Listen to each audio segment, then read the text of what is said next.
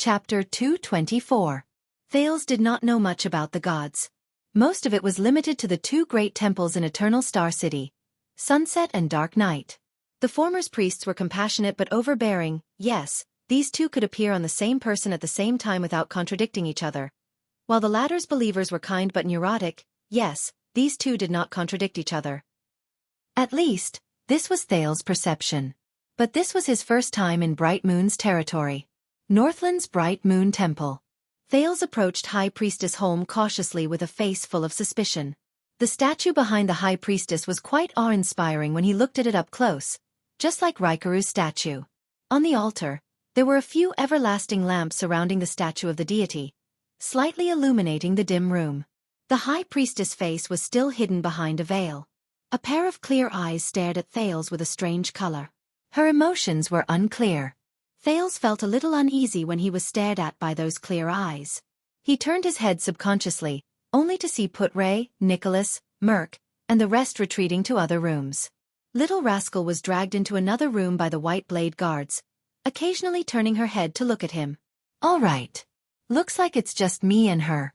Thales turned his head back and took a deep breath, preparing to face the mysterious priestess. But when he looked up, he saw the Bright Moon Goddess statue behind High Priestess Holm. The Bright Moon Goddess' emotionless stone eyes seemed to be staring somewhere else, indifferent to everything around her. It was completely different from the Sunset Goddess statue in Eternal Star City. Thales still remembered the scene when he snuck into Sunset Temple to beg. He once stuck his head out from the steps of the altar to look around, and he was shocked by the statue of the goddess. The eyes of the Sunset Goddess seemed to be vigilant all the time, closely watching every person who saw her statue. Of course, Sunset Temple was much grander than this shabby. Thales observed the decorations around him and could not help but stick out his tongue. Bright Moon Altar. "You are confused." Thales was startled and suddenly realized that High Priestess Holm was talking to him. The High Priestess tone was almost the same as when she presided over a duel. Her voice was ethereal and emotionless. Holm's eyes were still locked on him. Compared to the High Priestess Licia of the Sunset Temple, this High Priestess lacked an overbearing aura. Instead, she had a unique aura of quietness and hibernation. Thales opened his mouth slightly. With countless questions in his heart, he answered tentatively, "I am indeed so." High Priestess Holm did not speak. She continued to stand quietly under the Bright Moon God statue. Her temperament and the atmosphere of the god statue behind her actually matched very well. Thales frowned. His eyes darted around the altar, and he could not help but say, actually," he could not go on. Holm interrupted him coldly. "Have you ever seen a god?" Thales raised an eyebrow. Oh my god. He really wasn't in the mood to discuss this right now. Outside the temple, Lampard, the Walton family, Extet, and Constellation had a whole lot of trouble waiting for him. When he thought of this, Thales sighed. "I'm sorry I'm now." But the High Priestess did not seem to want him to speak. Since an unknown period of history, when all living beings in the mortal world began to compete with each other for their own insignificant lives, the concept of gods has existed in the minds of mortals, Holmes said flatly. Thales was slightly stunned. "What?" High Priestess Holmes' eyes shone with the color of clear water, and her voice was tranquil and natural. "In the history of the mortal world, the first batch of gods were closely related to the images in the hearts of mortals," she said softly. "Holy Sun, Bright Moon, Dark Night, Mountains, Sea Shepherd, Harvest, Desert." Thales' eyelids twitched. From the mysterious temple to the legends spoken by the people, he had heard a few of them. These gods do not have their own names. They do not have names that can be called by the mortals, and they do not have names that can be understood by the mortals, the High Priestess said slowly, but her next sentence took a turn. "But do these gods really exist?" Thales was shocked. What the hell? In the face of the High Priestess' baffling question, he looked at the stone statue and the altar behind the High Priestess, then at the High Priestess veil. He was a little troubled about how to answer and how to quickly escape. "If I remember correctly, you are the priestess of the goddess behind me," Thales said awkwardly, grabbing his hair. "And for you to ask me this question, it is a little—" "There is no conflict," Holmes said flatly. Thales raised his eyebrows and revealed a puzzled expression. High Priestess Holm turned her head and glanced at the stone statue behind her. "The gods that mortals believe in and the gods themselves are not the same thing." "Ha!" Thales was stunned again. The gods they believe in are not the same as the real gods? Should this be something a high priestess or even a high priestess, the spokesperson of the gods in the world, should say? Why does it sound so reactionary? High Priestess Holmes said softly. Have you ever wondered why the bright moon behind me has the image of a human? Thales' eyebrows twitched slightly. He looked at the stone statue behind Holmes. The goddess' expression was still cold and indifferent. Why? He asked involuntarily. Holmes' veil trembled slightly. As she spoke, it vibrated. Do you know the bright god? The bright god? Thales thought of something. Wait, I've heard of this name. Holmes did not let him continue. The supreme god of light, Lo Sophia. The head priestess of the Bright Moon Divine Hall said indifferently. She was once the only true god recognized by the entire empire, the creator of the world, the supreme god among gods. It wasn't the earliest recorded god in the mortal world, but it was certainly the most widely spread god among the humans. When the war between the humans and the orcs broke out, its name was sung among the first batch of human believers of the god. For 1,000 years, until the ancient empire disappeared and completely collapsed, the rise and fall of the Bright God Church was interspersed in human history, witnessing the independence, unification, and expansion of humans. Thales listened to Holmes' history lesson in embarrassment. He was a little dazed. Usually, he would be very curious and interested. But now, God. Is there a better way to politely express something like, I'm hanging up, or I'm going offline face to face? High Priestess Holmes did not seem to care about Thales' embarrassment at all. She only continued to speak. That's why humans look like gods. She did not seem to care about Thales' embarrassment at all. She continued to speak. That's why humans look like gods. She lowered her head and looked at Thales. Do you believe it? Thales was startled again. He shrugged. As he thought of a reason to escape, he answered perfunctorily. I don't know. However, the other party did not seem to want him to answer. The truth is, when the Bright God Church fell apart with the fall of the ancient empire, the glory of the supreme bright God gradually dimmed. Holmes' voice gradually became softer, as though she was brewing a wave of emotions. Even humans themselves rarely mentioned the existence of the bright God. The high priestess shook her head slowly. She seemed to be a little mocking and emotional. If gods really exist, if they really are the creator of all things in the world, why would they allow such a thing to happen? Thales frowned slightly. So, gods don't exist? He spread his hands and asked tentatively. All the gods are imagined by the believers? All right, it's a very interesting point of view. I understand. I still have something to do, so I'll first. But Holmes interrupted his attempt to stop the conversation again. You're not listening to me. Thales shrugged helplessly. All right, but is it really okay to talk about these things to a child? High Priestess Holmes shook her head and said flatly. You and I both know that you're not a child. This simple sentence suddenly made Thales nervous. The High Priestess continued softly.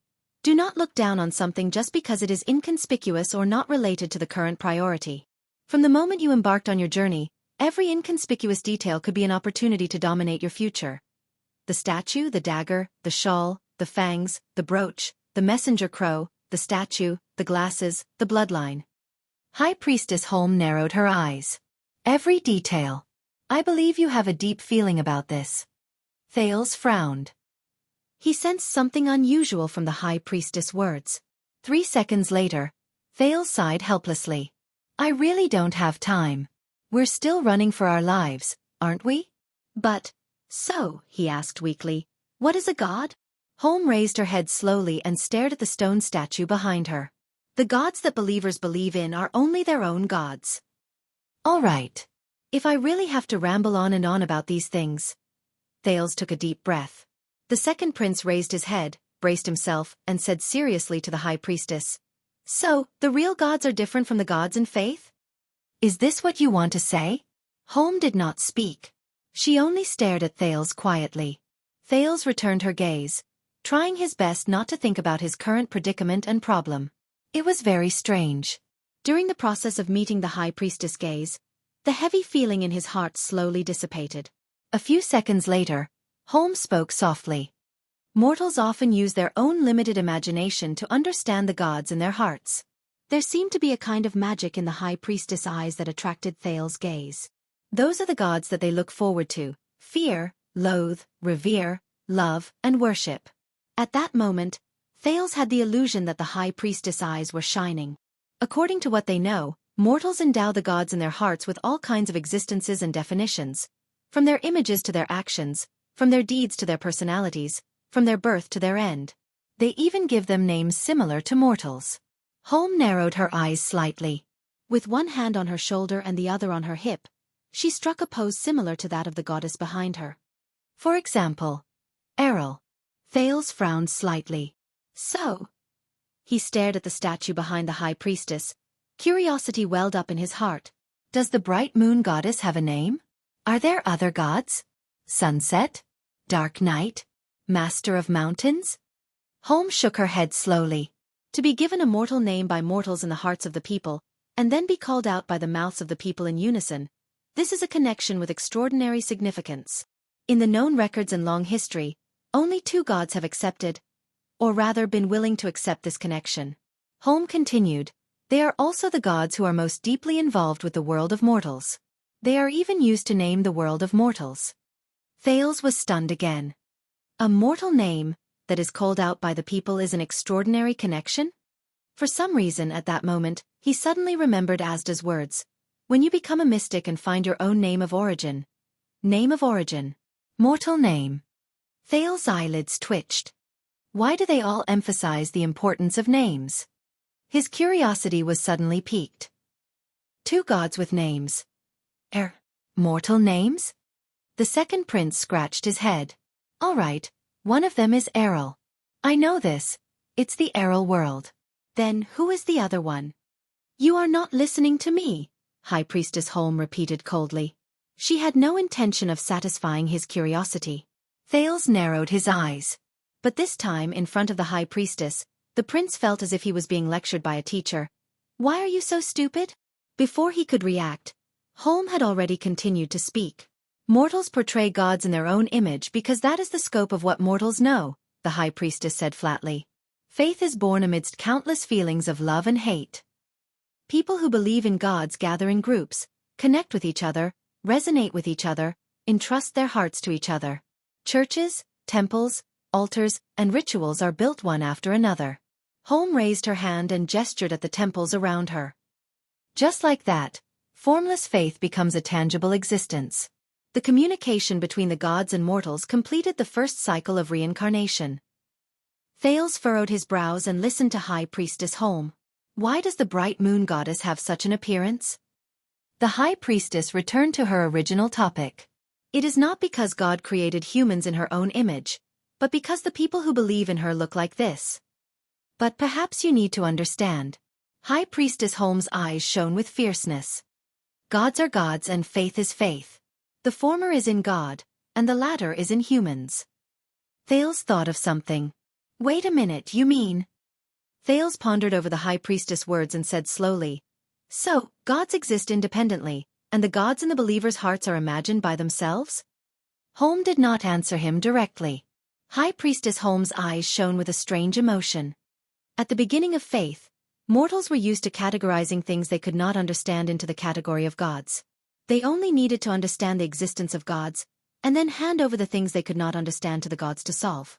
It is as if by believing in the existence of gods, they can solve those incomprehensible puzzles. This is precisely the biggest problem. Thales raised his eyebrows. He did not quite understand her intentions. High Priestess Holm stared straight into Thales' eyes. Gods are obviously things that mortals cannot understand. But mortals think that they understand gods. From the beginning to the end, they believe in gods with shallow thinking, and rely on gods to create gods. This is where the contradiction lies. Thales exhaled and shrugged. Are you trying to say that the existence of gods surpasses the understanding of mortals? High Priestess Holm's veil moved slightly, giving Thales the illusion that she was smiling. Or conversely, the understanding of mortals surpasses the existence of gods. High Priestess Holm sighed softly. She closed her eyes and said slowly, mortals always judge gods with their own poor thinking. Because of their short lifespans, they imagine gods to be eternal and immortal existences. Because of their weak power, they presume gods to be existences with unparalleled power. Because they think of themselves as a member of the multitude of living beings, they imagine gods to be stronger and of a higher level than them. Under Thale's gaze, Holmes suddenly opened her eyes. Her speech gradually sped up. The problem is eternity, power, life, these mortal things. If gods are indeed beyond the understanding of mortals and stand in a different perspective, then do they really care about these things? Do they care about faith? Do they care about believers? Do they care about power and eternity? In fact, do they even care about whether they exist or not? Thales watched Holmes finish her words in puzzlement, but he did not want to interrupt her. I'm not a god, am I? Thales scratched his head and sighed. But in the myths, Errol sacrificed himself to save the world, didn't he? He said with a headache. The god of dark night always descends to the mortal world. The master of mountains even asked his believers to help those in the day before the bitter cold winter. Thales did not continue, because he saw Holmes smiling. Despite the veil, Thales could somehow recognize that the high priestess of Bright Moon Temple was smiling faintly. Where did you hear these words? The high priestess asked softly, as if she was afraid of waking up a sleeping child. Of course. Thales exhaled, but he was immediately stunned and his words stopped at the tip of his tongue. He mumbled, the temple and the rumors. Thales raised his head and asked tentatively, but this is the understanding of mortals, right? The real gods, perhaps far beyond our imagination, are another kind of existence. Holmes inhaled slowly. Her veil trembled slightly. Believers always exist before their gods. Only then can they believe in gods that belong to them alone, she said faintly. Thales frowned again. He thought of something. High Priestess Holmes, he said tentatively, you are the spokesperson of the Bright Moon Goddess. You have also prayed, communicated with God, and conveyed God's will, right? Holmes did not answer. Thales slowly lifted the corners of his mouth and asked cautiously, if, as you say, gods are truly those incomprehensible existences, then why did she respond to you? Holmes slowly raised her eyes. Her clear pupils were like a light source that shone straight into Thales' heart. Oh! High Priestess Holmes' thin veil moved slightly, and her clear voice came from behind. It was a rhetorical question. Did she respond? Thales was completely stunned. High Priestess Holmes slowly turned to face the stone statue of the Bright Moon Goddess and the altar. Only then did Thales notice that in the center of the altar, there was a special eternal oil lamp. It shone with silver. Silver flames? Thales' heart skipped a beat. There are flames of this color? Thales stared at the priestess back in confusion. The doubts in his heart grew. Why?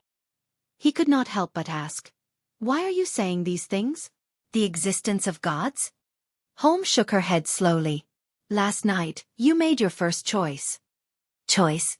Last night's choice. Last night. Thales' breathing slowed down without him realizing it. But one day, the high priestess of the Bright Moon Goddess said slowly, you may face an important choice again, perhaps even a choice. Choice? Face an important choice again. What? What does all this mean? High Priestess Holmes' back seemed to contain a mysterious power. Her voice traveled slowly and was extremely clear. When that time comes, when you stand at an angle and height that no existence can imagine, and think with a mind that transcends mortals, you may recall what I said today. Thales' heart felt as if it had been struck by lightning. A mind that transcends mortals. At that moment, Thales recalled the moment when he knocked on the door. That experience, an experience that seemed like a dream. That delusion that he was the world. That languid and contented feeling that everything was not within his attention. At this second, as he stared at Holmes' mysterious back, Thales was truly a little afraid. His arms began to tremble. How did she know? What does she know? What does she intend to do? Thales' breathing became faster and more urgent. Finally, he could no longer suppress the fear and doubts in his heart. He blurted out, Why, High Priestess Holmes? What do you mean? What do you want? Whether it's the sanctuary or all these words today, what are they all for? Why me? He said loudly. In front of the altar, High Priestess Holmes slowly turned her head. Under the illumination of the silver light, her veil emitted a brilliant light. He was like a god from the legends. Because Holmes' gaze shone with a different brilliance. An old friend asked me to take care of you. Thales seemed to have grasped onto a life-saving straw. The impulse in his heart compelled him to get to the bottom of it. Old friend? The second prince lost his composure and asked loudly, "Who?" "He believes that you are different." But High Priestess Holm only sighed and did not reveal the answer. "He believes that you will do better. He has sacrificed too much. Don't let him down."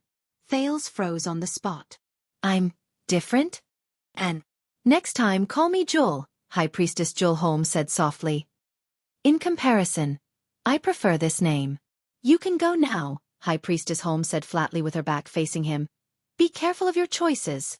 In the next second, the High Priestess closed her mouth. No matter how Thales asked, she did not speak again. A few minutes later, Thales finally left the altar absent-mindedly. Only Jul was left standing quietly in front of the altar and the statue. After a while, Jul slowly raised her head. "I'm watching him." High Priestess Jul Holm, who was standing under the bright moon goddess statue, looked up at the bright moon goddess in a silver robe and veil, and said calmly, "I warned him." "Right." On the altar, the bright moon goddess expression was still cold. She did not move. Chapter 225. Guard against theft. How do we end this? In the moving carriage, Lampard lowered his head and absent-mindedly fiddled with his saber. His expression was subtle, but he did not answer.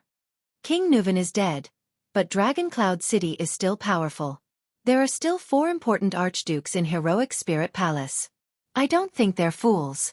Thales observed the archduke's expression and said cautiously, "And the Prince of Constellation assassinating the common elected king, this outcome will definitely not satisfy everyone, especially when the army of Black Sand region suddenly appeared." Thales stared at Lampard's face and said softly, "How are you going to explain this to them? Or do you want to kill them all and be done with it?"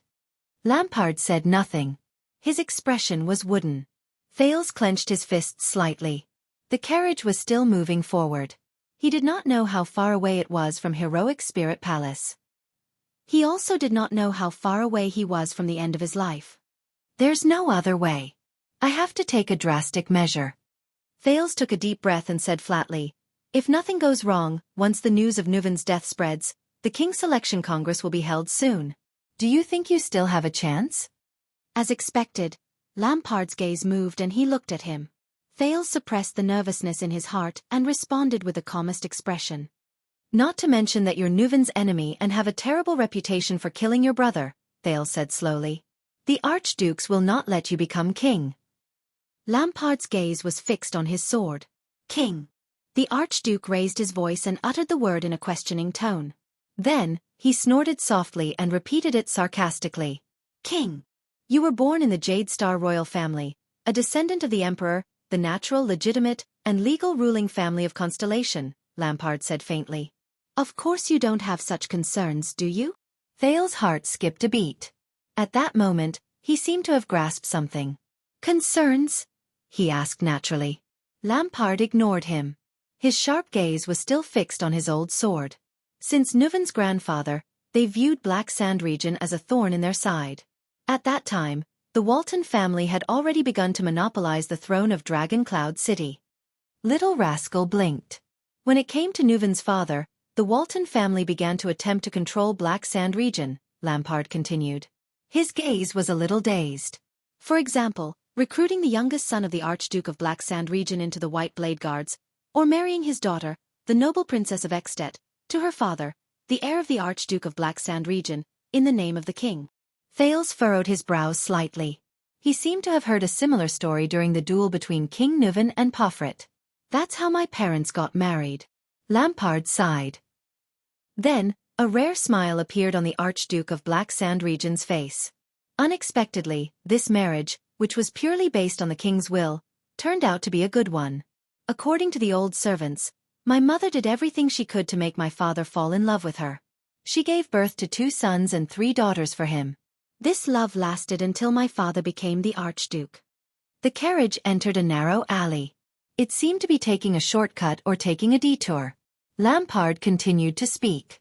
"Just like that, my father resisted the corruption of Dragon Cloud City with his own power, even though this corruption originated from the woman he loved the most by his side, his family and power. He hovered in this balance all his life." Thales and Little Rascal listened quietly. Such an Archduke of Black Sand region was rare.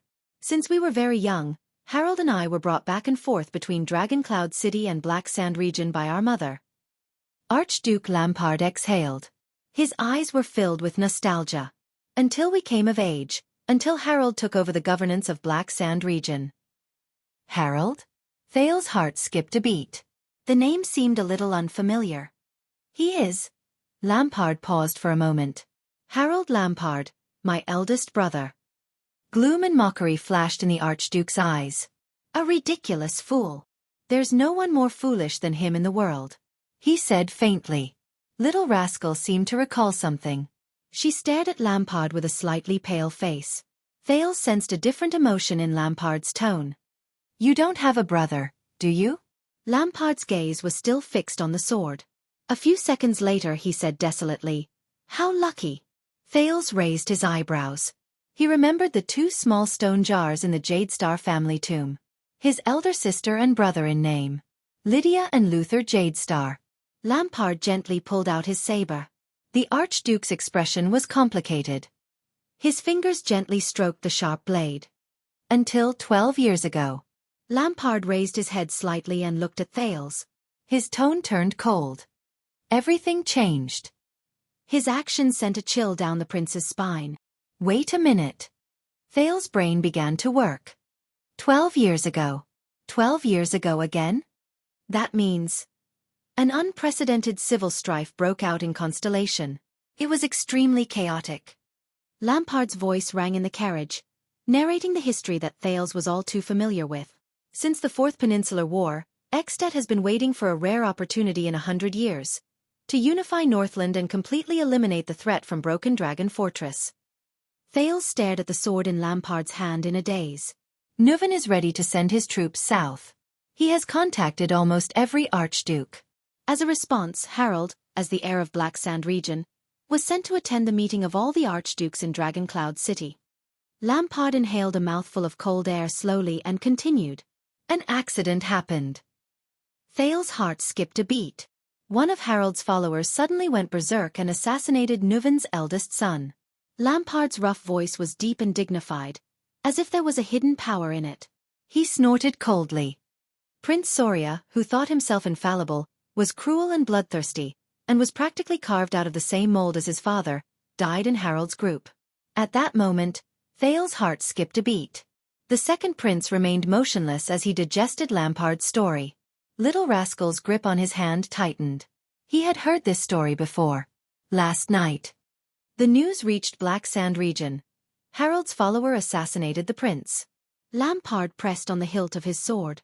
His expression was cold. Nuven would not let us go. Because of this, my father was even prepared to go to war with Dragon Cloud City. Unexpectedly, Harold, who was supposed to be responsible for this, was not reprimanded at all, let alone imprisoned or detained. Nuven comforted him with soft words, personally spoke on his behalf, and even allowed him to participate in the meeting. He even sent him back to Black Sand region with great courtesy. Lampard sneered. Even though Nuven lost his most important eldest son, Harold was not put in a difficult position. My father sensed that something was wrong at that time. Lampard stared at his saber, but his gaze began to lose focus, as if he was looking at something else. I still remember the day Harold returned. At the dining table, he reported Nuven's opinion and advised my father to support Dragon Cloud City. He even wanted to allow the king's officials to be stationed there in preparation for war. My father and him had a heated argument. I had no choice but to stand between them so that they would not draw their swords against each other, the Archduke said slowly. It was also on that day that my father suddenly realized that Harold Lampard, the eldest son and heir he had high hopes for, had long become the staunchest supporter and subservient of Dragon Cloud City and the common elected king, just like his youngest brother Caslin. Thales frowned deeply. Just like Beacon Illumination City? Poffert's despairing expression appeared before his eyes. Lampard turned to him expressionlessly. Thales' heart clenched. Just like Beacon Illumination City, he calmly confirmed Thales' words. My father could not accept this fact. My father felt that if this continued, when Harold inherited Black Sand region, it would only be a matter of time before we became the king's vassals. Lampard's expression was cold and threatening. Even the position of the Archduke of Black Sand region would soon become a vassal matter that Dragon Cloud City could decide with just a word. Through sincere talks, threats, scolding, lecturing, and even having me advise him, my father used every method to change Harold's mind. But it was all in vain. Little rascal shrank behind Thales with a pale face. The terrifying Archduke of Black Sand region lowered his head. His expression was rather gloomy. Finally, my father made up his mind to take back Harold's right of inheritance. Things went haywire at that time. Lampard shook his head slowly. My father briefly mentioned this idea in front of the vassals, and he was immediately met with fierce opposition and admonishment. That's not all. From the day father insisted on stripping Harold of his inheritance rights, the harvest decreased, the finances were in trouble, and the trade routes were blocked. Strangely, the troubles in Black Sand region increased. What happened in Beacon Illumination City is now happening in Black Sand region. Lampard sneered. There was a deep sarcasm in his tone.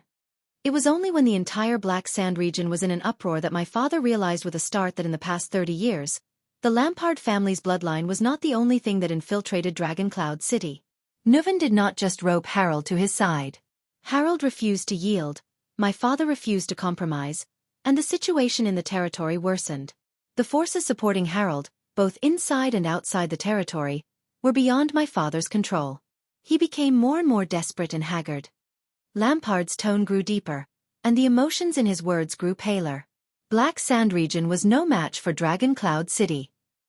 Finally, on the day the king's messenger came again, my exhausted father called me to his room.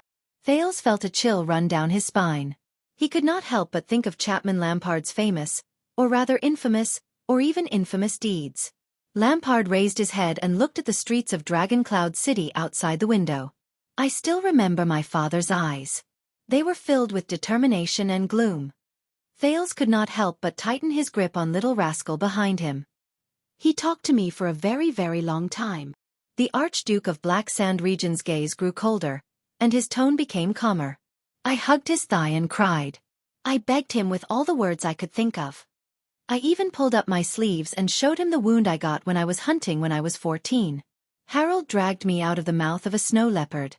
The Archduke's words became flatter. But Thales' heart grew tighter. Archduke Lampard narrated as if nothing had happened. Child, we are Lampard, of the Rebellion King's bloodline, my father said. Our clan's motto is never yield, whether it's to the outside world or to the inside world. Whether it's to the Emperor or to the King. The Archduke exhaled. The darkness in his eyes was incomparably deep. His tone was firm and resolute. We will never yield. Thales listened to Lampard's words in a daze. Little rascal widened her eyes. Lampard snorted. He lowered his head and looked at the weapon in his hand. In the end, he gave me this sword. It was an old weapon with a worn scabbard and a worn hilt. It was as if it was his most important treasure. A week later, I challenged Harold to a duel in front of everyone. My father approved it. Thales held his breath, not daring to even exhale. My mother knelt in front of the study room and cried for the whole night. My father sat in the study room with the light on for the whole night. Lampard slowly turned his saber around and caressed the emblem of an iron fist on the hilt. Until my mother fainted and was sent away by the servants. There was a moment of silence in the carriage. For a time, only the sound of the wheels scraping against the ground could be heard. This is... Thales opened his mouth with difficulty, but was interrupted by Lampard. On the day of the duel, Harold had at least 3 chances to take my life and his brother's life, the Archduke said steadily, but his voice was a little hollow and trembling. At least 3 times. Lampard's hand, which was caressing the hilt, stopped moving. His voice became ethereal, as if he was speaking from a very, very far away place. In the end, when I pierced his heart, I saw his face clearly, the Archduke said flatly. He was smiling. Lampard took a deep breath. With his head lowered, his expression was indecipherable. It was the same smile as the day he dragged me out of the snow leopard's mouth. Thales sighed. This is simply... Harold pulled my collar and whispered his last words into my ear. Lampard snorted softly, as though he was telling a story from someone else's dinner. Remember, Chapman. Lampard shook his head, and he looked at Lampard. We will never give in. Lampard chuckled, his emotions indecipherable. Thales raised his head and stared at his sword in a daze. The sword that belonged to the Archduke of Black Sand region, the one that killed his brother. The next day, Lampard's voice traveled into Thales's ears. Mother jumped from the highest lookout post in the castle. Thales and Little Rascal did not move. A wordless sorrow filled the carriage. The story of Lampard's family made him feel all sorts of emotions. Lampard took a deep breath. On the third day, Nuven ordered me to go to Eternal Star City and declare war on all of Constellation. As the carriage drove past a depression, the carriage trembled slightly. A month later at Raymond Pass, when the kingdom's wrath broke through the encirclement with the last of their courage and arrived in front of my father did not evade or raise his sword. He allowed Mu to break his neck. Lampard chuckled softly. Only later did I realize that my father was probably seeking death. Perhaps he could reunite with my mother and Harold under Hell's River. Lampard stopped talking. Thales exhaled slowly. So, everything you did was for revenge? Thales frowned and asked with difficulty. Do you want Nuven to pay the price, or Dragon Cloud City to be destroyed? Lampard sneered mockingly. He slowly leaned back and revealed his face under the light again. Hatred? That ridiculous thing? Don't compare me to a coward like Pofrit. Thales frowned. Then why are you telling me this story? The prince asked in bewilderment. Don't tell me you just want to talk to a dying man. The Archduke of Black Sand region's gaze slowly darkened. Lampard looked at him condescendingly and shook his head slowly. His voice was low and cold, and his words were chilling. You are indeed very special, child, but your vision is still stuck at the level of those mediocre people. As for what I really want, compared to self-preservation, revenge, the death of a king, and the destruction of a territory, Lampard inhaled slowly and said in a firm tone, I want a little more.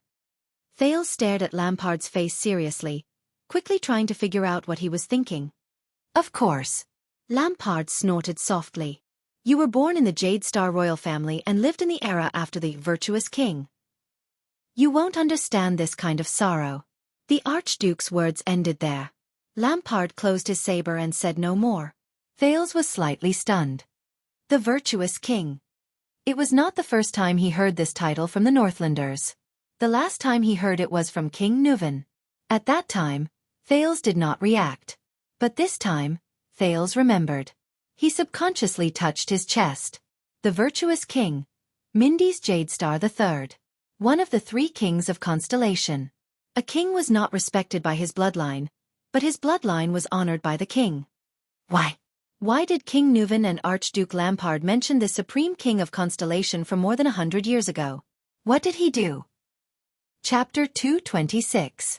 Little Rascal sat on a wooden crate in a daze, watching the white blade guards around her bustle about, treating, changing, discussing, and making final preparations before departing.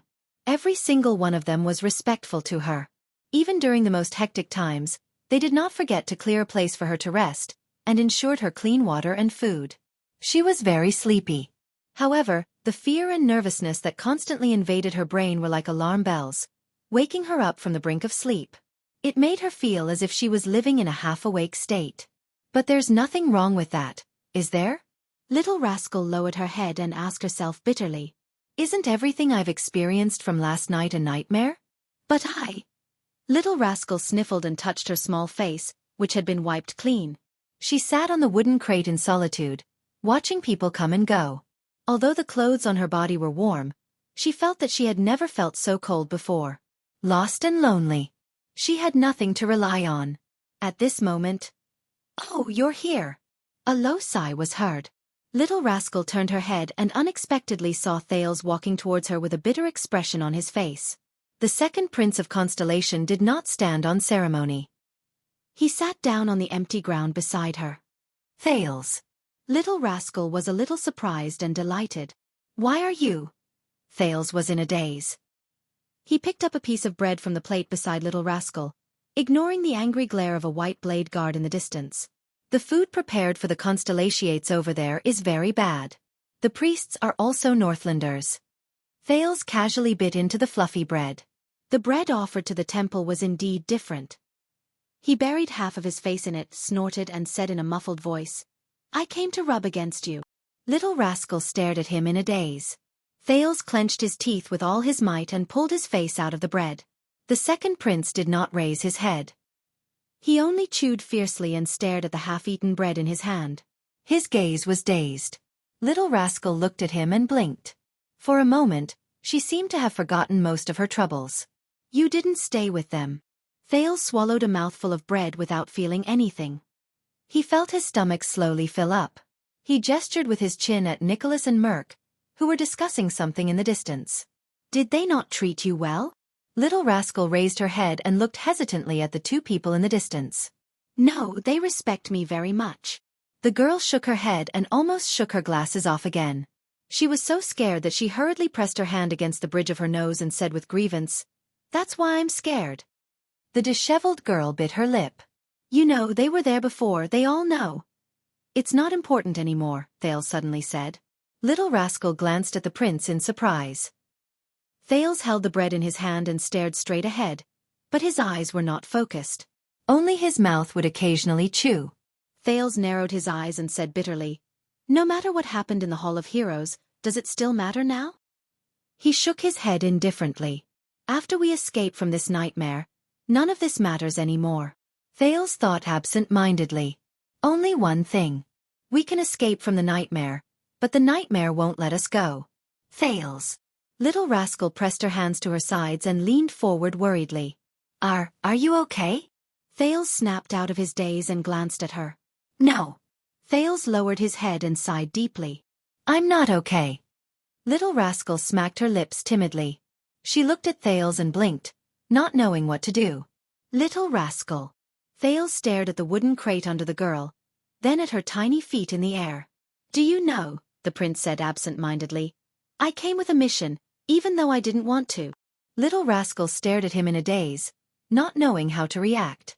But I failed, he concluded dryly. His voice was filled with hesitation and pain. Little Rascal only nodded instinctively. Thales suddenly burst out in laughter. And now we have to escape, leave behind a mess. His laughter was desolate and desolate. Little Rascal felt a pang in her heart when she heard it. Then run away with our tails between our legs. Thales listlessly put the bread that he had taken 2 bites of back onto the plate.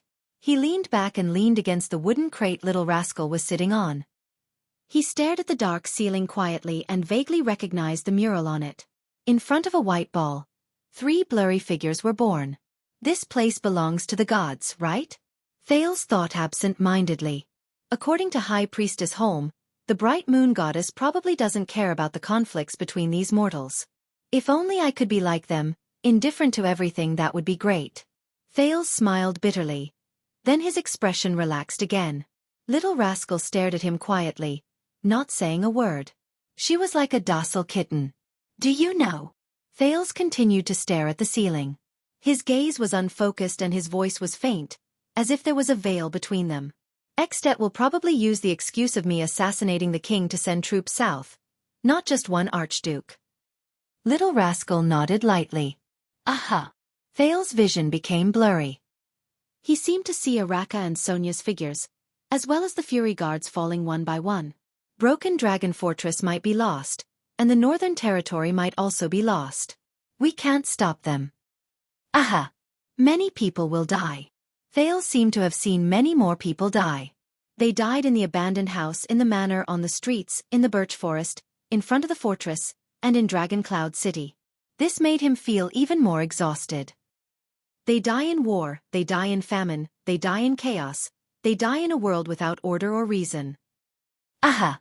Also, because of the diplomat group and the heir's incompetence and failure, the Jade Star royal family will probably face the most severe criticism and attack in history.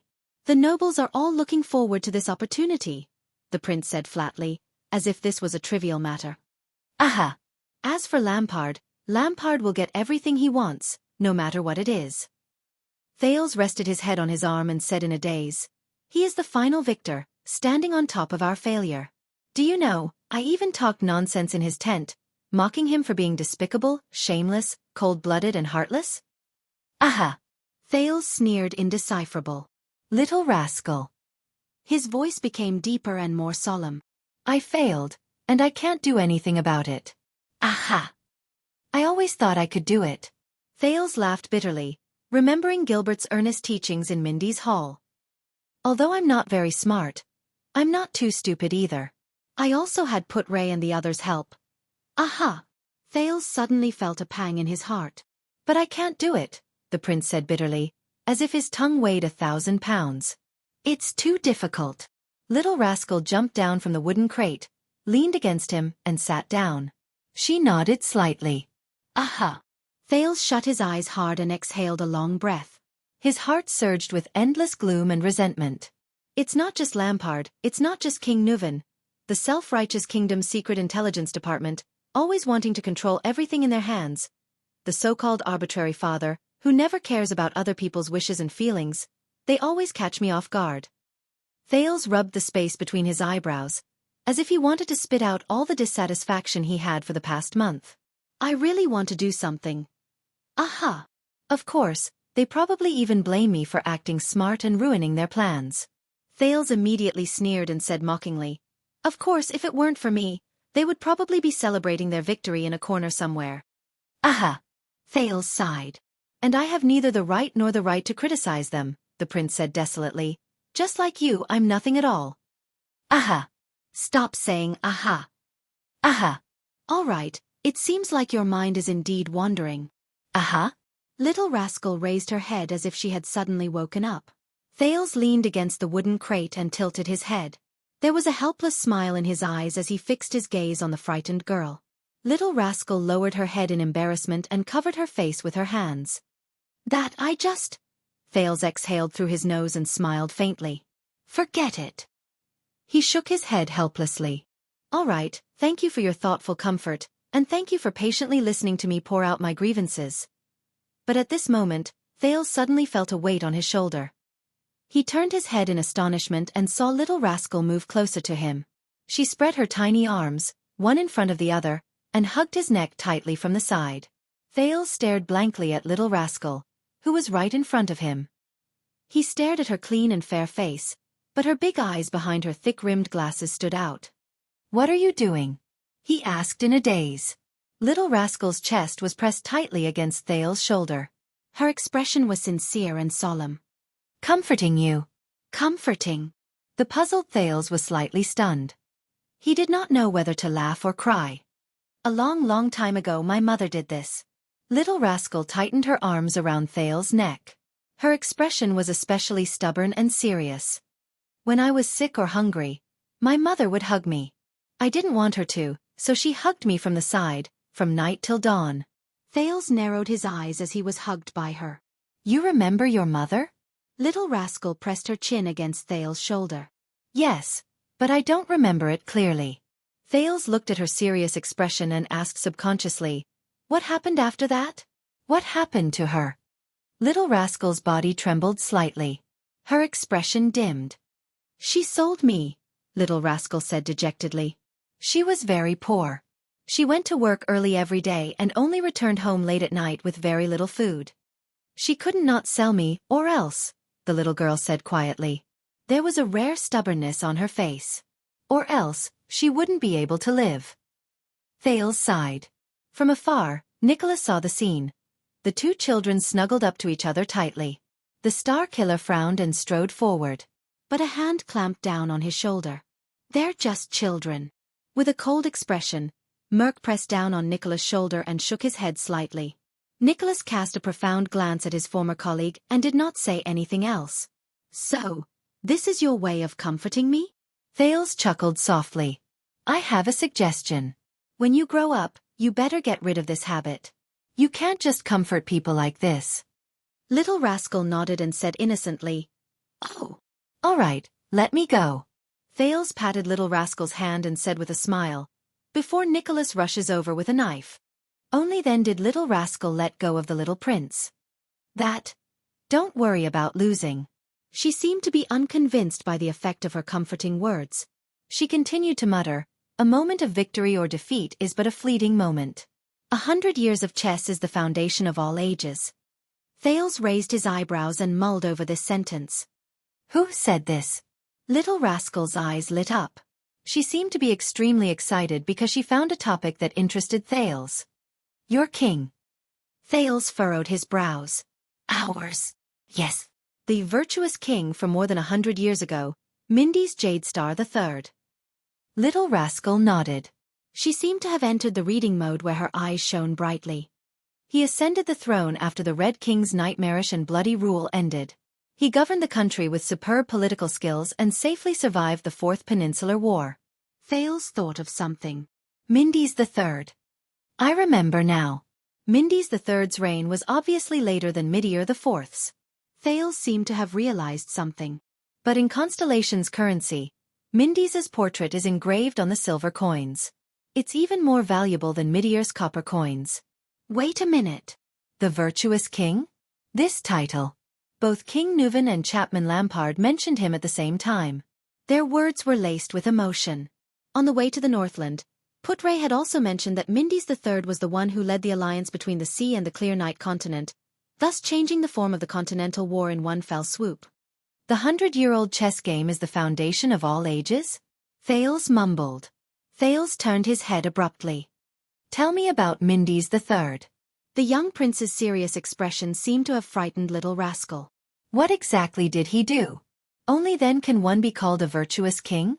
After Archduke Shalon, the number of books in the library increased by a lot, but, Little Rascal said timidly, although Constellation calls him the virtuous king, but, among the famous 3 kings of Constellation, the Northlanders admire the Oathkeeper Midir the Fourth the most, who came to the north alone to provide reinforcements. The second most admired was the King of Renaissance, who opened up new territories. They, on the other hand, did not think much of the virtuous king, who did not have many achievements in battle. In fact, the Northlanders' brief political affairs of years 500 to 600 of the calendar of eradication even said that he was a weak king who compromised with the commoners. Thales' heart trembled slightly. Weak king? He came back to his senses, and his gaze sharpened. Chapter 227. Raphael spread out a map and carefully studied the route on it. The insides of his right arm were still aching. As the Black Prophet had said, he had used that power too often. That insatiable, bloodthirsty monster. Raphael frowned slightly. But he immediately cast the matter aside. He had too many things to worry about. For example, the mess in Northland. Another example was the little boy behind him. Raphael sighed and rolled up the map from Dragon Cloud City to the city of faraway prayers. Then, he looked at the second prince standing beside him. But the moment he turned around, he acutely noticed that Thales' expression was not quite right. Thales frowned and stared at Raphael with a complicated gaze. You should rest. Our journey will not be peaceful. Raphael felt a little uncomfortable under his stare. He could not help but say, You'd better be energetic, but Thales only stared at him. His gaze slowly shifted to Raphael's hands. Just as the young man from the Secret Intelligence Department started to get impatient, the second prince spoke softly. The person who crippled your hands was the Duke of the Northern Territory, Val Arund. I guess. Raphael's breath froze for a moment. His face twitched a little, but it immediately turned into a relaxed smile. Just a wild guess isn't, Thales interrupted him. I recognize the letters on the brand on your hands. Thales said quietly. That's the letter of the ancient empire engraved, A. The Arund family that represents the White Falcon. Raphael's words were stuck in his mouth. His face stiffened.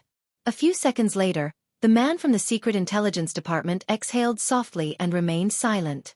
After a long while, Raphael shifted his gaze. Looks like the cunning fox taught you well, he said flatly, as if he did not care. Although it's only been a short month. Thales, who received a tacit answer, took a deep breath and recalled what Little Rascal had just told him. I once heard from Val Arund that his cooperation with Lampard and seizing the throne was just the first step. Thales stared straight into Raphael's eyes with a sharp gaze. More importantly, we must forge a northern region without the flames of war. The second prince said softly, for example, his daughter will be married to Lampard's son, and the 2 kings who have been enemies for 1,000 years will take the first step towards reconciliation. Constellation and the dragon will slowly merge into one, and the Northern Territory will enjoy eternal peace. Raphael did not move. He just listened to the prince in silence. Thales stared at his expression and suddenly revealed a complicated smile. I'm guessing that when he found out that his daughter already had a lover of low status, he must have been very distressed. Thales sighed. His gaze never left Raphael's face as he said softly, And it was a barren bone man. Raphael, who had always been expressionless, finally frowned when he heard this. So Duke Arund crippled your sword-wielding hands as a punishment and a warning. Thales stared at Raphael's hands and shook his head slowly. He took away the most important thing in you, and destroyed a swordsman's pride and reliance, right? Raphael lowered his head. At that moment, his hands seemed to be burning in pain. It was the unforgettable burning pain that came from the depths of his bone marrow the moment the hot soldering iron penetrated deep into his muscles, bones and flesh. It seemed like it happened yesterday. Not just that. And the days after that in the endless dark abyss, in the boundless bloody hell. Raphael's gaze froze in midair. Took away the most important thing? From a promising seed of the Tower of Eradication to a cripple? Or crawl out of the most terrible torture? No. Raphael's unfocused gaze refocused. You should put your intelligence to good use, the young man from the kingdom's secret intelligence department said flatly, his expression returning to normal. But Thales still did not let it go. Why did he spare your life? He had no reason to spare you. Isn't it good for a Raphael who has disappeared forever? Raphael closed his eyes. A long time ago, I saved his daughter's life, and he was very grateful to me, the man from the kingdom's secret intelligence department replied slowly. But Val is a stubborn and unyielding man.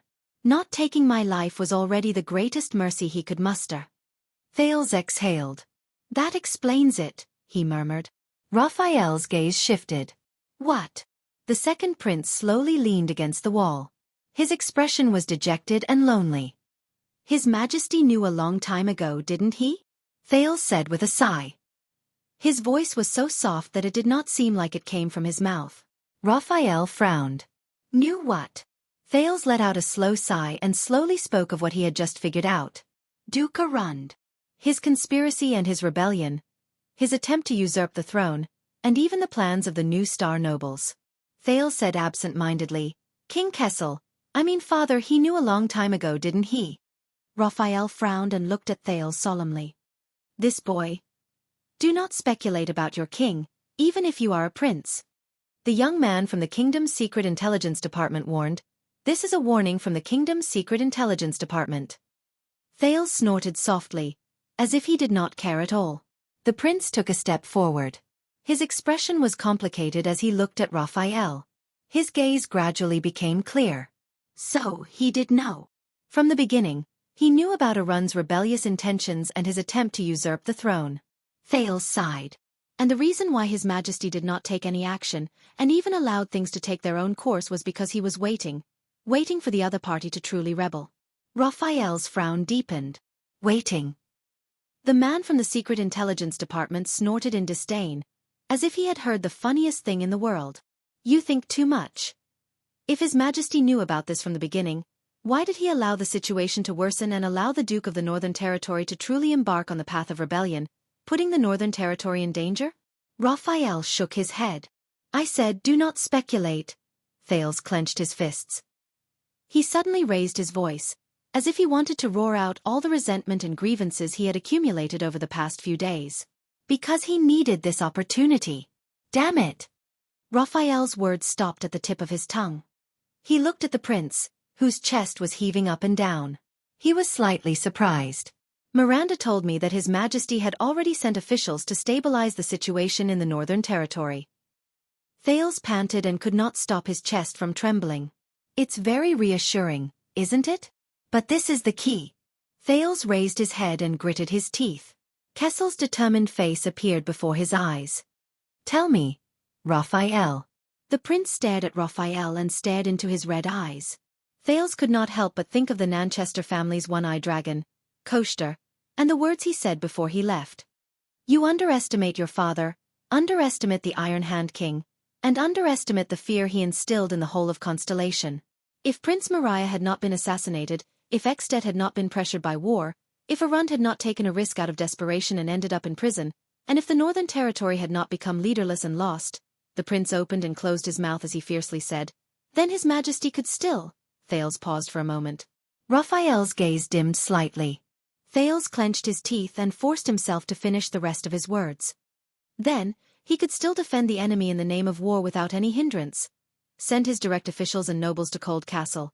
As a matter of course, increase the standing military strength in the fortress, and then take over the important territorial affairs such as taxation, adjudication, land and so on, until the Jade Star royal family completely replaced the Duke of the Northern Territory in prison, so that the Northern Territory, which has been ruled by the Arund family for generations, would be completely taken into the royal power. Thales, who had forcefully said these words, only felt a pain in his head. He could not help but sway. He supported himself against the wall with one hand and pressed his other hand hard against his forehead, rubbing it continuously. Val Arund, Kessel Jade Star. The shocking change in the Extet diplomat group, everything in the Hall of Stars, his appearance, and what he thought was his ingenious way of breaking through the situation. Now, from the looks of it, all of it. All of it? Thales felt his forehead hurting more and more. There, a piece of memory fragment surged out uncontrollably and returned to the vast sea of memories. It was a fragment formed by a few words, but it made people's hearts turn cold. Uncle Zheng, Zheng Bok, Duan Yuyen. As His Majesty's greatest and most important spy and conspirator, the kingdom's secret intelligence department. Tell me, is this true? Thales opened his eyes and tried his best to control his voice. But even so, he still made half the people in the room turn their heads repeatedly. Raphael did not speak for a long time. But the prince seemed to be very patient. He stared at the person from the secret intelligence department without moving. His eyes surged with extremely complicated emotions. Finally, Raphael let out a long sigh. His expression was filled with the same complicated and subtle endless emotions. He spat out a few powerless and helpless words. No comment. This was an answer that did not seem like an answer. But the prince had already obtained the information he wanted to know. At that moment, Thales slowly relaxed like a balloon that had its air released. He subconsciously leaned against the wall, his expression stiff. Why? Raphael looked at Thales indifferently. There was a hint of solemnity in his words. Why would you think so? Thales subconsciously snorted softly. Even though you've told me many times not to believe the Red Witch's words, the prince's voice was very tired, as if he was speaking to another person. You have to know that lies that are strong enough to sway people's hearts are built on certain facts. Raphael's expression changed slightly. Calshan's words to Miranda. Thales closed his eyes and exhaled fiercely. If you don't want this land to be taken away by despicable means, Northland only belongs to Northlanders. Now I understand. The Red Witch does not speak without thinking. He laughed bitterly. His laughter was desolate. Extet and Lampard are not the only ones who want to seize the Northern Territory from Arund. I didn't think that much at first, until I heard about the history of virtuous King Mindis III from a long time ago, Thales said absent-mindedly. It instantly solved many of my doubts. Raphael frowned slightly. Virtuous king? His Majesty, he. The corners of Thales' mouth twitched slightly. He tried to recall the Iron Hand King's appearance, but what appeared in his mind was always his cold and solemn voice, and his short but powerful movements. Isn't he afraid that the Extensions will really invade the south in large numbers? Not afraid that they will seize the Northern Territory? Thales clenched his fists and clenched the scars on his palms. Raphael sighed slightly. Forgive me for being blunt, Your Highness, Raphael said softly. The young man from the Secret Intelligence Department shook his head slowly. If it wasn't for your unexpected actions, including giving the doctor a chance to contact the secret room, as well as your inexplicable appearance outside Heroic Spirit Palace, Extet would have become a mess according to our expectations. For some reason, Thales laughed. His chest trembled slightly. His laughter was endless, and the meaning behind it was unclear. Has he always been this risky? The prince said weakly. Or has he only been like this since the bloody year? Raphael did not speak. But he did not understand what was so funny about it. Thales chuckled softly in the end. He lowered his gaze to the ground, and his expression was unclear. About the ownership of the Northern Territory. Does Miranda know? He stopped smiling and said softly, Does she know that you are also in it? This time, Raphael froze on the spot. Miranda. That girl. Nothing to say. Raphael still said the same thing, but this time, there was quite a bit of pause and trembling in his words. Raphael's red eyes trembled slightly, and his breathing quickened. Miranda. A girl with such meticulous thoughts and keen senses. How could she? Raphael closed his eyes. How could he not know? If this is what you are here for. Panting heavily, the man from the Secret Intelligence Department tried to end the conversation. But he was interrupted by Thales once again. Help me. 2 words were spoken softly. Short. Forceful. But not dejected or dejected. Raphael was slightly startled. What? The man from the Secret Intelligence Department opened his eyes slightly and looked at the prince in puzzlement. In front of him, Thales also slowly raised his head. I'll say. The hesitation and weakness from before had completely disappeared from the prince's voice. It became resolute, firm and unquestionable. The prince cast a rare gaze from his gray eyes and stared straight into Raphael's eyes. I need your support, Raphael Lindbergh. Help me convince them. Help me. Raphael stared blankly at him. What are you going to do? The man from the Secret Intelligence Department asked subconsciously. He even forgot to address Raphael respectfully. Thales chuckled. His hand had long since left the wall. He stood firmly on the ground and looked straight at Raphael. His face was full of optimism and relief. Raphael suddenly realized, to his surprise, that Thales was different now. His eyes were filled with an unprecedented vigor. It was as if they were burning with a raging flame. It would never be extinguished. Whether it's you or me, whether it's the Secret Intelligence Department or the kingdom, Thales said slowly. His face was as cold as ice, and his tone was like steel, filled with a rare determination, whether it's an accident, a failure, my mistake, or your negligence. But after we've worked so hard for so long, put in so much effort, and experienced so much, you're willing to lose all your chips in Lampard's hands? Push the kingdom into the abyss of war? You're willing to accept this tragic situation and tacitly accept this terrible ending? Things have already come to this, you. Raphael frowned. Looking at the prince like this, he only felt lost. What else do you want to do? What else can I do? Thales flashed a mysterious smile at him. At that moment, Raphael felt like it was the first time he got to know the Prince of Constellation, who had returned from an accident and brought about countless accidents. He was not the helpless little boy who was pushed along by the waves in Mindy's Hall. He was also not the desperate prince who gritted his teeth and fought hard in the Hall of Stars. He was also not a marionette who struggled in the Game of Thrones. He was Prince Thales. The one and only Thales Jadestar. What do you want to do? The Prince of Constellation asked faintly, as if what he was facing was just a small problem. Of course it's... Chapman Lampard's figure suddenly appeared in front of Thales, along with his determined and patient face. The prince's eyes lit up. Chapter 228. Just as Thales and the others fled the gatehouse, a tense confrontation that was rarely seen since the founding of Extet took place in front of the Hall of Heroes in Heroic Spirit Palace. Under the flickering flames, the guards of the 4 archdukes and the attendants of a few special nobles, the other nobles were not allowed to bring their attendants into the banquet, stood together with the White Blade Guards and the Palace Guards. With the tacit understanding unique to Northlanders, they formed a battle formation.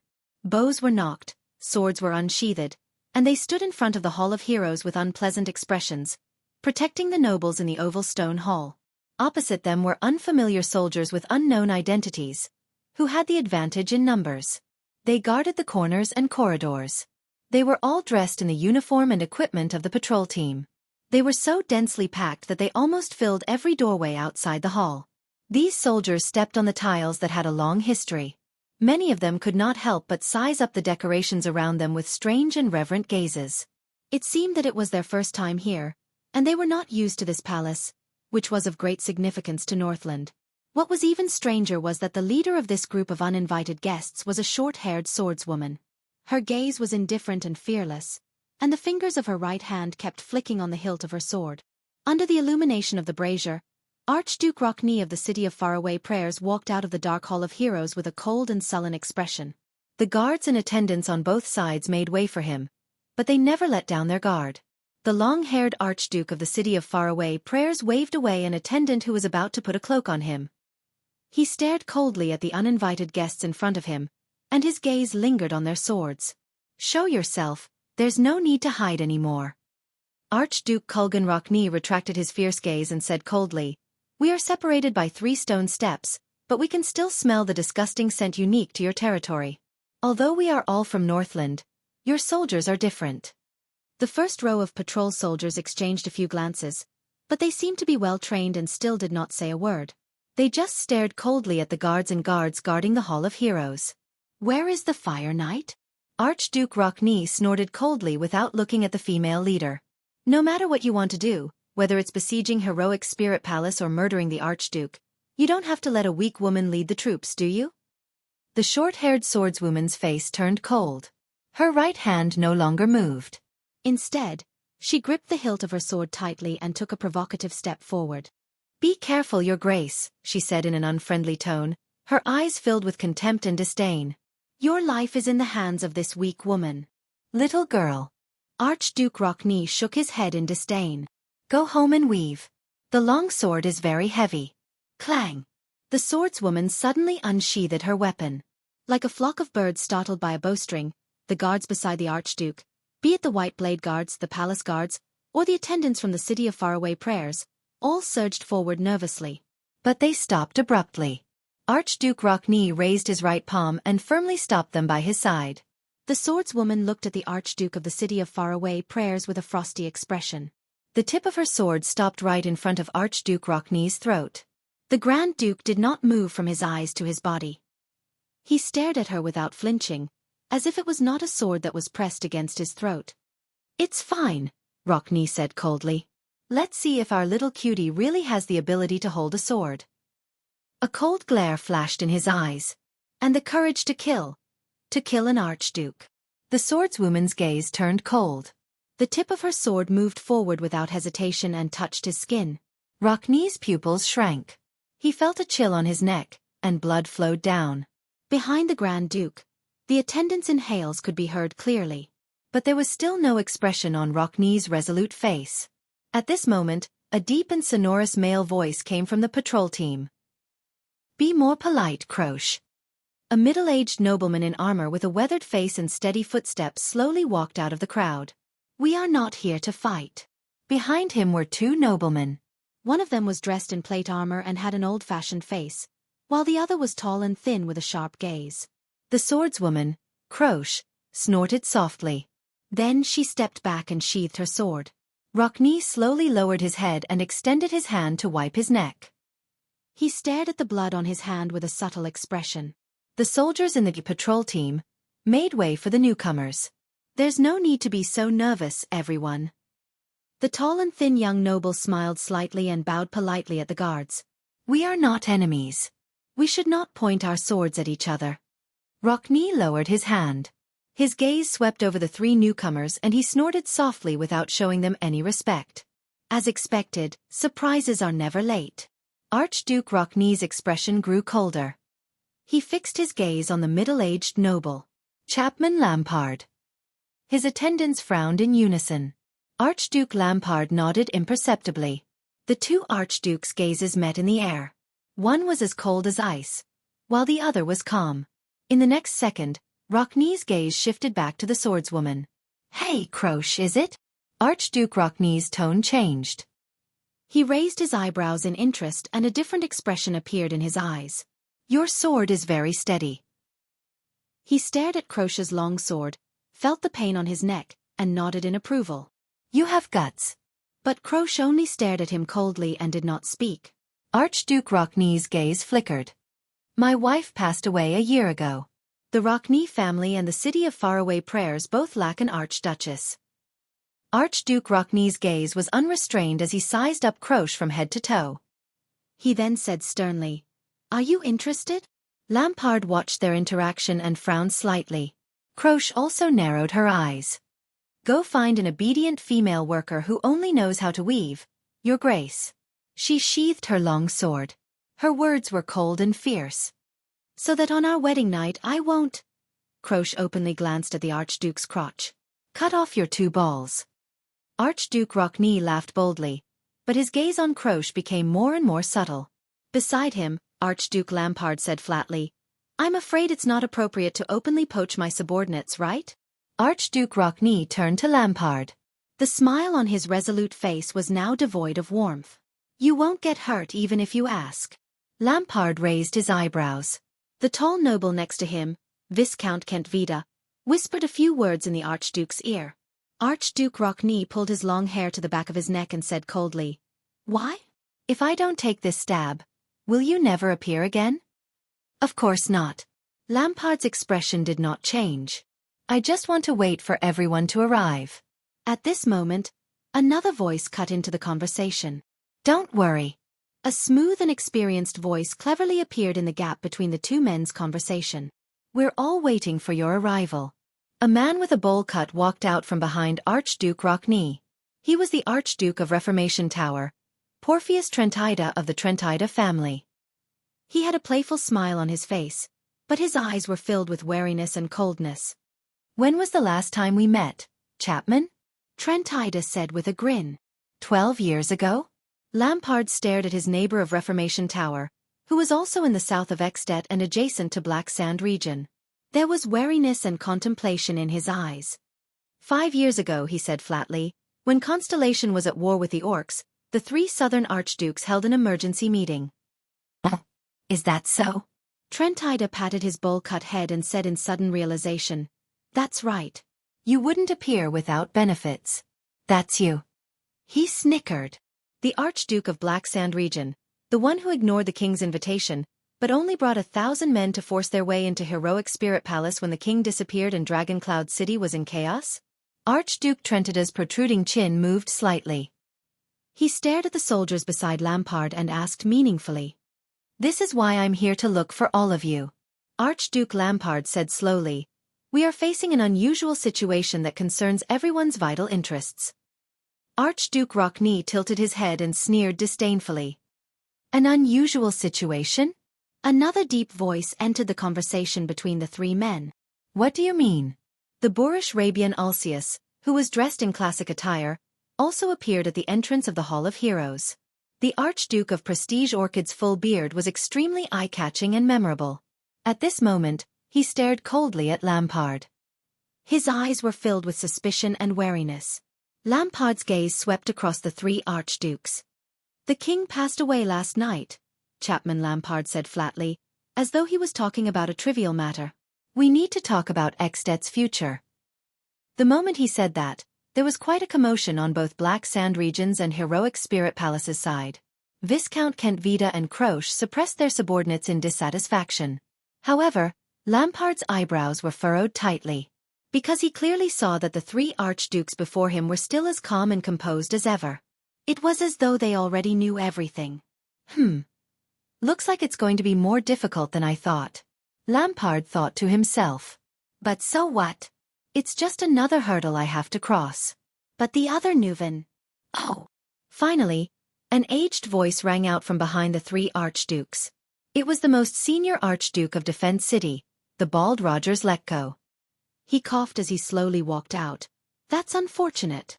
The old archduke sighed and said, I think regarding the king's death you Chapman who suddenly appeared here, have some important news to tell us? As you said, Rogers, the Archduke of Black Sand region said solemnly, I'm here to tell you something. Archduke Letko laughed. Staring at the floor tiles of Heroic Spirit Palace he said thoughtfully, Then why don't we talk about it in the Hall of Heroes? He raised his eyebrows slightly, turned sideways, and revealed the flickering light from the brazier. It's just the 5 of us. That's enough. We don't need so many pawns. The moment he said that, the 3 archdukes from Heroic Spirit Palace looked at Lampard in unison. Their gazes were different, but all of them were filled with deep suspicion and wariness. This is Extet.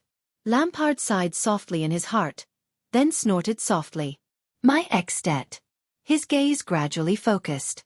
Under the gazes of the 4 archdukes of Extet, who held high positions of power and were on equal footing with him, Chapman Lampard calmly extended his hand and stopped Count Levon and Viscount Kentvida behind him, who were about to speak.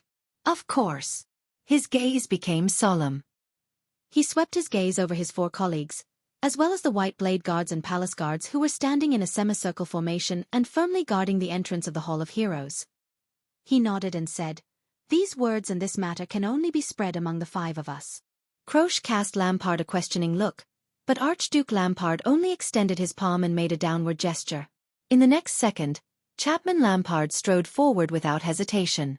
Under countless gazes, he left the encirclement of the Black Sand region soldiers alone. He walked past the countless shining blades and walked towards the stone door of the Hall of Heroes.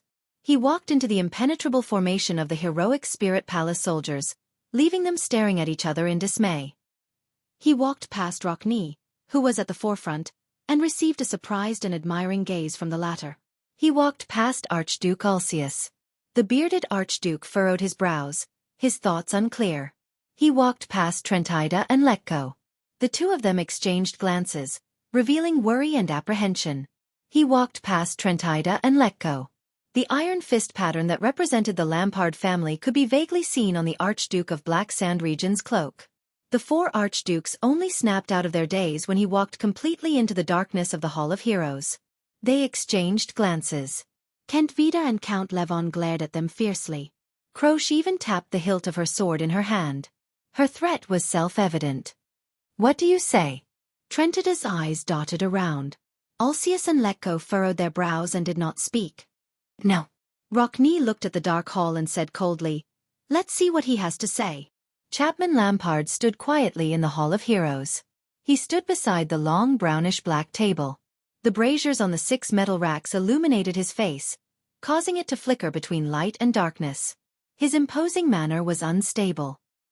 He knew that the young Archduke Concret Poffert's neck was broken by King Nuven just 2 steps away from him last night.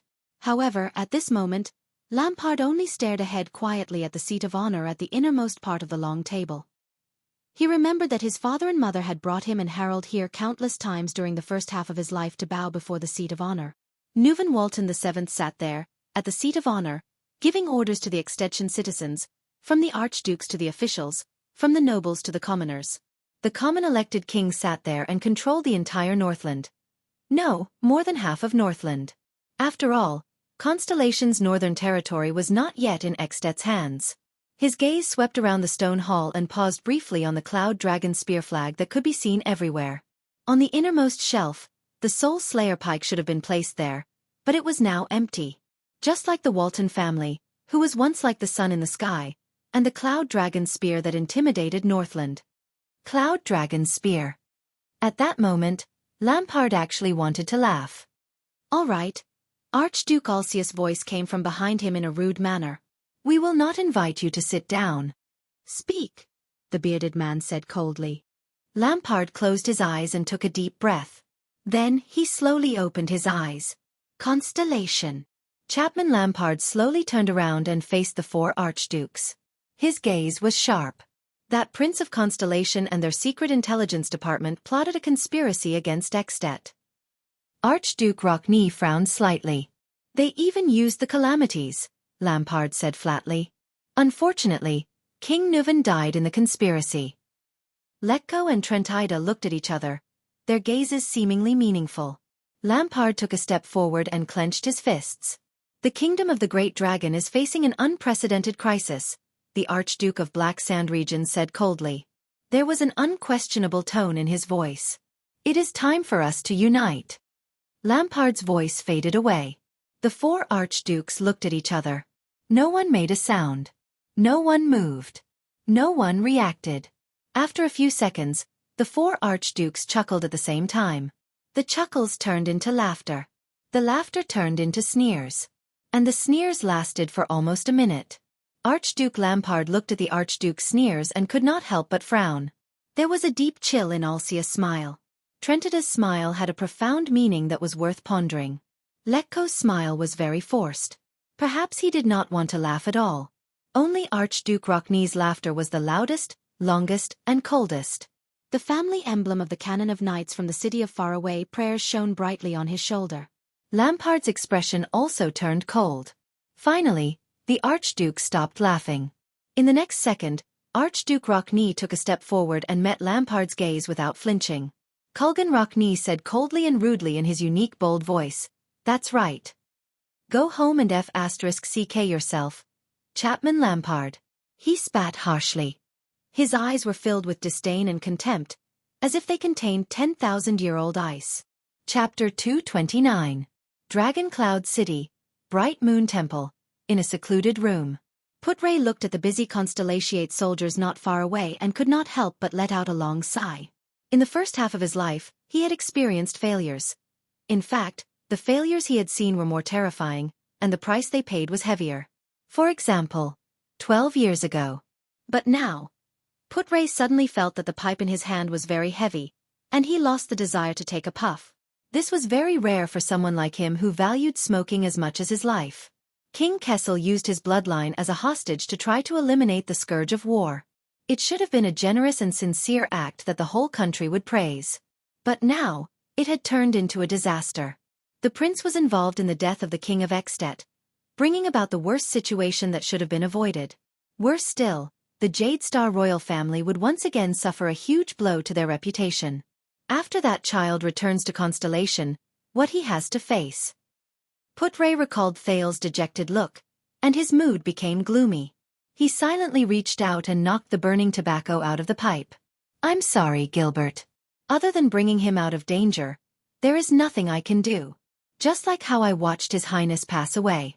I've disappointed you, old friend. Again." While Putray was lost in his memories, the new soldier Willow interrupted his thoughts. "My lord, what is it?" Putray raised his eyebrows. "Please go to the back hall, the hall we entered from." Willow seemed a little confused, but he still carried out the order. "This is Prince Thales's order." Putray's expression changed. Cohen packed his things and checked his weapons for the last time. "Are you not going to ask Raphael anymore?" The police officer looked at Putray, who was talking to the Constellation soldiers in the distance.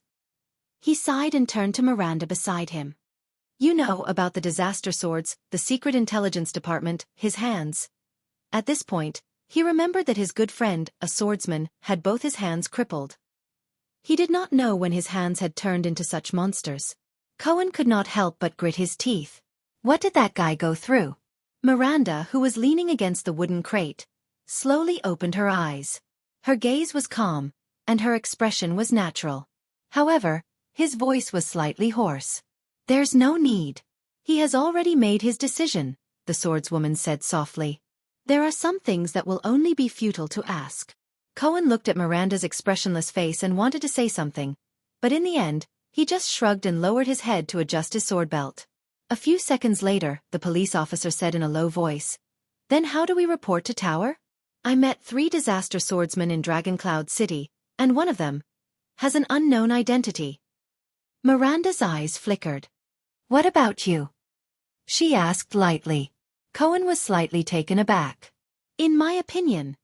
The police officer exhaled deeply, and his gaze became firm. He seemed to have made up his mind. "To hell with the Tower of Eradication. I've been out for so long."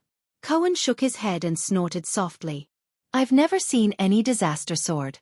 It's all Caslin's scheme. End of report." Miranda smiled faintly. If Master Jedi knew the truth, he would go crazy. "So this is for his own good?" Cohen raised his eyebrows. "His most outstanding student is worried about his mood, and is determined to make him worry less." Miranda raised her eyebrows and closed her eyes again to rest. After a while, Cohen spoke again. His voice was downcast. "Miranda, it's only been 3 years, the police officer said dejectedly. "How can a person change so much?" Miranda opened her eyes again. This time, there was a complicated look in her eyes. "I'm not just talking about Raphael." Cohen sheathed his long sword with a worried expression. "There's also Croche. I still remember the days when I was punished to bite a sword and squat down with her. That tomboy's favorite thing to do was to scold me," he said in annoyance. Miranda curled up the corner of her mouth. "That's because she likes you, but doesn't dare to say it out loud." Miranda rolled her eyes. Then her heart dimmed. "It's not just you, Cohen. It's not just you.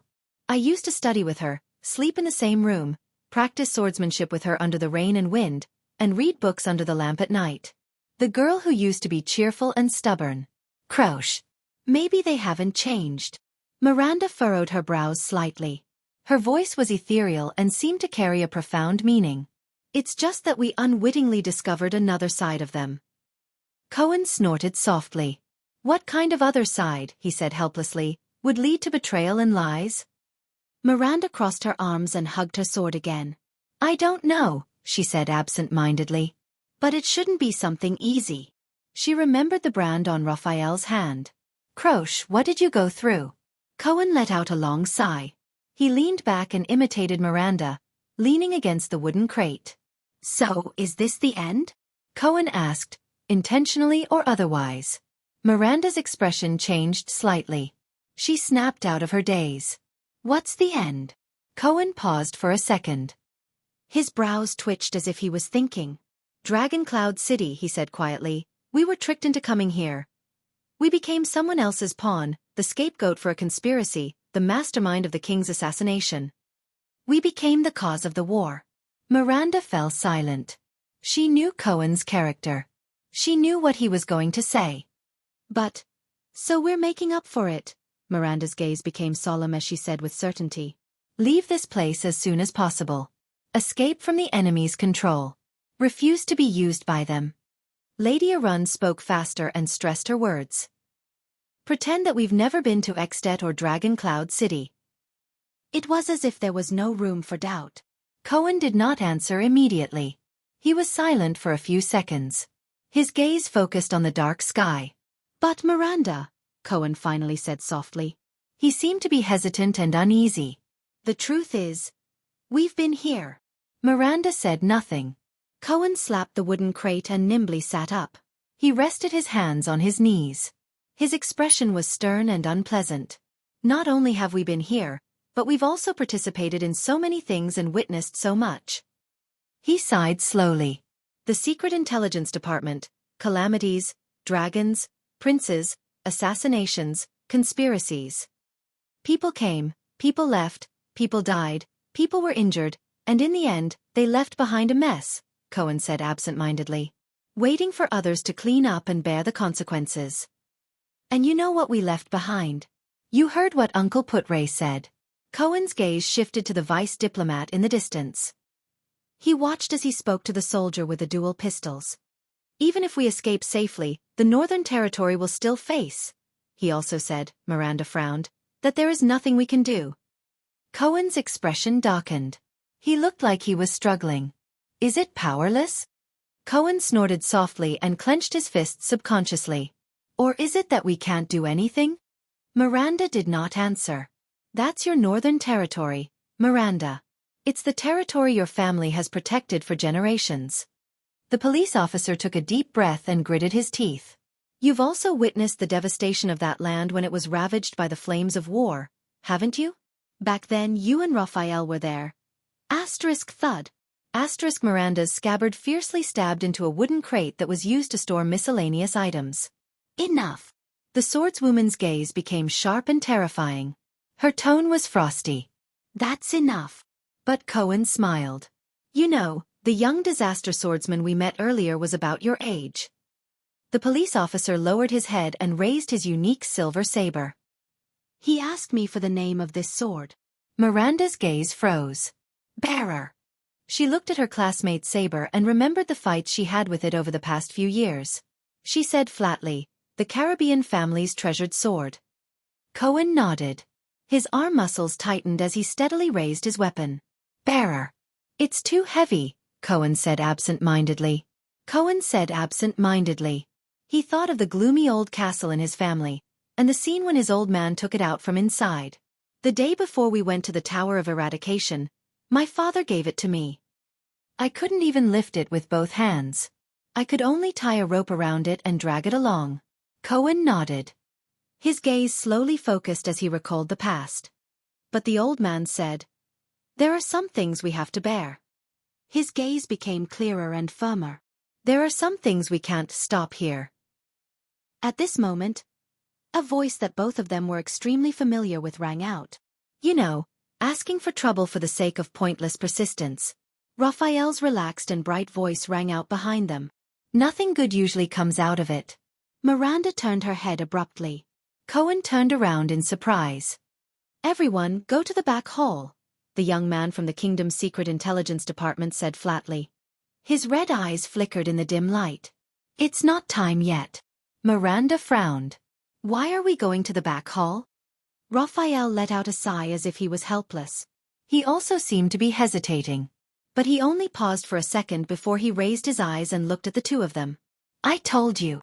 Raphael snorted coldly. Chapter 230. In the back hall of Bright Moon Temple. In the not-so-wide hall, The Prince of Constellations stood calmly in the center.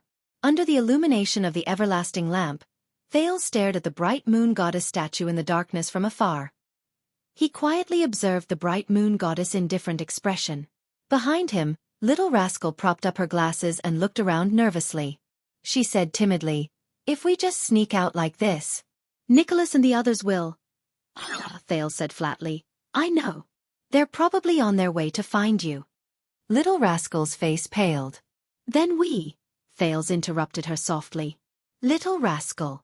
The Prince of Constellations stared at the bright moon goddess in a daze.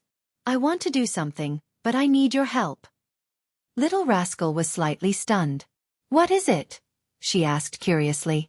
Thales did not speak. He only clenched his fists lightly. "You've read a lot of books, but do you know what we went through last night?" Little Rascal's expression froze slightly. She lowered her head and recalled everything in Heroic Spirit Palace and Shield District. She subconsciously clenched her teeth. Alex's limp hand. The king's ring. The Calamity's presumptuous laughter. The civilians running around, wailing, and dying in despair. A second later, Little Rascal blinked her bloodshot eyes and nodded silently. Thales turned his head and looked at Little Rascal. He flashed a gentle smile. "The soldier just now, Willow Ken, do you know his story?" Little Rascal looked puzzled and shook her head. He was originally a civilian in the Northern Territory. Although he wasn't rich, he had a cute younger sister and healthy parents. Thales recalled the story in the snow and said absent-mindedly, "But in the winter 12 years ago, he suddenly learned to fish, learned to use a spear, learned to survive with difficulty, and learned to bear the loss of his family." Little Rascal was slightly stunned. "It's not just them." Thales sighed. That veteran by the name of Gened was probably a commoner when he was young, but it was 12 years ago that he became what he is today. Thales narrowed his eyes and recalled the veteran who struggled to follow him. He felt a little sentimental. To him, he is still living in the years of war. He can't wake up, and he doesn't want to wake up. That big sister called Miranda. 12 years ago, her family was wiped out, and she spent her childhood in the Tower of Eradication. Thales lifted his head and stared straight at Little Rascal, who was at a loss for words. "It's not just Constellation either." The second prince uttered a name flatly. "Burn Merc." Little Rascal remembered something, and her face instantly turned pale. "Don't be afraid." Thales walked forward and held her small hand. Feeling the coldness and trembling in his palm, he said sincerely, "I'm here. No one can hurt you." Little Rascal's breathing gradually calmed down. "But you heard it with your own ears." 12 years ago, he lost his vow to protect and the love of his life. Since then, he has fallen into the boundless hell, struggling to catch his last breath. Thales stared at her quietly. "And Chapman Lampard." Thales' eyes dimmed. 12 years ago, his hands were stained with his elder brother's blood. In the whirlpool of his father's generation and power, he transformed into the current Archduke of Black Sand region. With a solemn expression, Thales let go of the girl's hand, but held her shoulders. Little Rascal could only stare at him blankly. "Look, so many people's fates have been decided just like that." Thales' voice was a little intermittent, sometimes soft, sometimes heavy. "It's all because of that incident 12 years ago." Little Rascal inhaled and stared back into the prince's gray eyes. "The bloody year?" Thales stared at her seriously and nodded. "The bloody year." Little Rascal's gaze was conflicted. She nodded slightly, as if she understood. Thales first closed his eyes and inhaled deeply. Then he opened his eyes. With a solemn expression that he had never shown since he arrived in this world, he said with a straight face, "Little Rascal, everything we've seen and heard tonight is not just a family drama between a few people, but a major event that concerns the future of millions of people in 2 countries. Thales stared at the girl's blank eyes behind her glasses with a solemn expression. He clenched his teeth. In that second, the Potemkin village that he saw after leaving the capital appeared in front of his eyes. The majestic star-shaped fortress, Broken Dragon Fortress, the Northland villagers in the Mountain Pass village, and the Black Stone at the Raymond Pass, the place where Horus died. There might be tens of thousands, hundreds of thousands, millions of people whose fates will change because of this, Thales said with difficulty. No, in Dragon Cloud City, the fates of countless people have already changed. Many of them have even reached the end. Thales lowered his eyelids and said dejectedly, "Like Alex and the Shield district that we passed through. Like ourselves." Little Rascal was stunned for a second. "If we just walk away like this and leave everything behind?" Thales sighed. He felt that his chest was heavy. "That kind of burden will make me feel like I can't breathe." Little Rascal bit her lower lip, causing thousands of people to suffer and lose their homes. Thales tried his best to put on an ugly smile. "That's too unbearable." His hands, which were clasped around Little Rascal's shoulders, trembled slightly. "We can't go, we can't escape." Little Rascal sniffled lightly and interrupted him. "I understand." The girl opened her mouth with difficulty. Her platinum hair was particularly eye-catching. "You want me to?" With a sorrowful expression, she did not continue. She seemed to be hesitating. Thales gulped and nodded. "I want to make up for everything, avoid the worst consequences, and mend the wounds we left behind, whether it's our responsibility or not." Little Rascal seemed to have figured something out. Her face was pale. "I understand. What you need is not Little Rascal." She trembled and stared at Thales in disbelief. "What you need is Saroma Walton. You want me to become her, to become His Majesty's granddaughter." In that instant, Little Rascal's eyes turned red. Thales froze for a moment. For a moment, he could not continue. He lowered his head and remembered their conversation in the butcher's shop. "Choose who you want to be." But now, Thales gritted his teeth. He felt as if his tongue weighed 1,000 pounds. "No." A second later, he raised his head abruptly and stared straight into Little Rascal's eyes. "What I need is still Little Rascal, not Saroma." Little Rascal widened her eyes in shock. "That Little Rascal who accompanied me through all the disasters, who never left me," Thales said seriously, enunciating each word. "That silly little girl, the little girl who did not know how to hide when she was in danger. I need her to accompany me for one more time." Thales stared at her quietly, his gaze gentle. Although this request might be too much. Little Rascal stared at him blankly, as if she had forgotten to think. "I know you're afraid." Thales' hand on Little Rascal's shoulder unknowingly clenched into a fist. "I know you want to escape from all this. But," Thales' face contorted, but after a few seconds, he raised his eyes again and stared straight into Little Rascal's eyes. "Raise your head and face it, just like how you faced the great dragon." Little Rascal did not answer. She only stared at Thales with tears welling up in her eyes. A few seconds later, tears flowed uncontrollably from her eyes. "There's nothing like this in the books," Little Rascal said fearfully, tears streaming down her cheeks. "I don't know." She bit her lips, tears flowing down her cheeks. Thales sighed in his heart. "Maybe there is," Thales said softly. "It's just that we don't know." Little Rascal sniffled. "If there really isn't." Thales sighed and moved his hands to her head. "That would be even better." Thales stretched out his fingers and gently wiped away her tears. Then, he held her black-rimmed glasses and gently straightened the crooked and damaged glasses. He stared at Little Rascal with a solemn expression and a stern tone. "After reading so many books and reading so many other people's stories, it's time for you to write your own story." Little Rascal subconsciously let out a sob. The girl stared at Thales with a dazed expression and a blank gaze. It was as if she was flipping through a random book instead of staring at a determined boy. A few seconds later, Little Rascal pursed her lips and slowly opened them. She said softly, "Will you always be by my side?" "Yes."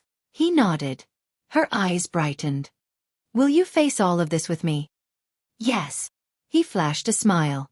Her expression changed and she gritted her teeth. "You will protect me." He sighed, raised his head and touched her forehead. Through the glasses their eyes met. The boy spoke softly. His tone was resolute. "I will." At this moment, Thales heard footsteps behind him. He gently let go of the dazed Little Rascal and turned to the person. "You better have a good explanation, little prince." The Star Killer's pale and cold face appeared before him. His expression was unfriendly and his tone harsh, about abducting the Walton bloodline. Sorry. Nicholas cast a glance at Little Rascal, who was deep in thought. "Come back with us. You shouldn't have too much contact with this dangerous prince, my lady." Little Rascal pursed her lips and hid behind Thales. Nicholas furrowed his brows. Thales took a deep breath and raised his head to look at Nicholas and Merc, who was behind him. Thales ignored the Star Killer and said softly to Merc, "Lord Merc, I'm sorry. I'm still used to calling you Lord." The listless Merc was a little startled. Nicholas, on the other hand, was slightly startled. "Why did you come back to help the Walton family?" Thales looked at Merc calmly. "You're no longer an administrator. I remember that King Nuvan has exiled you forever." Merc's expression became sorrowful and desperate. His muscles tensed up without him realizing it. "In King Nuvan's eyes, you're the sinner who killed his son, aren't you?" The prince said flatly, "He took your child away because of this. He treated you like this, so you should treat him fairly." Merc shuddered violently. Nicholas stared at his former colleague, and his expression changed. "Hey, you little prince," the Star Killer said decisively. "If you—" Someone interrupted him, but it was not Thales. "Yes." Merc trembled and raised his head. His eyes burned with a strange and complicated emotion. "But that's his opinion," he said painfully. "But I will always belong to the White Blade Guards. My duty is to be loyal to the king." The former administrator clenched his teeth. "No matter how he treats me." Thales' eyes brightened. Merc's hands were trembling. He seemed to be remembering many things in the past. "This has never changed. I fulfill my duty. That's all." Finally, the former administrator clenched his teeth and looked back at Thales with determination. Nicholas stared at his comrade in a daze. Thales smiled faintly. "Not only that," the prince said softly, "it's also because of Prince Soria, right? You've always felt guilty towards him." Merc swayed a little. Thales observed his expression, lowered his head, and sighed slowly. "You did your best to do one thing, but fate played a joke on you. You made a huge mistake and committed a great crime." Thales observed Thales' expression and sighed slowly. "But you can't undo it." Merc tilted his head and closed his eyes. He looked like he was struggling. "So you want to make up for it," Thales said regretfully. "You want to atone for it." Nicholas took a step forward impatiently. "Enough. I don't know why you're saying these meaningless things, but..." At this moment, Thales raised his head abruptly. His gaze was sharp. "Because this is what we're facing now." Thales almost interrupted Nicholas with a roar. The Star Killer was stunned. He stared at the Prince of Constellation with a shocked and bewildered expression. Thales panted slightly to calm his aching throat. "Look around us." He clenched his teeth. King Nuvan's skull and blood are spilled on his own land. Lampard walks openly in Dragon Cloud City. His palms cover the sky of Northland. Kalshan, Shiles, and Caslin greet us with smiles in the dark. Nicholas listened to Thales' words quietly, but his eyes were gradually burning with anger. War and disaster are coming. Countless people are about to be killed and destroyed. Thales exhaled laboriously. And we're like stray dogs, running for our lives and fleeing in panic. Hiding in a corner and comforting ourselves with, "This is the only thing we can do." Then we sleep with a clear conscience, as if nothing happened in our dreams. Merc heaved a sigh and looked panicked. Nicholas clenched his fists tightly. "Humph," he snorted coldly. "It's all thanks to your secret intelligence department." Thales ignored him and only shook his head. His gaze was sharp. "But is this all?" Nicholas furrowed his brows. "Is this the end?" The prince raised his hands and waved them forcefully in the air. "Are you satisfied just like that?" "Nicholas, the Star Killer?" He brazenly called Nicholas by his nickname. Nicholas' expression was sullen. His nails dug into his palms, and he finally exhaled through his nose. "Then what the F***CK do you want?" The Star Killer gritted his teeth and said hatefully, "Poor little prince." Thales raised his head. His expression was solemn and stern. "I want to change, I want to redeem myself," he said sternly. "I want to do something. I want to fight back." Nicholas' gaze froze. He lowered his head and met the prince's gaze in silence. A few seconds later, "Ha!" Nicholas laughed out loud. His tone was full of mockery. Very humorous. Thales narrowed his eyes. "Laugh all you want," the prince said softly. "But this is my decision," Thales said in a firm and unquestionable tone. "And what I'm going to do next? I'm just informing you. Do you want to come together?" Northlanders. Hearing this, Merc's expression changed. Nicholas' expression froze. If you ask me, this is indeed not a good idea. A steady and mature male voice traveled into their ears. If this is the reason why you summoned us, Your Highness. Together with Ralph, Waya, Willow, Jened, and the others, Put-Ray appeared in their line of sight. The vice diplomat nodded slightly at the prince. His eyes were filled with worry. Thales turned to his entourage of the diplomat group. Put-Ray. Thales heaved a sigh of relief. His expression softened a little. You have followed me all the way here and witnessed so many things. I am very grateful. Without your strategies and suggestions, I would not have been able to come this far. Put-Ray frowned. He wanted to take out his pipe, but he only raised his hand halfway before he put it down. He stared at Thales with an extremely complicated gaze. Do you understand what you are saying? The vice diplomat said hesitantly, but there was a profound meaning in his words. I know that you are very unwilling, but I have the duty to advise you to give up on this unwise decision. Thales forced himself to laugh. Thank you. But no matter how hard he tried, his laughter still sounded very forced and desolate. But I do not want to disappoint them. Put-Ray looked up slightly. Who? A lot of people. Thales seemed to be a little absent-minded. He subconsciously said, Do you remember, Put-Ray, Waya, Ralph? Do you remember that most of the Jade Star family's private soldiers died in the birch tree forest, under the claws of the Blood Clan and the conspiracy of the nobles? Do you remember that Baron Murch carried me on his back and charged into the enemy's formation? Do you remember that the kingdom's Wrath Guard sacrificed countless lives in front of the fortress? Thales subconsciously clenched his fists. Countless figures flashed before his eyes. All to send me into Extet's territory. To eliminate the scourge of war. To stop those scumbags who cheered for war but were indifferent to life. For a stable constellation. Put-Ray lowered his head and let out a long sigh.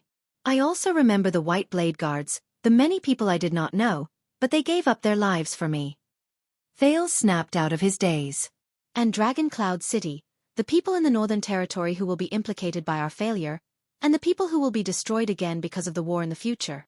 We can't even protect ourselves. Put-Ray unconsciously pinched 3 fingers on his right hand, as if he was pinching a pipe. Any impulsive action may cause us to once again fall into the dangerous situation we escaped from with great difficulty and make the situation worse. Thales looked at his instructor quietly and remembered the first time they met next to the carriage. Oh no, it was the second time they met. The first time they met was at the Western City Gate. The child beggars took away Put-Ray's Grand Library Pass. Thales smiled. But we can't get any worse, can we? He said softly. Don't forget, I am the murderer who killed King Nuvan. Put-Ray's expression froze. We have already ruined the kingdom's hard-won peace and pushed it into the abyss of war. The second prince shrugged and laughed mockingly.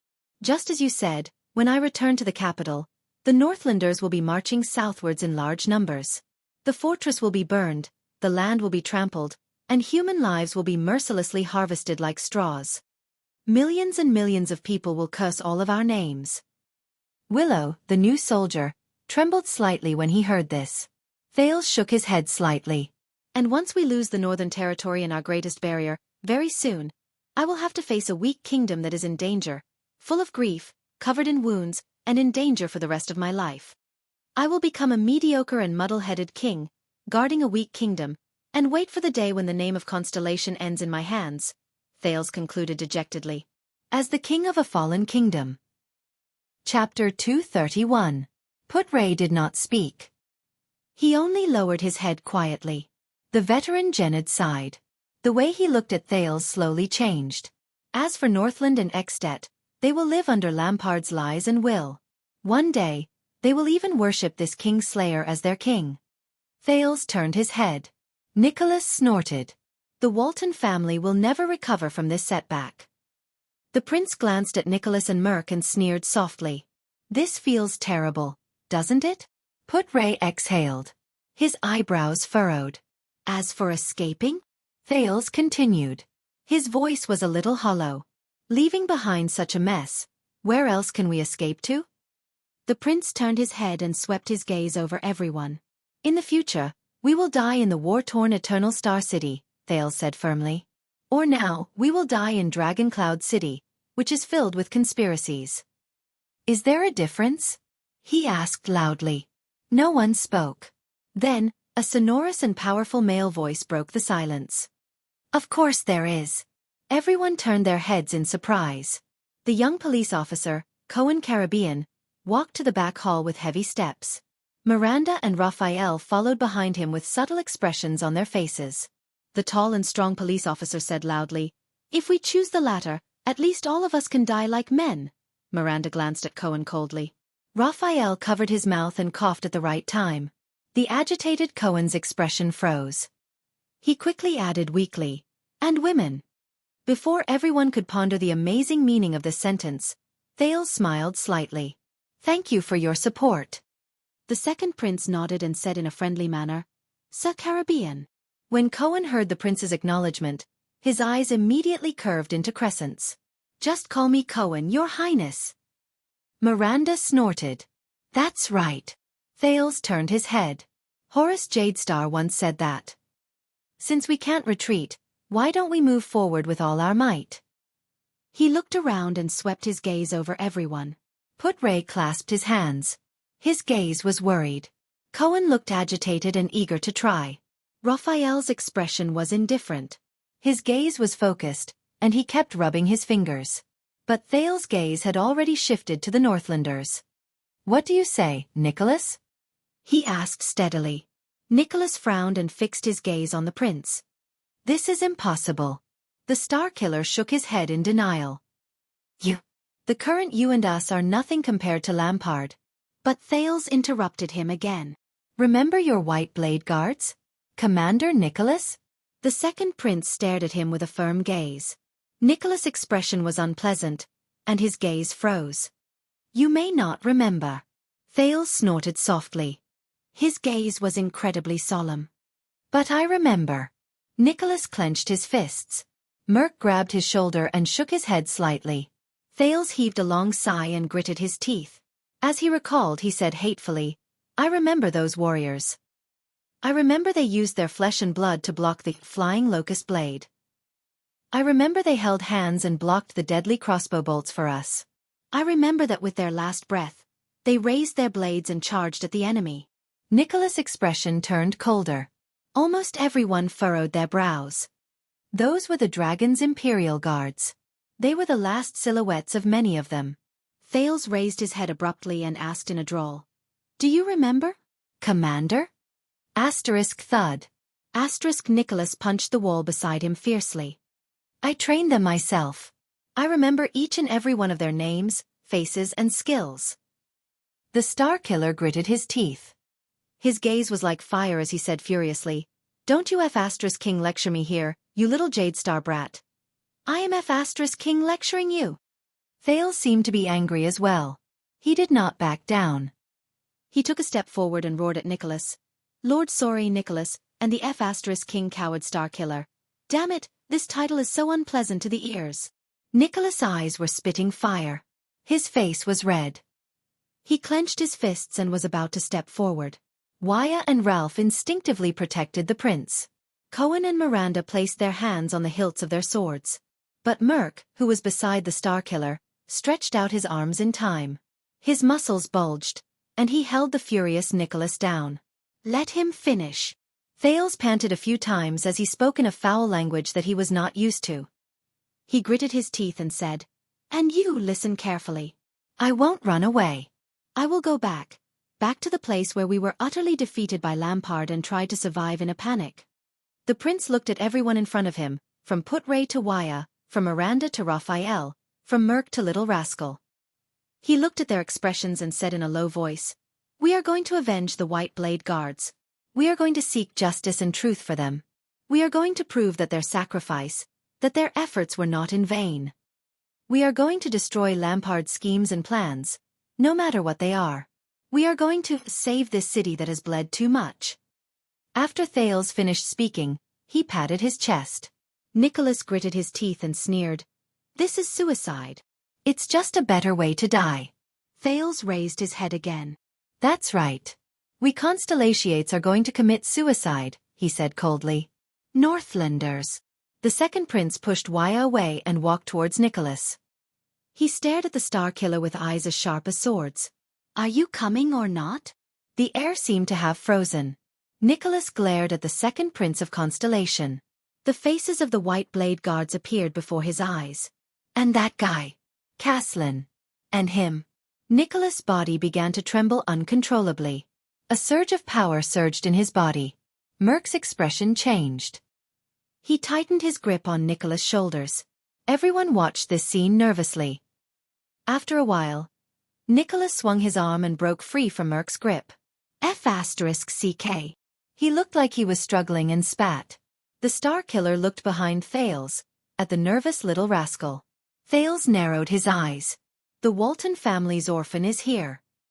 Nicholas turned his head around. His eyebrows were furrowed and his face was extremely distorted. He looked at Merc as if he was trying to explain something. I can't risk her getting hurt. He gritted his teeth, trying to convince himself amidst his struggle. He was angry and indignant. But I want to help him.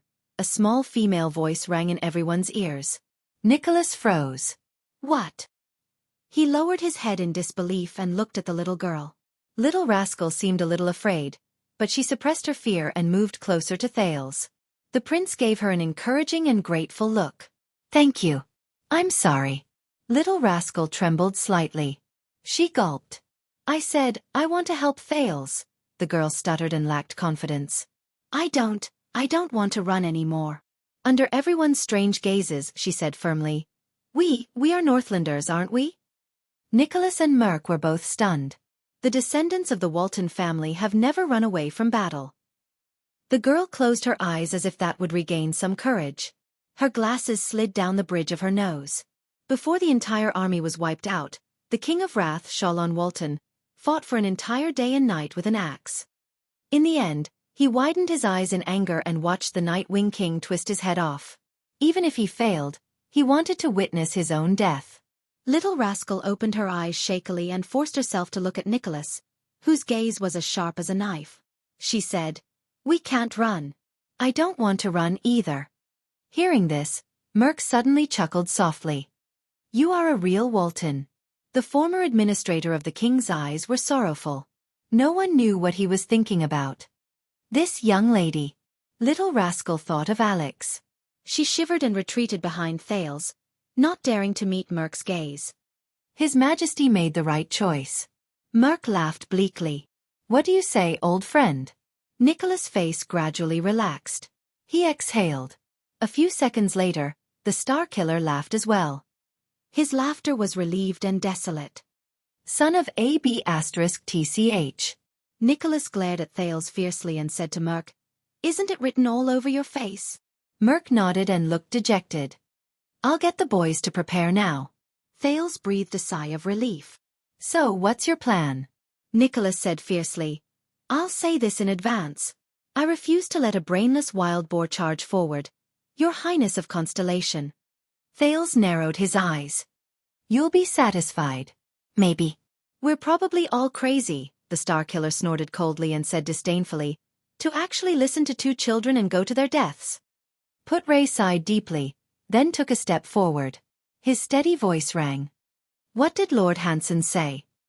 Put Ray looked at Raphael, who had been quiet all this while. Did the Secret Intelligence Department agree as well? This is not a simple decision. It concerns the future of the kingdom. It's best to have the Secret Intelligence Department's support and plan.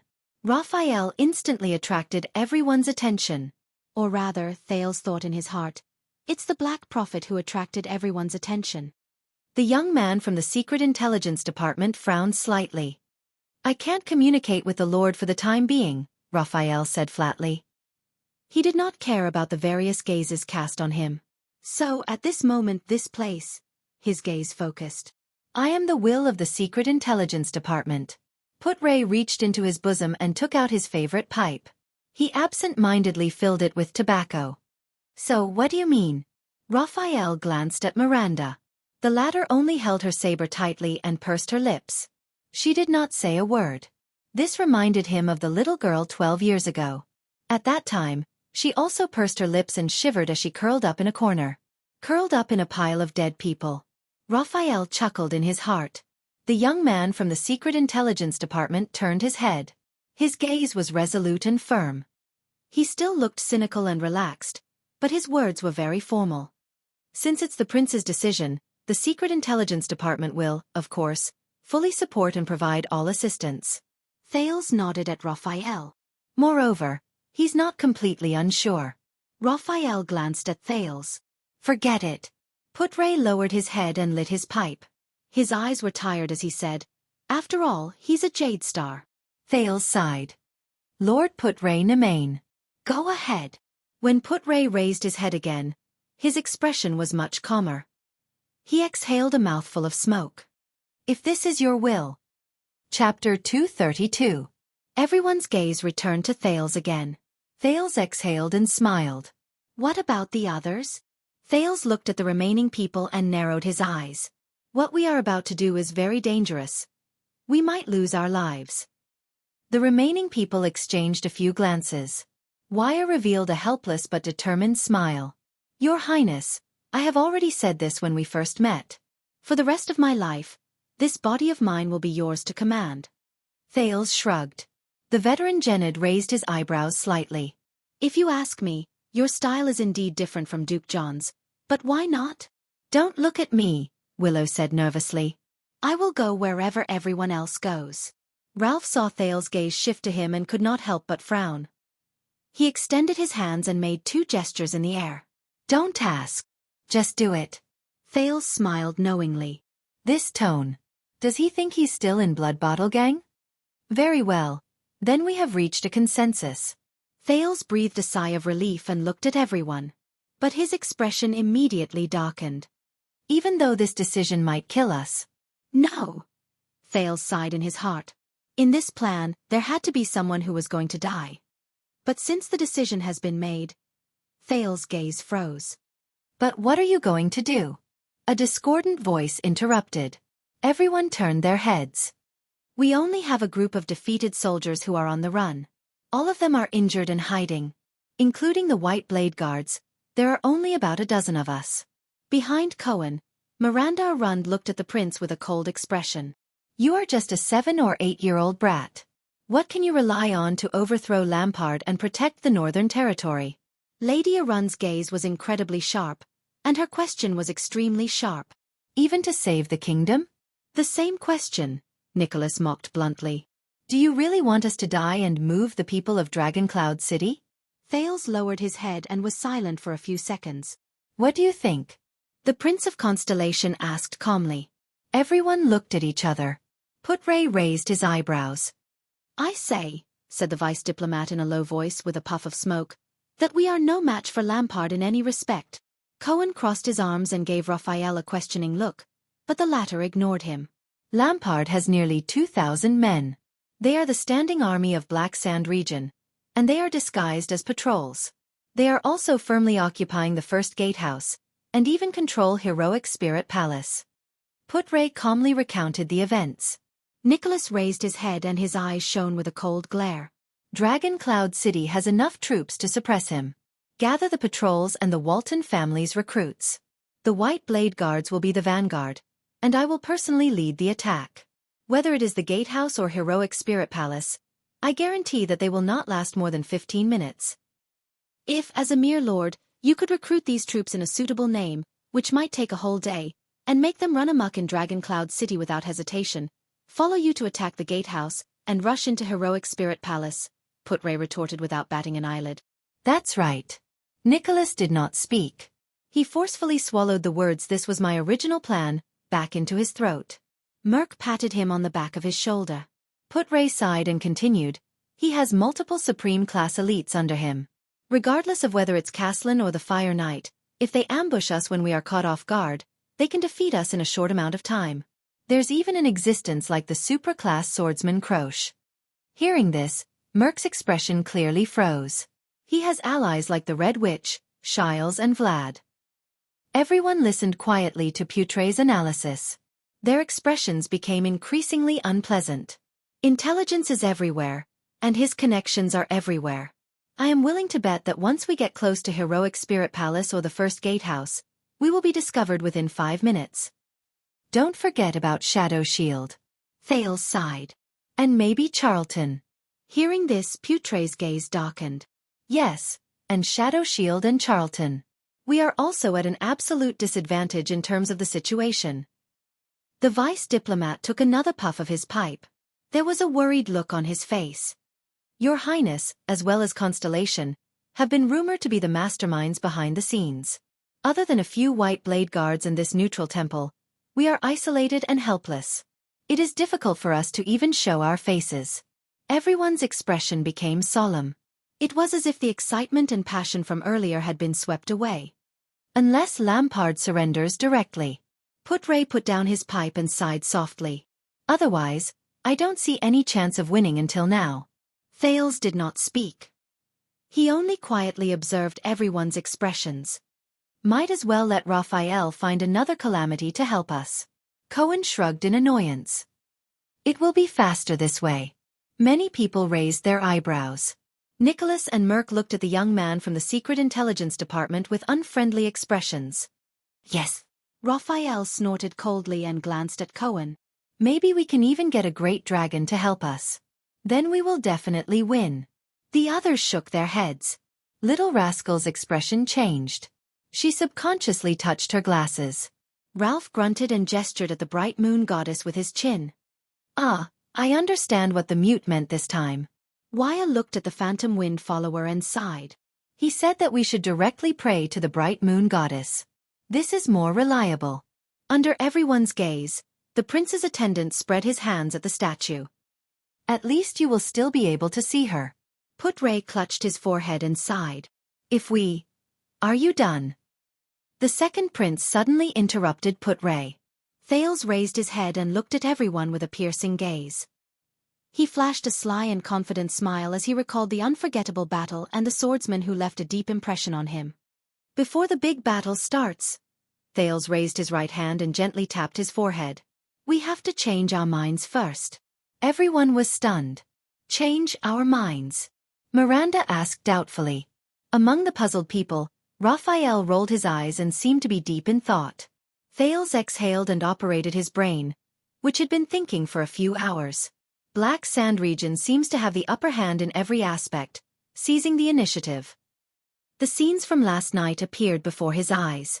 He extracted information one by one. They have the entire situation under control, and we have no power to fight back. Thinking of this, Thales smiled faintly.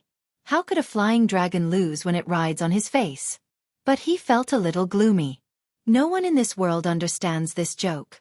At this thought, Thales raised his head and forced himself to be alert. Smack. But. The second prince's gaze was calm as he punched his other palm. Really? Do you have another opinion? Putre's eyes shone brightly. Your Highness? No. Unexpectedly, Thales shook his head. Your analysis is correct. But even if they are as strong as the calamities, the prince raised his head and his gaze was firm, they can't change people's hearts and turn the situation around. Even if they are strong enough to destroy Exted's capital, kill all the Extension nobles, and even threaten every Northlander with death, they can't change Northland's traditions, can't change Exted's spirit, can't force people to change their minds, and can't destroy the truly precious things in this land. Cohen ran his fingers through his hair.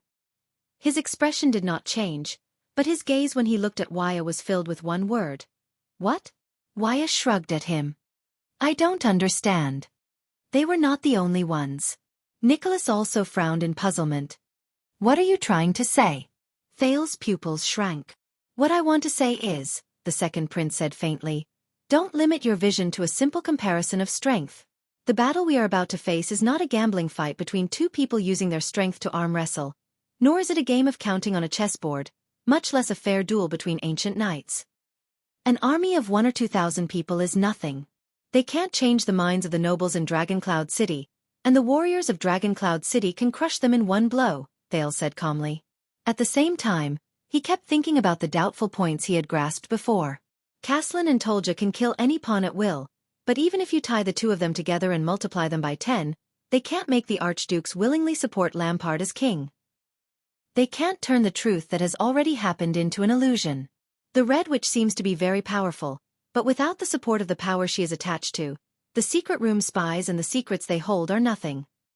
Shadow Shield and Charlton sound terrifying, but they can only carry out assassinations and spies in the dark. What truly supports their survival is power, as well as the conflicts and contradictions that arise from power. Without power, they are like fish out of water. They have no value at all.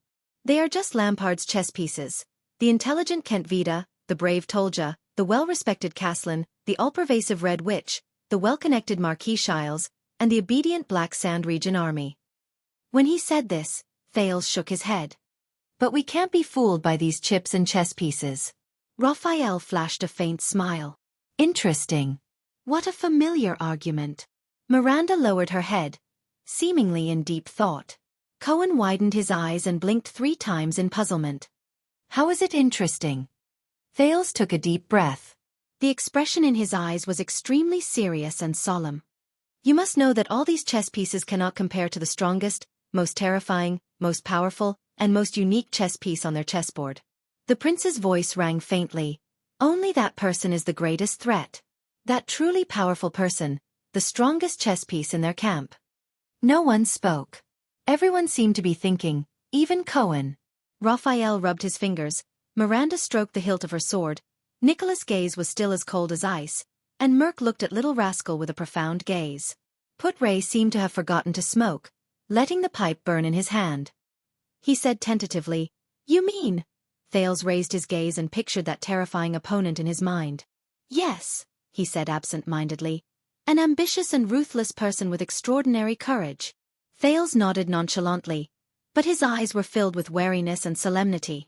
Their strongest chess piece. He said the name softly. Chapman Lampard. At that moment, everyone was stunned. "We cannot be fooled by the appearances of the other chess pieces," the prince said softly. "As long as we attack the weak point, everything else will be solved." Thales quietly watched the other people's gazes and expressions, not saying a word. Then, Nicholas raised his head in confusion. "You mean," the Star Killer said in disbelief, "to behead him?" "I get it." Before Thales could react, Cohen slapped his forehead and his eyes lit up. "We're going to do everything we can to assassinate Lampard?" When he heard their words, Thales almost vomited blood. He rolled his eyes and suddenly remembered High Priestess Holmes' words just now. So, the prince tried his best to look calm and snorted. "You're not listening to me." Cohen was instantly stunned and widened his eyes. On the other hand, Nicholas looked as if he had just eaten such *tea. Thales exhaled deeply. "Oh my God. No wonder. So, when I say this and then look at the other person's ignorant face, it's so pleasant." After savoring the feeling for a while, Thales raised his eyebrows. "I understand." Finally, Miranda caught on to Thales' words. "You are not thinking of going head-on against his armor. Instead, you are thinking of going around the edges and directly attacking Lampard's fundamental goal? Thwarting his intentions?" Put Ray narrowed his eyes. "Yes, the root of everything is Lampard." The second prince smiled in relief. He said with a smile, "We're going to determine his intentions and then find his weakness." Everyone looked at each other.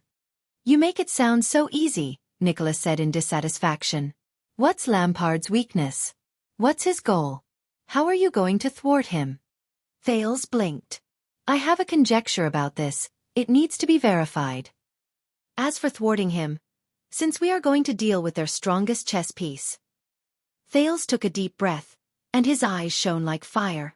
"Naturally, we have to bring out our strongest chess piece on the battlefield where both sides are the most unfamiliar, the most disadvantaged, and the most isolated." Thales said resolutely, "We'll decide the winner in 1 round." Miranda furrowed her brows. "Wait, did you just say our strongest chess piece?" the swordswoman asked doubtfully. "What did you mean?" Cohen glanced at the silent Raphael, then at Nicholas. "The Secret Intelligence Department?" the police officer asked tentatively. "Or the legendary anti-mystic equipment?" Thales raised his eyebrows. "You mean?" Put Ray glanced at Little Rascal suspiciously, causing the latter to panic a little. The Walton family's orphan? The legitimate heir of Dragon Cloud City? But her gender? The strongest chess piece. Nicholas put down his arms and looked around. Puzzled, he said, "Me as a supreme class? Thales ignored the three of them. He exhaled through his nose and suppressed the displeasure in his heart. All of you are right. He ignored the others' words. His eyes burned with the flames of pre-battle. Just like when he faced the blood mystic in the past, he said eagerly, "The strongest chess piece in our camp." The second prince smiled and extended his right hand. He tapped his chest and shouted a name. Chapter 233. For 3 seconds, no one said a word. Until... Cut the nonsense. Nicholas tilted his head to reveal the hilt behind his back. There was a fierce glint in his eyes, and his words were as cold as frost.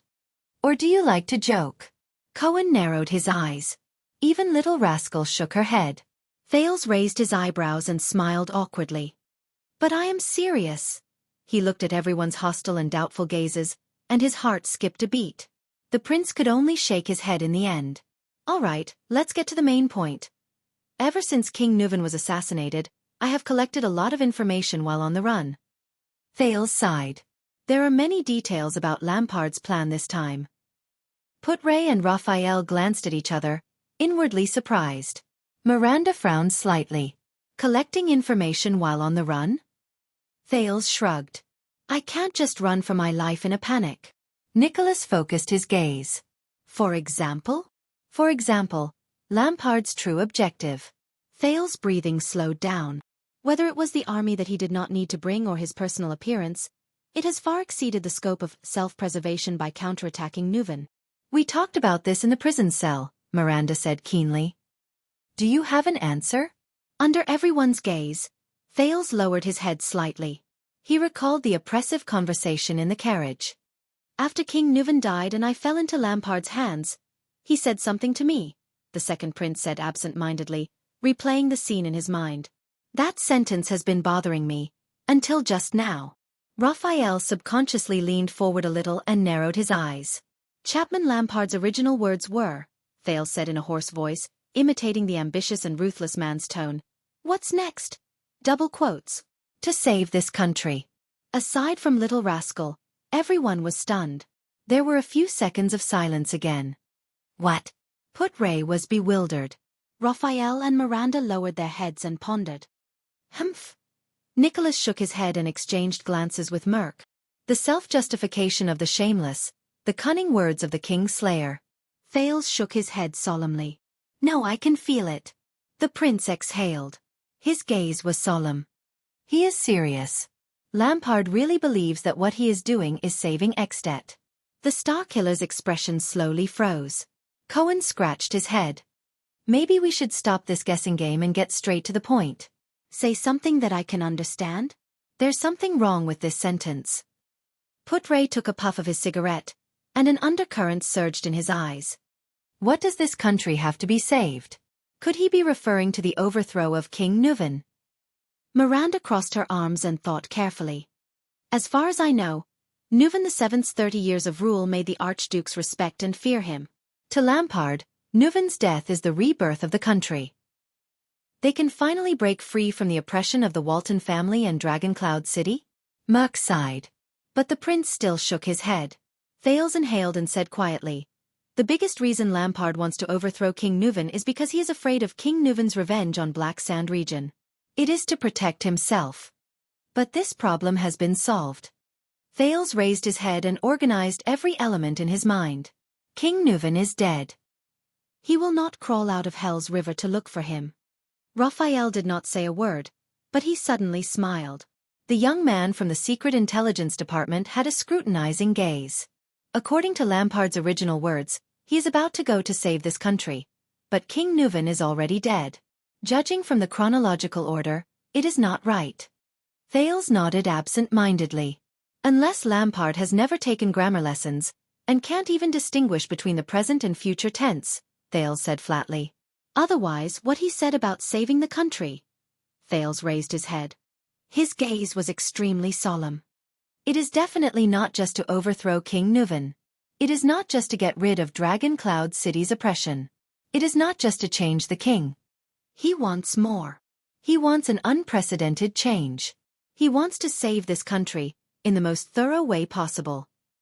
Everyone fell silent. I bet. Thales exhaled. His tone was solemn and serious.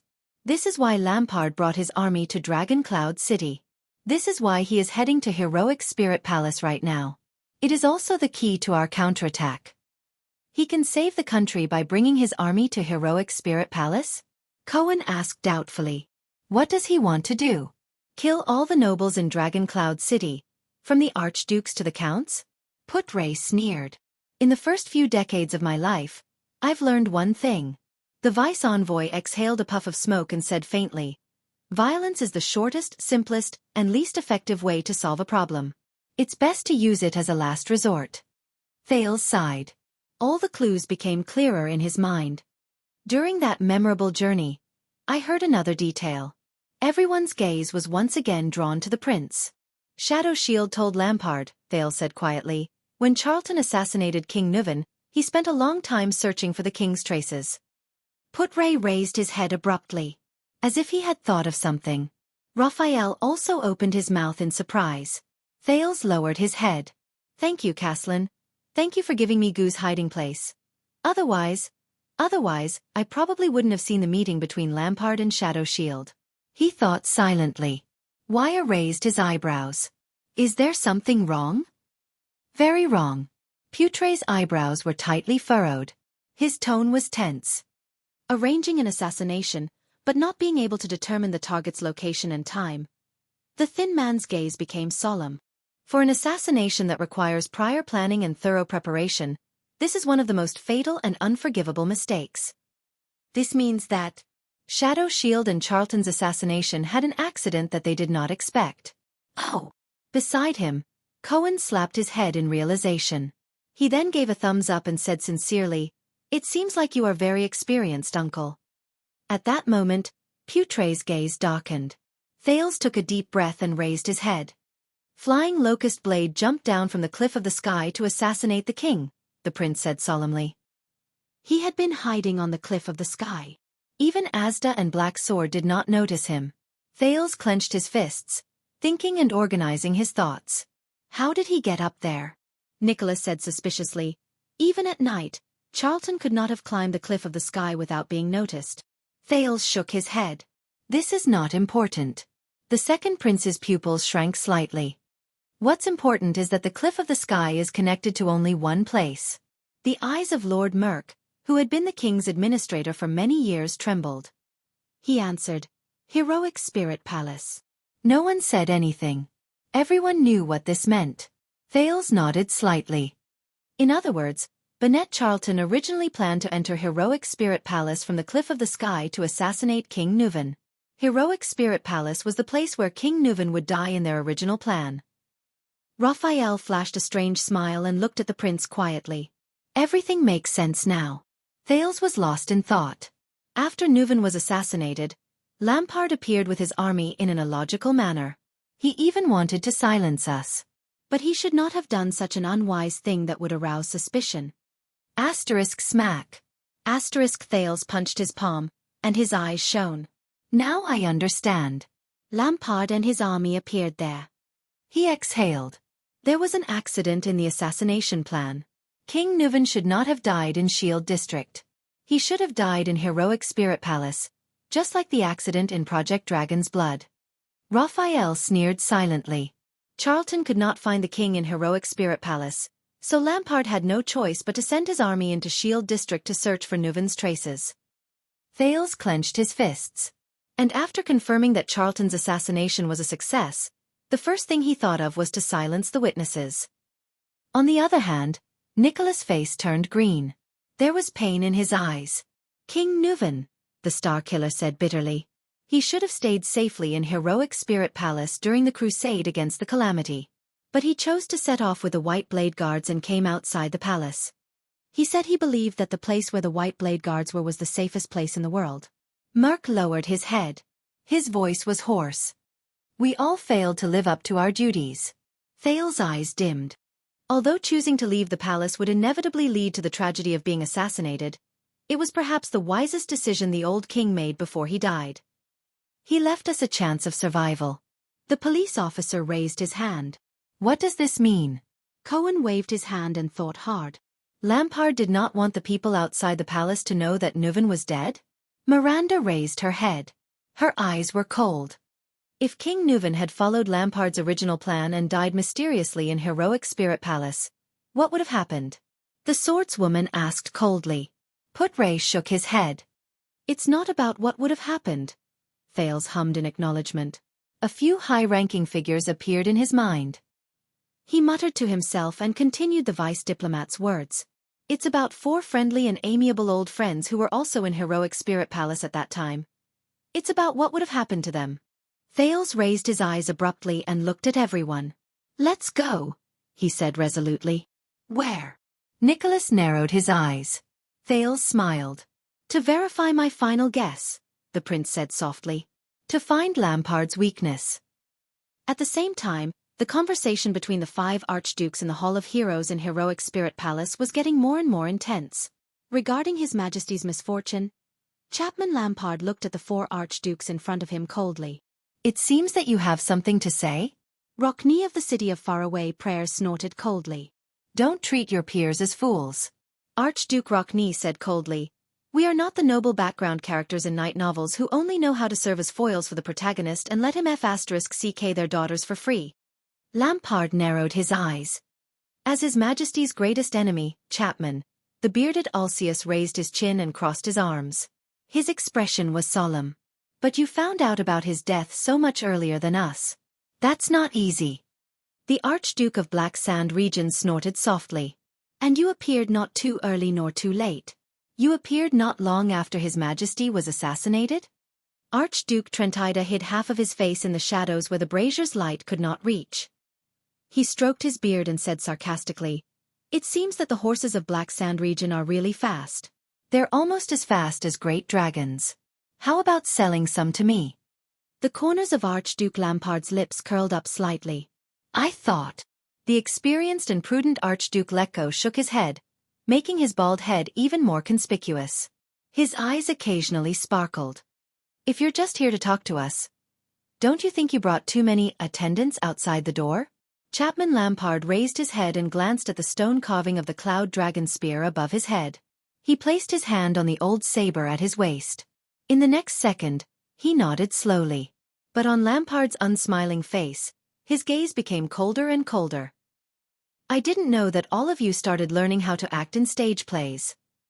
The Archduke of Black Sand Region lowered his head and snorted softly.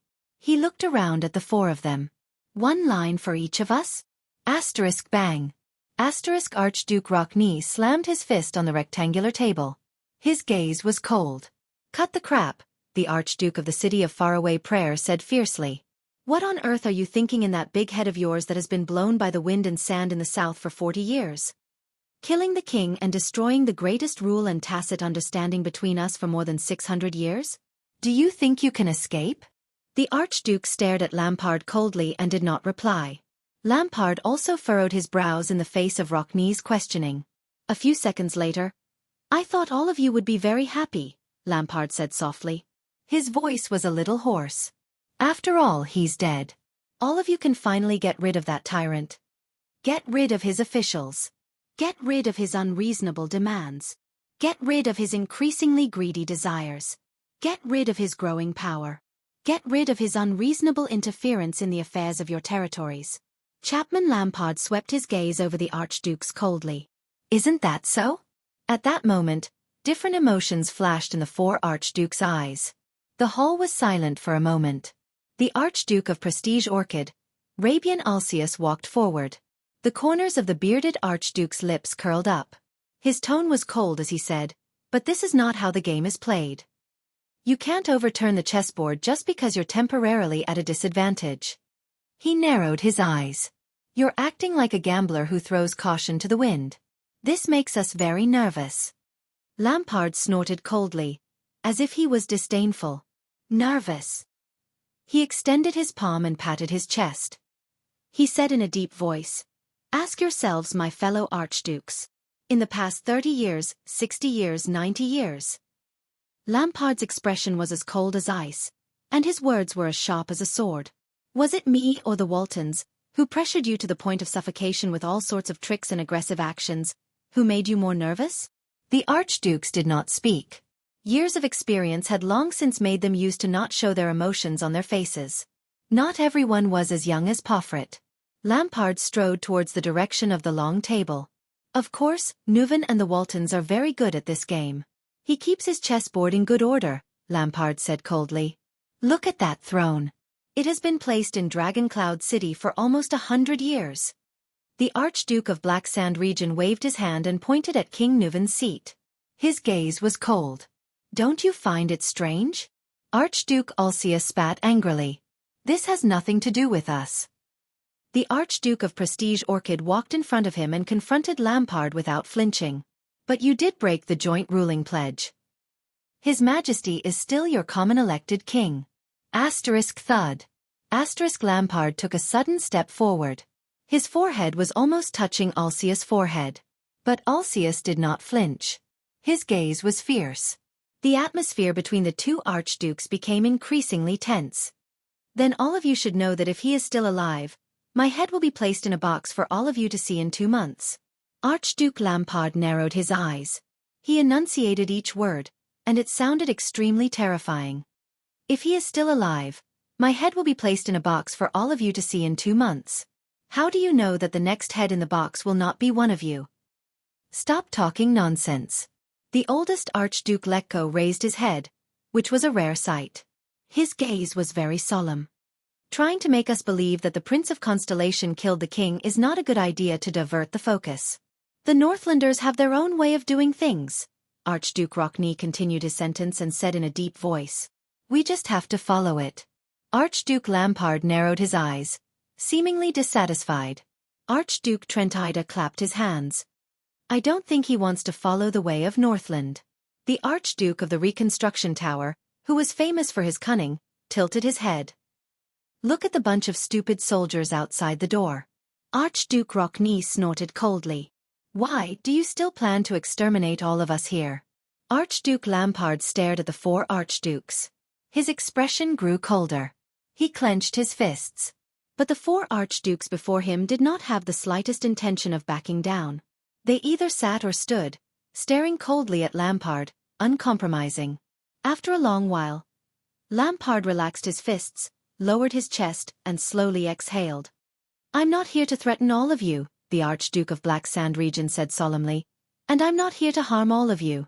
Archduke Xueqi narrowed his eyes, as if he was deep in thought. Lampard raised his head abruptly. I'm here today for Ekstedt. Archduke Alcius and Archduke Xueqi exchanged glances and sneered at the same time. Come on. Xueqi shook his head. The King's Slayer wants to negotiate terms? For Ekstedt's future, Lampard said solemnly, I have an important proposal to make to all of you. The Archduke of Black Sand region raised his head. His expression was cold, but his eyes seemed to be burning with flames. Flames in ice. Dragoncloud City no longer has a direct heir, he said flatly. I believe that whether it's the selfish Walton family, or this archduchy that has been a burden to Ekstedt for more than 600 years, should not continue to exist. Trentida revealed a puzzled expression. Archduke Xueqi's expression changed. Alcius pursed his lips. There was a hint of shock in his eyes.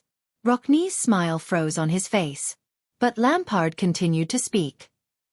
The western part of Dragoncloud City can belong to the City of Faraway Prayers, he said flatly, as if he was talking about a trivial matter of the winter hunt last year.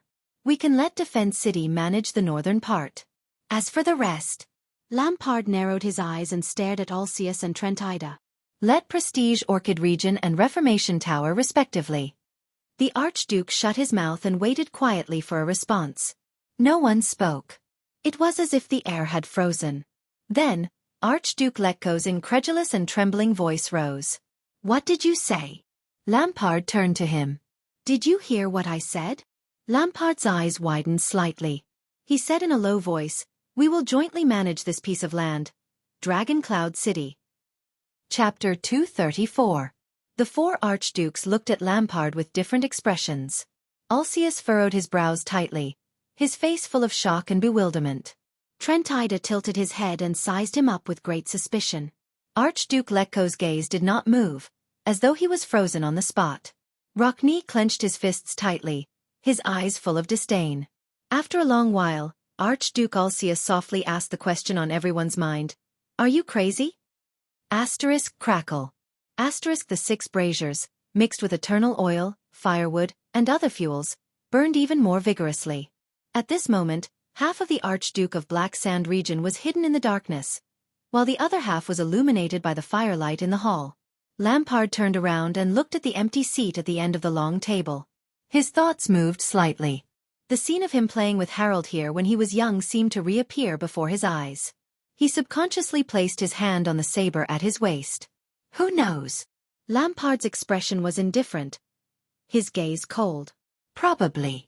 Alcius' expression became more and more perplexed. His brows began to tremble slightly.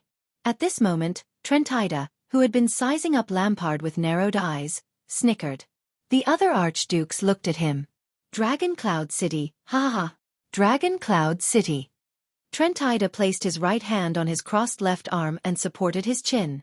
His shoulders trembled as he laughed, and the shining blade embroidered on his chest also swayed up and down. Divide it. The Archduke of Reformation Tower chuckled again, as though he had just heard a good joke. Obviously, his sense of humor did not affect the other 4 archdukes. They stared at Trentida quietly, their expressions cold. Sorry, haha. Forgive my loss of composure, everyone. Archduke Trentida grinned and shook his head. With his right hand still resting on his left arm, he casually waved at the archdukes. But there was not a hint of apology in his words. Sitting in the seat of an archduke, it's rare to hear such shocking words. Archduke Trentida's smile slowly faded, but it remained on his face. There was a profound look in his eyes, especially when it comes from another archduke. Lampard stared at him and snorted softly. His expression was unfathomable. Very well. Archduke Alcius of Prestige Orchid interjected coldly. We will take over Dragoncloud City's vast land and countless subjects, then we will eat and drink our fill. Then they will let you off lightly, right? He seemed to be deep in thought, but his gaze became increasingly hostile. Like a good business? The king's territory in exchange for the king's life? Lampard did not even look at him. He stared at the sky and said, Don't read too much into what I mean, Rabian. You've been prejudiced against me since you were young. Alcius sneered, his expression ugly. Archduke Xueqi, the only one sitting, heaved a long sigh. Ignore King Nuvan's assassination?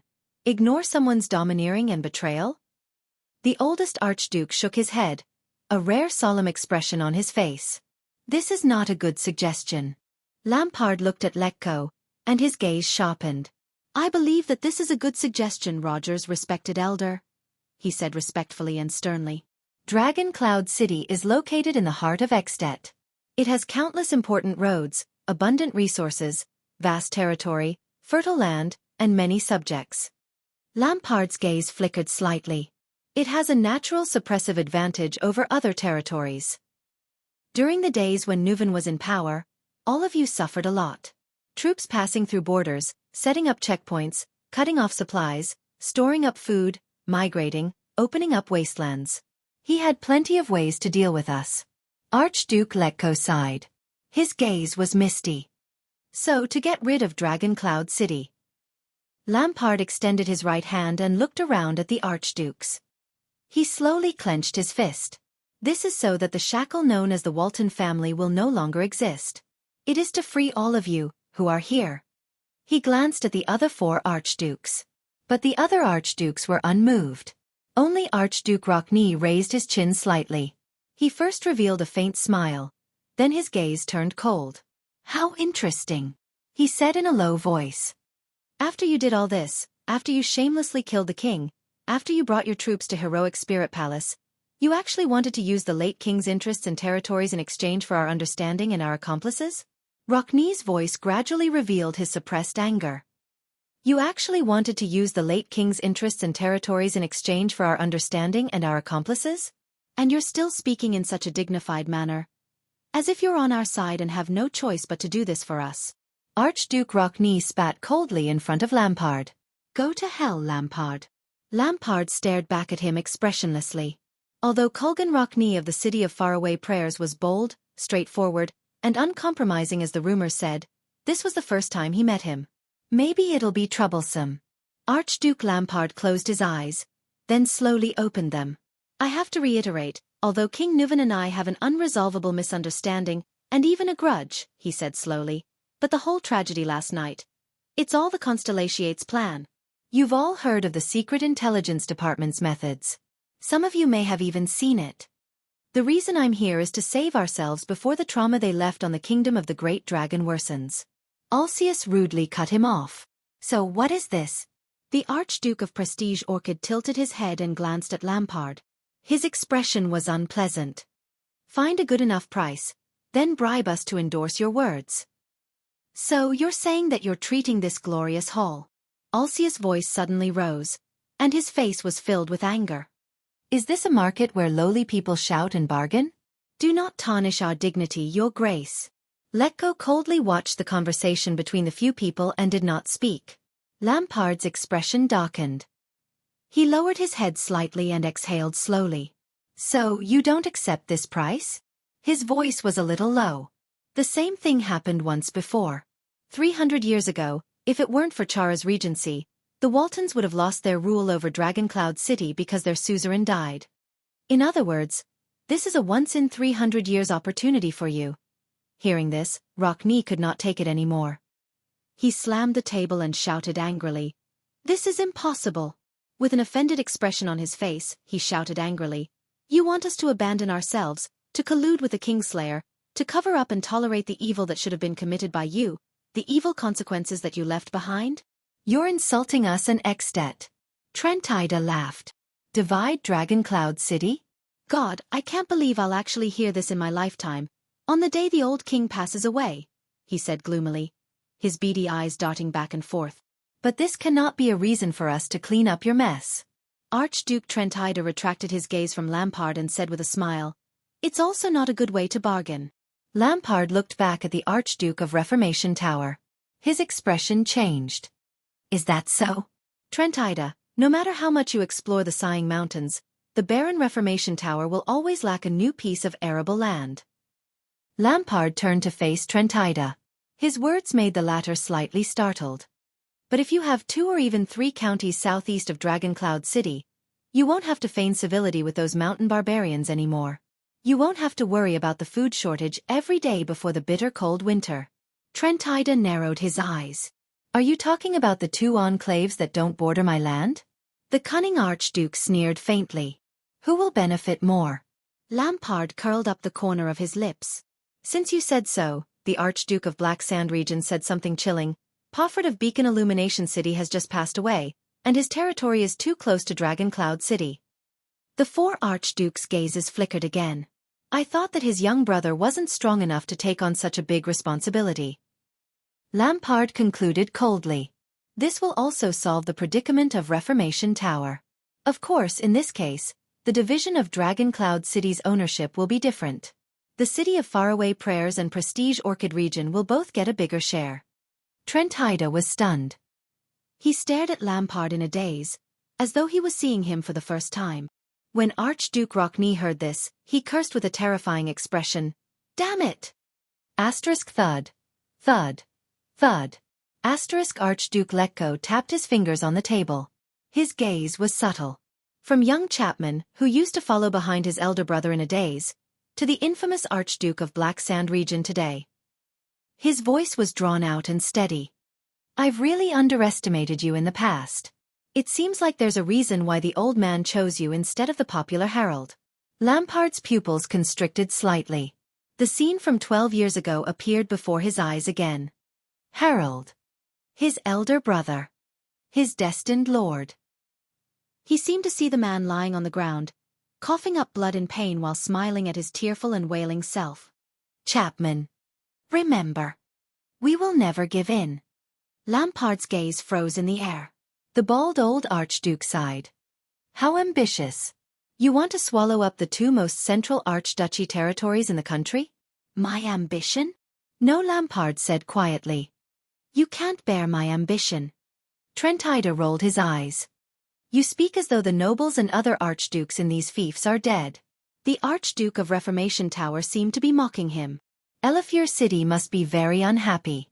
Beacon Illumination City is closer to that goatee, isn't it?" Lampard brought his attention back to reality. "It's Archduke Drosset's loss that he didn't come," Chapman Lampard said seriously, as though he was seriously discussing. "But if you're worried, we can also negotiate with him. We can all achieve a good result." Trentida chuckled. His intentions were hard to decipher. Clap, clap. Alcius clapped his hands twice. "That's enough," the bearded Archduke said coldly. "Do you still remember who you are?" Lampard's gaze flickered. "I know that prestige Orchid region does not lack land, and the Alcius family's reputation in the Northlanders' hearts is not to be underestimated." The Archduke of Black Sand region nodded and said to Alcius, "But if you accept this condition, you won't have to be careful between the King's urgent orders and Constellation's roaming sentries because of Pine Forest's border defense." "And you, the upright and plain-spoken Rockney?" Lampard looked at the long-haired visitor from the city of faraway prayers. "With these new citizens, the city of faraway prayers will have the best source of recruits in the world. 80% of the people will be able to fully equip themselves. This way, when you face the turmoil in the desert and the Golden Passage again, you will be full of confidence. At least, you won't have to be so nervous, as if you're facing a great enemy." Rockney did not say a word. He only stared at him coldly. "As for Defense City..." Lampard turned to Letko, whose face was deeply wrinkled. "The rich mines in the north of Dragon Cloud City. Why not add a large piece of territory with rich crystal drop mineral deposits for no reason? The next time Archduke Shustel or the new king forces you to mobilize the entire territory and fill up the glacier defense line, you can throw a bunch of gold coins at them to shut them up." Archduke Letko did not comment. "Enough." Archduke Alcius interrupted Lampard's one-man show. He shook his head. "Don't test our patience. We're not here to chat and boast with you. You should be glad that we're still willing to listen to your nonsense here," Rockney added rudely. "But you still don't seem to understand the situation you're facing," the long-haired Archduke said angrily. You're our biggest problem. The regicide Chapman? Or at least the Chapman who's suspected of committing regicide." Lampard frowned slightly. He glanced at the expressions of the other three archdukes. None of them objected to Rockney's words, not even the stingiest, and calculative Trentida. Lampard sighed secretly in his heart. "You just can't understand, can you?" He closed his eyes, raised his right hand, and rubbed the space between his eyebrows. He seemed very tired. "Even though I'm so sincere in giving you my proposal?" Lampard opened his eyes, raised his eyebrows, and suddenly raised his voice. "Even though these conditions are actually beneficial to you?" "Come on." Alcius interrupted him loudly. The bearded archduke snorted and said, "On the morning after the king's death, 5 archdukes coincidentally appeared together and told them, 'I'm sorry, but Dragon Cloud City is no longer the Walton family's territory, and you now belong to us. From now on, you have to pay us taxes and accept our conscription?'" Beside him, Trentida hummed in agreement. Rockney, on the other hand, hugged his arms tightly, as though he was suppressing his anger. "If you didn't treat the 4 of us as fools..." Alcius's gaze focused and he continued. "You must have treated the subordinate nobles of Dragon Cloud City as blind, and the citizens of Dragon Cloud City as fools." Lampard stared at him in silence. "Even if you look down on those ignorant and boorish commoners, the counts of Dragon Cloud City are not easy to deal with." Archduke Trentida, who was watching from the side, sighed. "They're Northlanders. They're only loyal to the Waltons. Divide Dragon Cloud City? That's just a joke." The Archduke of Reformation Tower shook his head and spread his hands. "Without that family name, we'll never be able to rule this land. Bribing us with a piece of sweet cheese that we can't even eat, to cover up your filthy deeds." Trentida rolled his eyes and revealed a smile. "You can't convince us on this point." Lampard furrowed his brows tightly. Archduke Rockney, who was in front of him, snorted loudly. "And all of Ekstedt. What do you think they'll think of us?" Archduke Letko spoke slowly. Occasionally, a bright glint flashed across his eyes. After the 5 archdukes conspired to kill the king, they divided his territory. Letko shook his head and did not continue speaking. Rockney took a step forward. He narrowed his eyes and spoke to Lampard's face in an almost rude manner. "Perhaps you can be shameless and kill your kin as well as your king." Lampard's expression changed. "And you're even proud of it.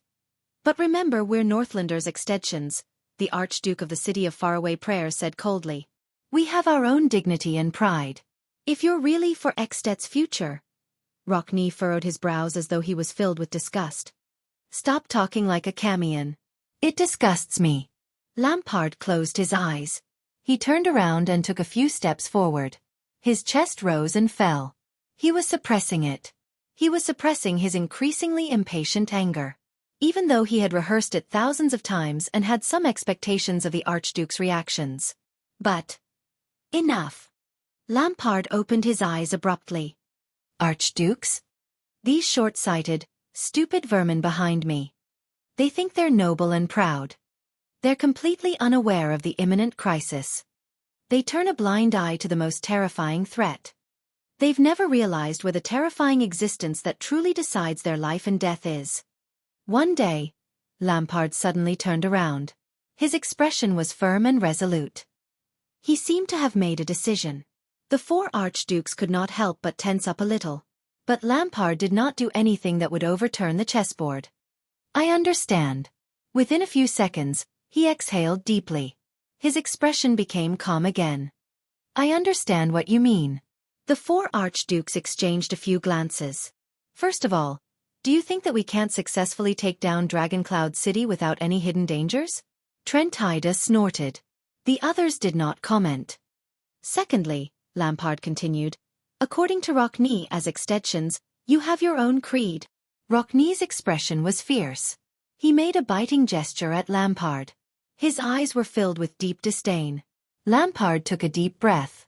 His gaze was as firm as steel as he swept his gaze past each of the extension archdukes.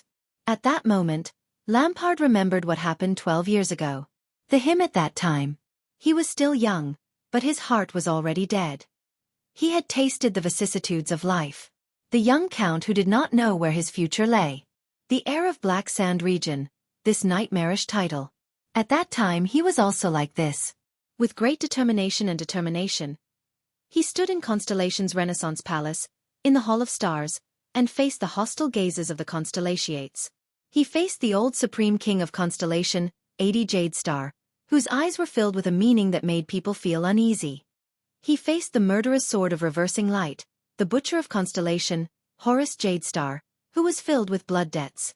He faced the king's eldest son, who sat at the seat below the king. Meteor Jadestar, who always had a smile on his face, spoke in a humble tone, and made people unknowingly calm. And Lampard clenched his fists. And the woman who sat beside King 80. That woman. Lampard could not quite remember her face. For some reason, when he thought of that woman, who was steady, magnanimous, and whose expression was as calm as water, Lampard felt the same as he did in the past. He knew that it was nervousness that came from the bottom of his heart. And fear. Lampard exhaled and focused his gaze again. If this is what you are worried about, he said to the four archdukes flatly, I can solve it. Chapter 235. The four archdukes had different reactions, but one of them set an example. Enough. Alcius rejected him decisively. Let's stop talking about dividing Dragoncloud City. Please let me finish. Lampard lowered his eyelids. Can't you understand human language? Rockne interrupted him coldly. But Lampard's eyes were filled with anger, and he immediately retorted in an even louder and more decisive tone. I know you have already sent a messenger, Crow. Lampard roared angrily. Leespan and his patrol team are rushing over, aren't they? His words faded away. There was only silence. The four archdukes were stunned. They looked at each other, and their breathing became tense without them realizing it.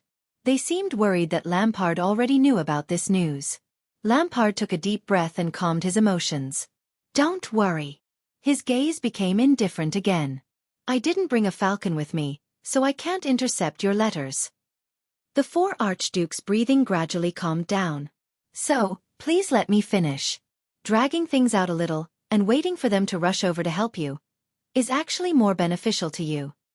Hopefully, the setup of the first gatehouse can be dragged out a little longer. At least until I deal with them. Lampard thought in his heart. Rockne narrowed his eyes and turned to the other three archdukes. Do you want to continue listening to his nonsense? Trentida shrugged. Although it's very boring, the Archduke of Reformation Tower whistled and voiced everyone's thoughts. It's still better than us pointing our swords at each other and spilling our blood in heroic Spirit Palace. Alcius sneered. Lekko's expression remained the same as he gestured for Lampard to continue. No one objected. Lampard nodded. Walton, he said coldly, I hold the last daughter of the Walton family in my hands, closer than any other branch of the family. Archduke Lekko narrowed his eyes and shook his head. Ekstedt has never had a precedent of a woman inheriting the archdukedom. She doesn't have to inherit. Lampard's expression turned cold and he spoke faster. But she can be used as a temporary chess piece. Trentida raised an eyebrow, as if intrigued. We can promise that the male bloodline she gives birth to after she gets married will become the future Archduke of Dragon Cloud City. Lampard's expression was resolute.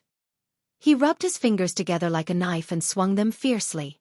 This is much more effective and reliable than hastily giving Dragon Cloud City to another family. We can stabilize the power inside and outside Dragon Cloud City.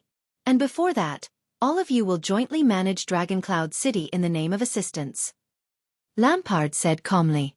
Grand Duke Xueqi frowned in disbelief. And then? Archduke Lekko was expressionless. Lampard looked back at them calmly. The next second, the Archduke of Black Sand region parted his lips slightly. His gaze was as sharp as a knife, and his words were as firm as steel. This is war.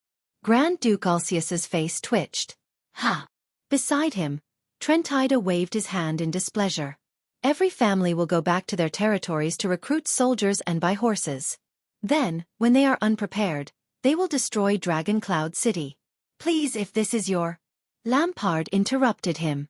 The fearsome Archduke took a step forward and spoke in an explosive manner. No. Lampard's gaze was cold. We will unite the entire country and send troops south. Archduke Xueqi clenched his fists. What? The four archdukes stared at Lampard with solemn expressions. The latter revealed a ferocious expression. Like a ferocious, man-eating beast before it hunted its prey. We will wage war against Constellation. He gritted his teeth and said fiercely, for the late King Nuven, revenge. In another corner of Dragon Cloud City, Thales and Putray were squeezed in a narrow carriage. In front of them, Nicholas, who had his makeup on, sat in the driver's seat, leaving them with only the back view of his coarse linen coat. Thales hid in a gap between a cart of firewood. He was restless. He furrowed his brows tightly and thought hard. Chapman Lampard. The four archdukes. King Nuven. Between them. How should we break this stalemate? Putray and Thales were separated by 2 bundles of firewood when they saw the latter's expression. The vice diplomat of Constellation sighed softly. The carriage drove over a low ridge and shook with a bang. At that moment, Thales only felt his vision shake. Then, a familiar feeling assaulted him. The prince subconsciously touched his forehead. His vision was starting to blur again. He was in a bright room. 3 or 4 young people were sitting around a middle-aged man with computers in their hands, looking at the projection on the wall. Since you chose this course, you must have the most basic understanding of social networks, such as nodes, edges, exit, entry, and even concepts such as two-mode networks and structural equivalence. Now, I want you to imagine a network diagram. Let's use human networks. It's easier to understand the relationship between people instead of a geometric diagram. A, B, and C are 3 people. Let's assume that they know each other in pairs. All right, draw 3 points and connect them with edges. We get the simplest triangular social network diagram. 3 points and 3 edges. You can use your own methods to analyze this network. Let's add a plus and minus sign to the simple network, to these lines that only have numbers. The relationship between A and B is very poor, and the line between them is assigned a -1. The relationship between B and C is very good, and the line between them is assigned a +1. Here comes the question. What will be the relationship between A and C? This leads to a new problem. The balance of social networks. The discussion of triangular relationships has been around since Simmel's era. Balance, for example. If your friend hates someone, then as a friend, if you don't hate him, you will be in a very awkward position in this triangular relationship. This triangular relationship may become unbalanced at any time. And in the concept of social networks, how do we show this balance? For an unbalanced human network, how will it change itself to achieve its own stability? The balance of the network. The stability of the relationship? Thales took a deep breath and rubbed his forehead hard, burying this newly acquired memory in the deepest part of his heart. The relationship between Lampard and Neuven is negative. However, the relationship between Neuven and the Archdukes is also negative. If this network is to be stable and balanced, then between Lampard and the Archdukes. Wait. This network is not complete. I missed something. You're very nervous, aren't you? Thales, who was rubbing his forehead in deep thought, was shocked. He turned around. Ha! Put-Ray stared at him with a worried expression. I'm sorry, I just didn't rest well. Thales came to his senses and shook his head with a smile. No, Put-Ray interrupted him. It's not just now. The vice diplomat shook his head gently. From the beginning. Thales was slightly stunned. When you're nervous, you talk a lot. Put-Ray exhaled and gritted his teeth, as though he was tormented by his addiction to smoking. I still remember when we first entered Dragon Cloud City, you were also like this.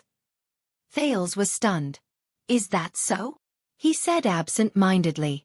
Put-Ray nodded silently. Although you appeared to be very confident before, as for the next operation. The skinny vice diplomat sighed. Actually, you are not confident either, are you? Put-Ray's eyes shone with a contemplative light. Thales did not speak. He quietly stared at the firewood in front of him. A few seconds later, the prince lowered his head and sighed. I'm sorry, Thales said a little dejectedly. I don't know if we can succeed. Put-Ray stared at him quietly. At this moment, Nicholas, who was in front, turned his head around. His eyes were like stars. We are Northlanders, he said coldly. Northlanders don't ask if we can do it. We only ask if we can do it or not. Put-Ray snorted. Thales' heart skipped a beat. He took a deep breath and braced himself. We've arrived. Feeling the carriage stop, Thales raised his eyebrows. Of course. Nicholas knocked on the carriage with a calm expression. They've already gone ahead to scout the way. Thales exhaled. I thought it would take more time, from finding the place to starting the operation. The prince said quietly, After all, we can't be seen in public. This is Dragon Cloud City, Nicholas interrupted him. His skin, which was tan because of the oil, trembled slightly. No one is more familiar with the people we're looking for than us. Also, both the real patrol team and the imposters from Black Sand regions seem to be missing. Nicholas narrowed his eyes. At this moment, a white blade guard in disguise moved to the driver's seat and gestured to Nicholas. Nicholas responded with a thumbs up. We can go in now. Nicholas shook off the reins and jumped off the carriage. He turned around and said to them, They've scouted the way. We'll go in directly. Thales was slightly shocked. Go in directly? The prince widened his eyes. Aren't we going to sneak in? Won't we alert too many people? Shut your mouth. Nicholas said scornfully. We're sneaking in. Put-Ray pushed aside 2 bundles of firewood and jumped off the carriage first. Then, he extended his hand and took the second prince down. Thales felt a little more at ease when his feet touched the ground. This was a rather remote house. It looked very big, but its outer walls were very simple. No one knew which region it was located in. However, the owner of this place obviously did not want to be too high profile. He did not even have a Northlander neighbor around. They stood beside a small side door. There were 2 people guarding the door, Willow and Jenned. Good luck, Your Highness. Jenned met the prince's inquiring gaze and gave a simple reply. We will keep watch for you. Put-Ray nodded at them, turned around and said in a low voice, We should hurry up. Nicholas gestured with his chin at him and took the lead to walk through the side door. Go directly through the door? Thales followed Nicholas into the small side door and walked into a seemingly desolate backyard. He could not help but frown. Won't we be discovered? What if we're exposed? You know, we're in a dangerous situation. We need to keep a low profile. It's best if we climb over the wall or walk on the roof and sneak in quietly. His words came to an abrupt halt. Thales stopped moving his lips. He stared at the snow-covered courtyard with a horrified expression. Sneak in. He repeated subconsciously. Almost all of the white blade guards were standing in the courtyard. Even Cohen and Miranda were among them. The police officer even bared his white teeth at him. Thales inhaled and lowered his head. Around him, There were many people lying on the ground in a disorderly manner. There were corpses lying in pools of blood. There were also people who were unconscious or in shock. There were also pitiful people with bloody noses and swollen faces. They were tied up and had rags stuffed in their mouths. There was also a knife on their necks. Next to them was a fierce-looking Northlander or Constellatiate. You! Thales stared at the scene in a daze. He was speechless for a long time. What a low-profile sneak. Put-Ray heaved a long sigh. The Star Killer gave Merc, who was the leader, a thumbs up. Thales turned his head away from the corpses and cast a dissatisfied glance at Nicholas. All right, as long as no one knows that we've sneaked in. Nicholas raised his eyebrows and extended his palm towards the bloody mess on the ground. He nodded complacently. This is the most successful sneak in. This sentence. In those few seconds, Thales' eyebrows changed into various shapes. He took a deep breath and turned to Nicholas. With a serious expression, he asked tentatively in a low voice, "Everything is empty." Nicholas was slightly stunned and had a puzzled expression. What? Thales clicked his tongue and retracted his head. He shrugged as if nothing had happened. Nothing. Nicholas had a baffled expression on his face. Thales shook his head and chased away unnecessary thoughts. He looked at the corpses on the ground around him and resisted the urge to grumble in his heart. "I'll lose the synchronization if I do this." The next second, he followed Nicholas out of the courtyard and into the house. "This is your plan. Have you thought about what to do?" The Star Killer asked faintly. "Of course." Thales stepped over a threshold and took a deep breath. "I'll act according to the situation." Then, Thales raised his head and shifted his gaze to the two men behind an ornate desk. One of them was Raphael. The young man from the Kingdom's Secret Intelligence Department was leaning against the wall calmly. His left hand was extended horizontally, and he was holding his saber. The tip of the sword was placed horizontally against the throat of the other middle-aged man. The middle-aged man furrowed his brows tightly, but he was still calm and composed. "Sir, I don't know how you found this place, but I'll assume that you already know who I am and my value." The middle-aged man opened his mouth, narrowed his eyes slightly, and said to Raphael, who was beside him, "Then the problem is simple. No matter what, we will definitely talk about it." Thales took a deep breath. He walked out from behind Nicholas and raised his head to look at the man whose throat was being held by Raphael. The middle-aged noble with a blonde ponytail and dressed in luxurious clothes. "Hello, it's an honor to meet you again." Thales tried his best to squeeze out his most hypocritical smile. "Your Grace." The moment he said that, even the air seemed to have fallen silent. The middle-aged man with the blonde ponytail was suddenly shocked when he saw Thales. There was surprise on his face, and his eyes blinked back and forth. He seemed to be in disbelief. Then, the middle-aged man revealed a complicated, subtle, and bitter smile, and slowly exhaled. "It's been a long time." From sending someone to ask for help, to suddenly appearing now. "Your Highness Thales, who always surprises people." The Marquis of Goodflow City, who belonged to Camus Union, Shiles Bamra, said with a resigned expression as he sat upright behind the desk. Chapter 236.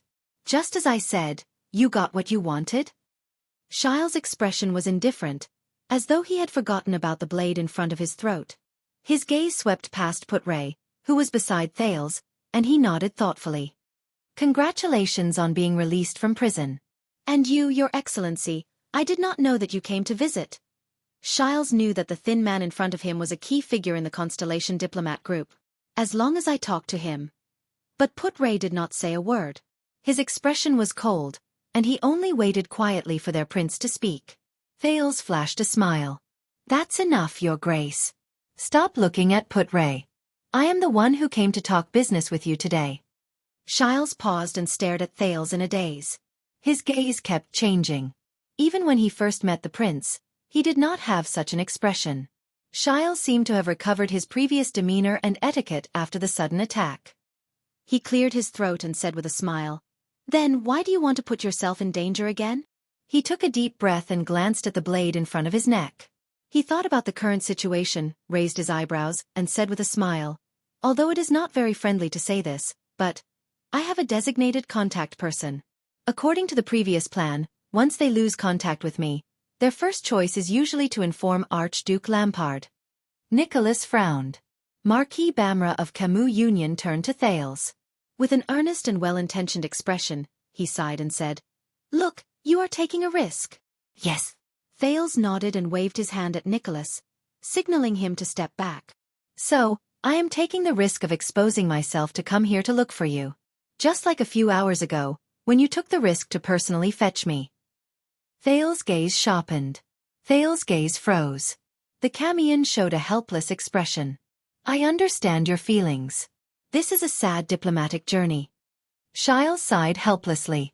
You finally escaped from a disaster, and you are depressed. You want to get some interest back. No. Thales interrupted him. My time is limited, the second prince said faintly, so I will make it short. Shiles was slightly stunned. The second prince took a step forward and climbed onto a stool in front of the desk. He tried to make his line of sight level with Shiles, who was being held hostage.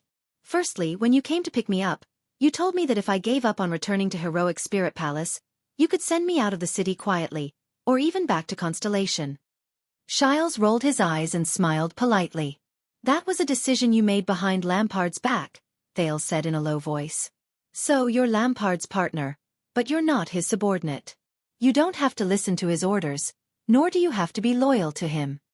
The corners of Thales' lips curled up. Otherwise, why didn't he send his elite soldiers to protect you? Marquis Shiles nodded with a friendly expression. He seemed to be very polite. I understand. You want me to betray my relationship with Archduke Lampard?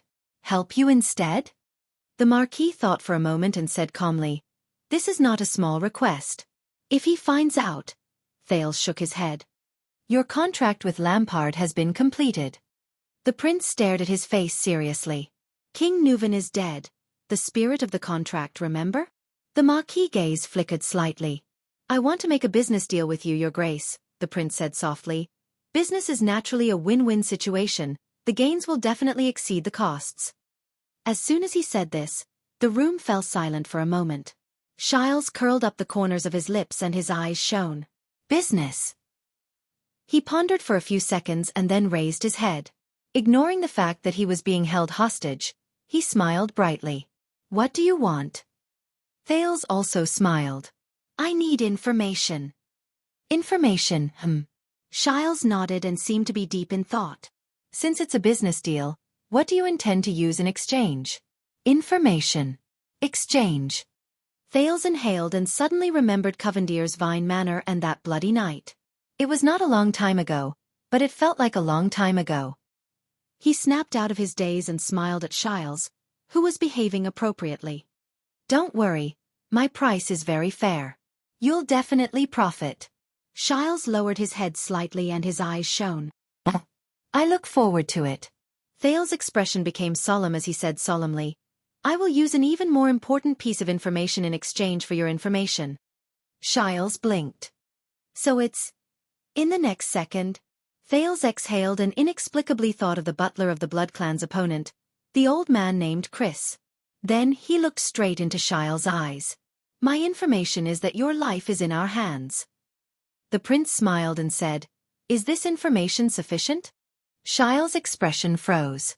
1 second. 2 seconds. Shiles exhaled and shrugged. I thought you really wanted to do business with me, not. Think about it again. Thales' smile remained.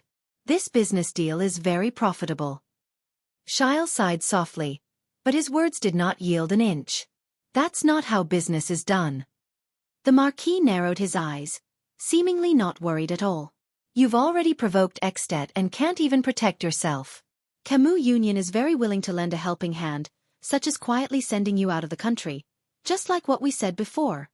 Thales' expression turned cold. King Nuvan is dead, he said coldly. These people who swore to protect him had no choice but to suffer the humiliation of the White Blade. As an accomplice, shouldn't you bear some responsibility? Shiles' words came to a halt. He looked at Thales with a face full of suspicion. These people? The Marquis narrowed his eyes. The humiliation of the White Blade? Nicholas took a step forward coldly. You don't seem to have realized your situation, the Star Killer said coldly.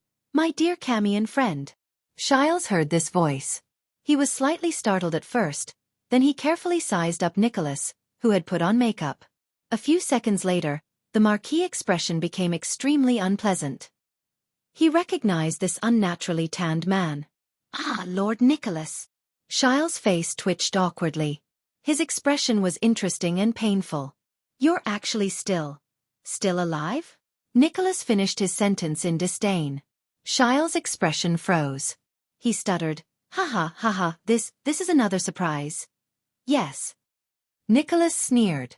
His eyes were filled with hatred and anger. King Nuvan. Before Nicholas could finish speaking in the next moment, Shiles' expression changed at lightning speed. I've reconsidered, Your Highness. The Marquis turned his head and looked at Thales seriously and sternly.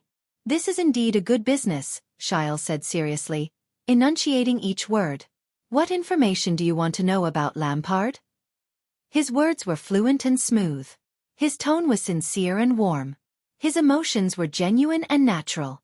I will do my best to answer your questions. Beside him, Raphael smiled. Nicholas exhaled in dissatisfaction. Thales sighed and looked at Putray. The latter gave him a look of affirmation. The prince turned to the Marquis, who had a high level of awareness, and nodded at Raphael. Raphael lowered his sword. The Marquis breathed a sigh of relief. You once said that Lampard has a unique vision and bearing.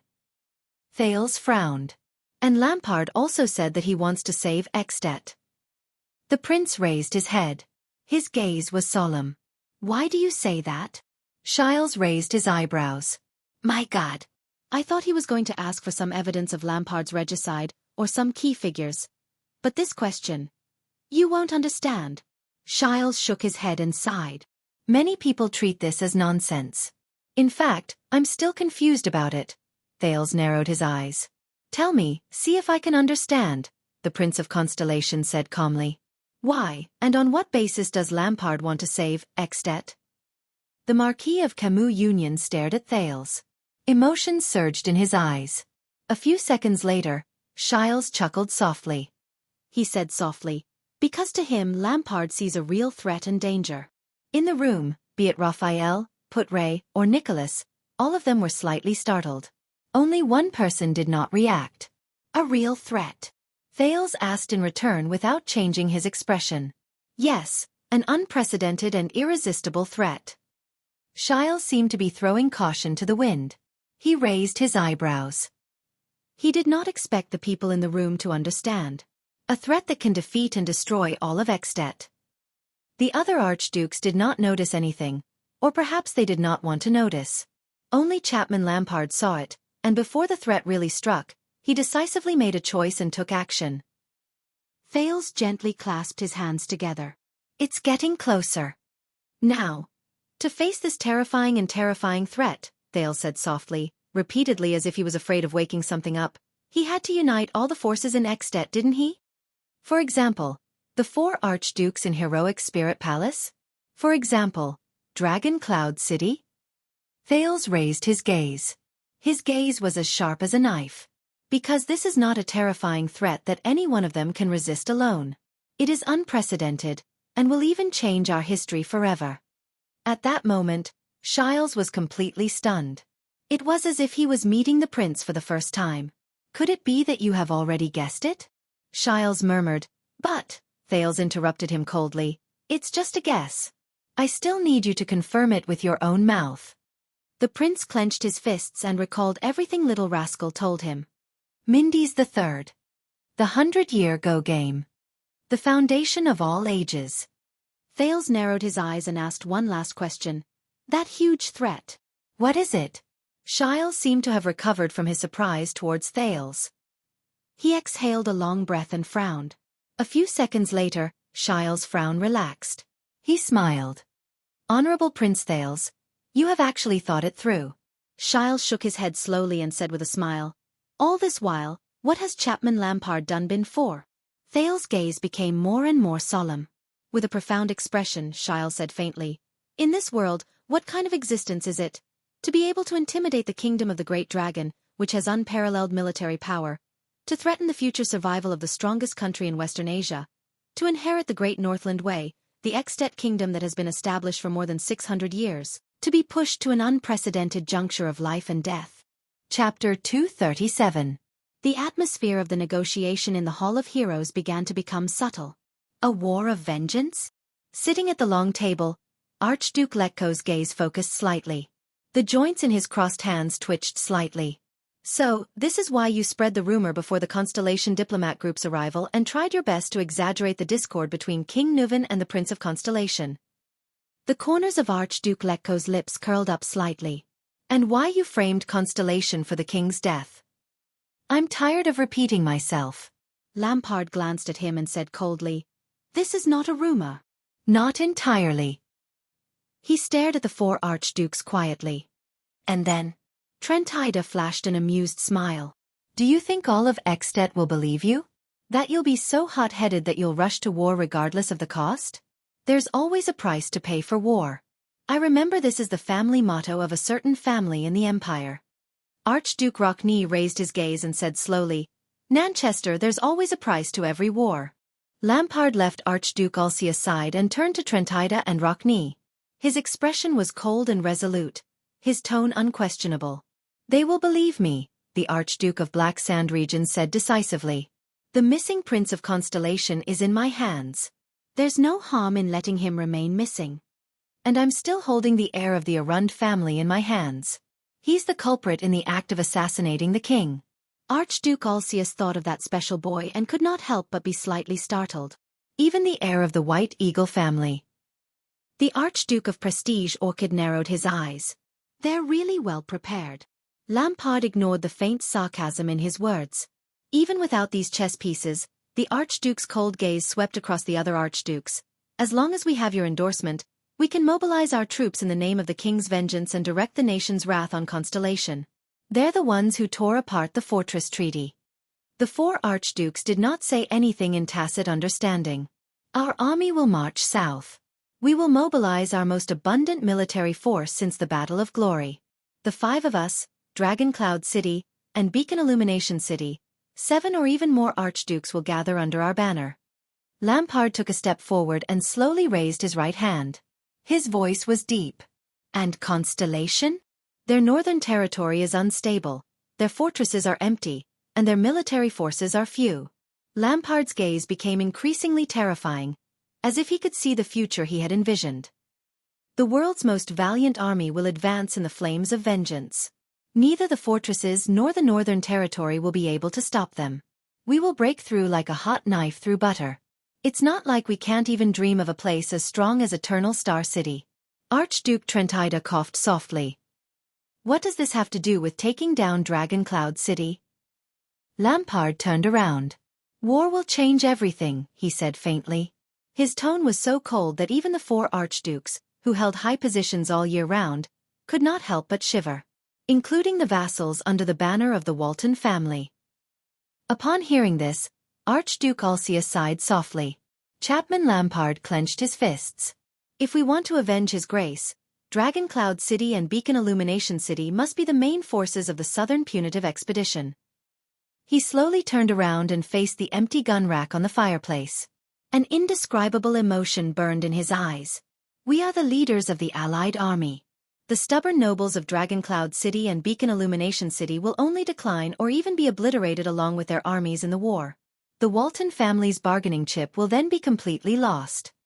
Archduke Rockney furrowed his brows fiercely. When we return in triumph with the prestige and spoils of war we lost 12 years ago, Lampard said coldly, they will no longer be a problem. At that time, who would be able, and who would dare to point fingers at Dragon Cloud City and Beacon Illumination City, which are jointly ruled by all of you? Even Prime Minister Leespan would not be able to object. He would no longer be a prime minister by then. When everyone accepts the situation in silence, and when that Walton's orphan daughter dies young, no one will remember the Walton family except for historians. Lampard turned around abruptly. His tone was resolute and decisive. The joint ruling pledge is still valid, but the signatories have become the 8 archdukes. Just like the 11 signatures on the joint ruling pledge, the signatures of Tannen and the other famous families are still there, but they have disappeared into history forever. But Ekstedt can only become stronger. The hall fell silent. Lampard quietly waited for the Archduke's reply. He knew that this was a good sign. The Archdukes knew that his plan was feasible. But, this proposal is very interesting. Trentida shook his head. Hey! Archduke Xueqi interrupted him in annoyance. You are talking about abolishing a piece of sacred territory that has existed since the founding of Extet. It is Rikaru's fief. Then talk to that female dragon, Lampard retorted coldly. Maybe she will fly down and fight for the Walton family. Anger immediately appeared on Rocknee's face. Watch your words, Chapman. Archduke Letko frowned. That honorable lady just arrived last night. Lampard's expression changed. Honorable lady? He said mockingly. Archduke Lampard pointed outside the window. His gaze was cold.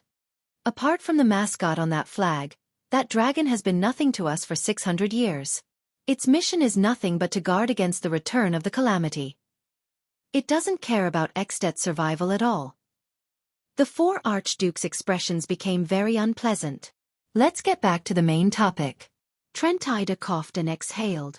I have to say, this is a bold arrangement and a rather ambitious plan.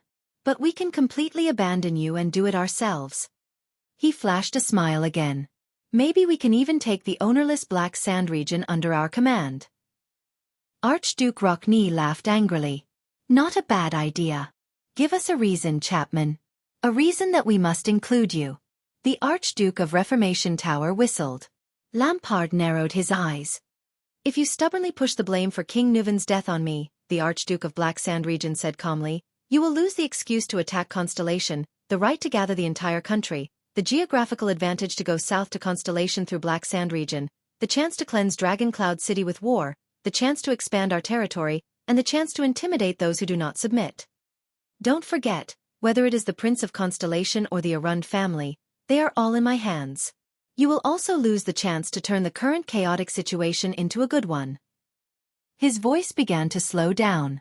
You will also lose the only chance to lay a plan for your own stability and for Extet's strength. The other archdukes looked at each other. But what about you, Chapman? With a sly smile, Trentida tilted his head and stared at Lampard with a subtle expression. You must have a plan, right? I don't believe that you only want us to help you get away with this big game of chess. Lampard furrowed his brows. Let me guess.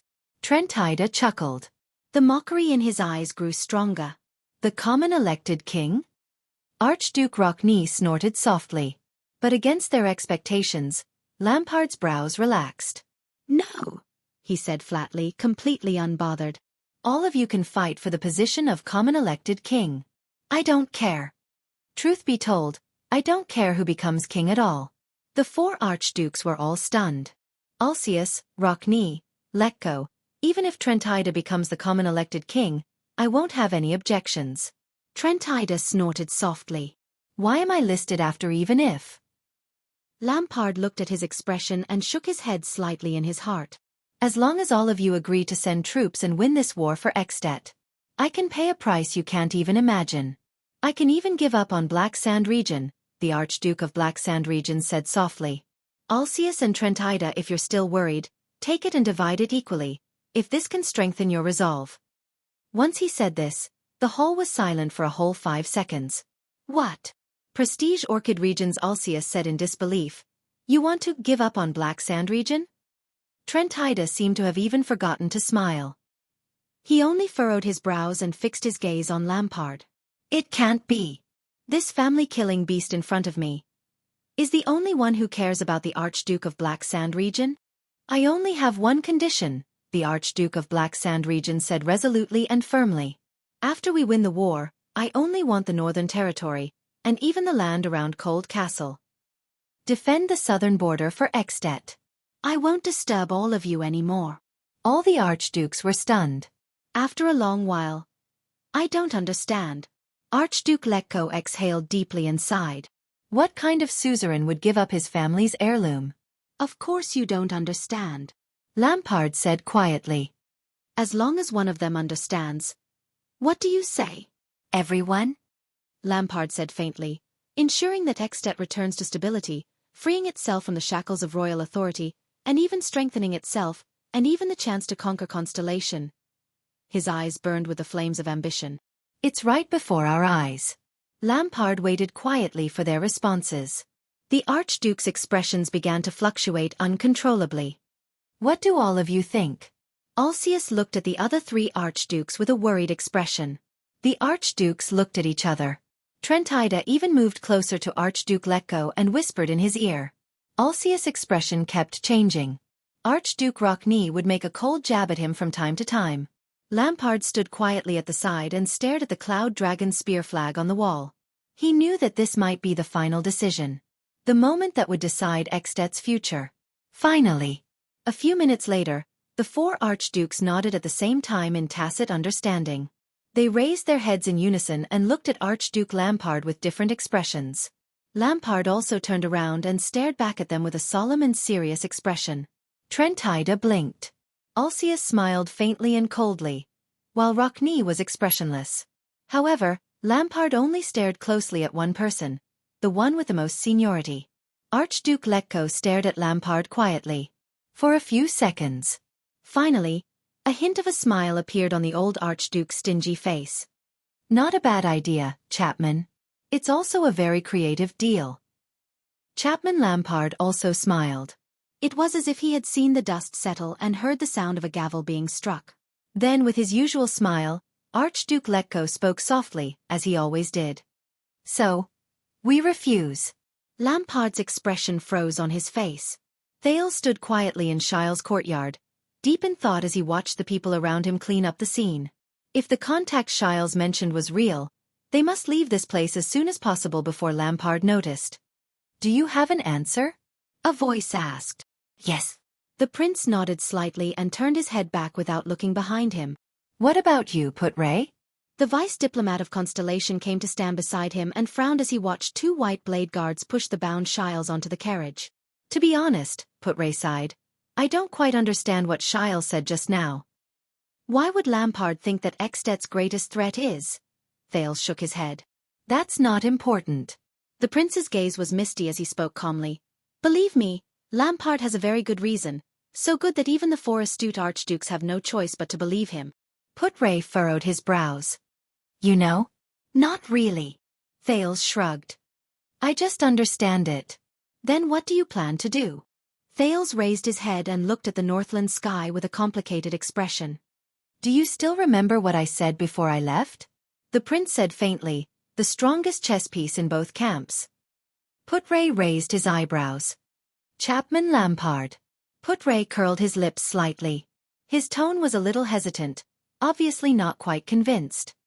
And, Your Highness? Thales glanced at him. I'm not joking. After hearing what Shile said just now, I'm even more certain of this. Thales revealed a bitter smile. Lampard is simply too powerful and too terrifying. Putre pursed his lips. Thales lowered his head and said quietly, I've seen the 4 archdukes, the old-fashioned Alcius, the cunning Trentida, the resolute Xueqi, and the old but firm Xueqi. When the 4 of them stand together, it's practically impossible to fight against them. Putre nodded. However, the prince sighed and said, But do you believe? They will face Chapman Lampard. You'll only be eaten clean. Not even their bones will be left. Putre revealed a contemplative expression. Putre, Thales said faintly, will you follow me? Putre raised his eyebrows. Are you going to ask again? Really? Thales shrugged. What happens next will be a little crazy. Putre furrowed his brows. Is it what I think it is? Are you going to believe it or not, Putre? Thales sighed and forced a smile. I've thought it through. On that unique battlefield, only I can fight against him. Putre revealed a surprised expression. Know this.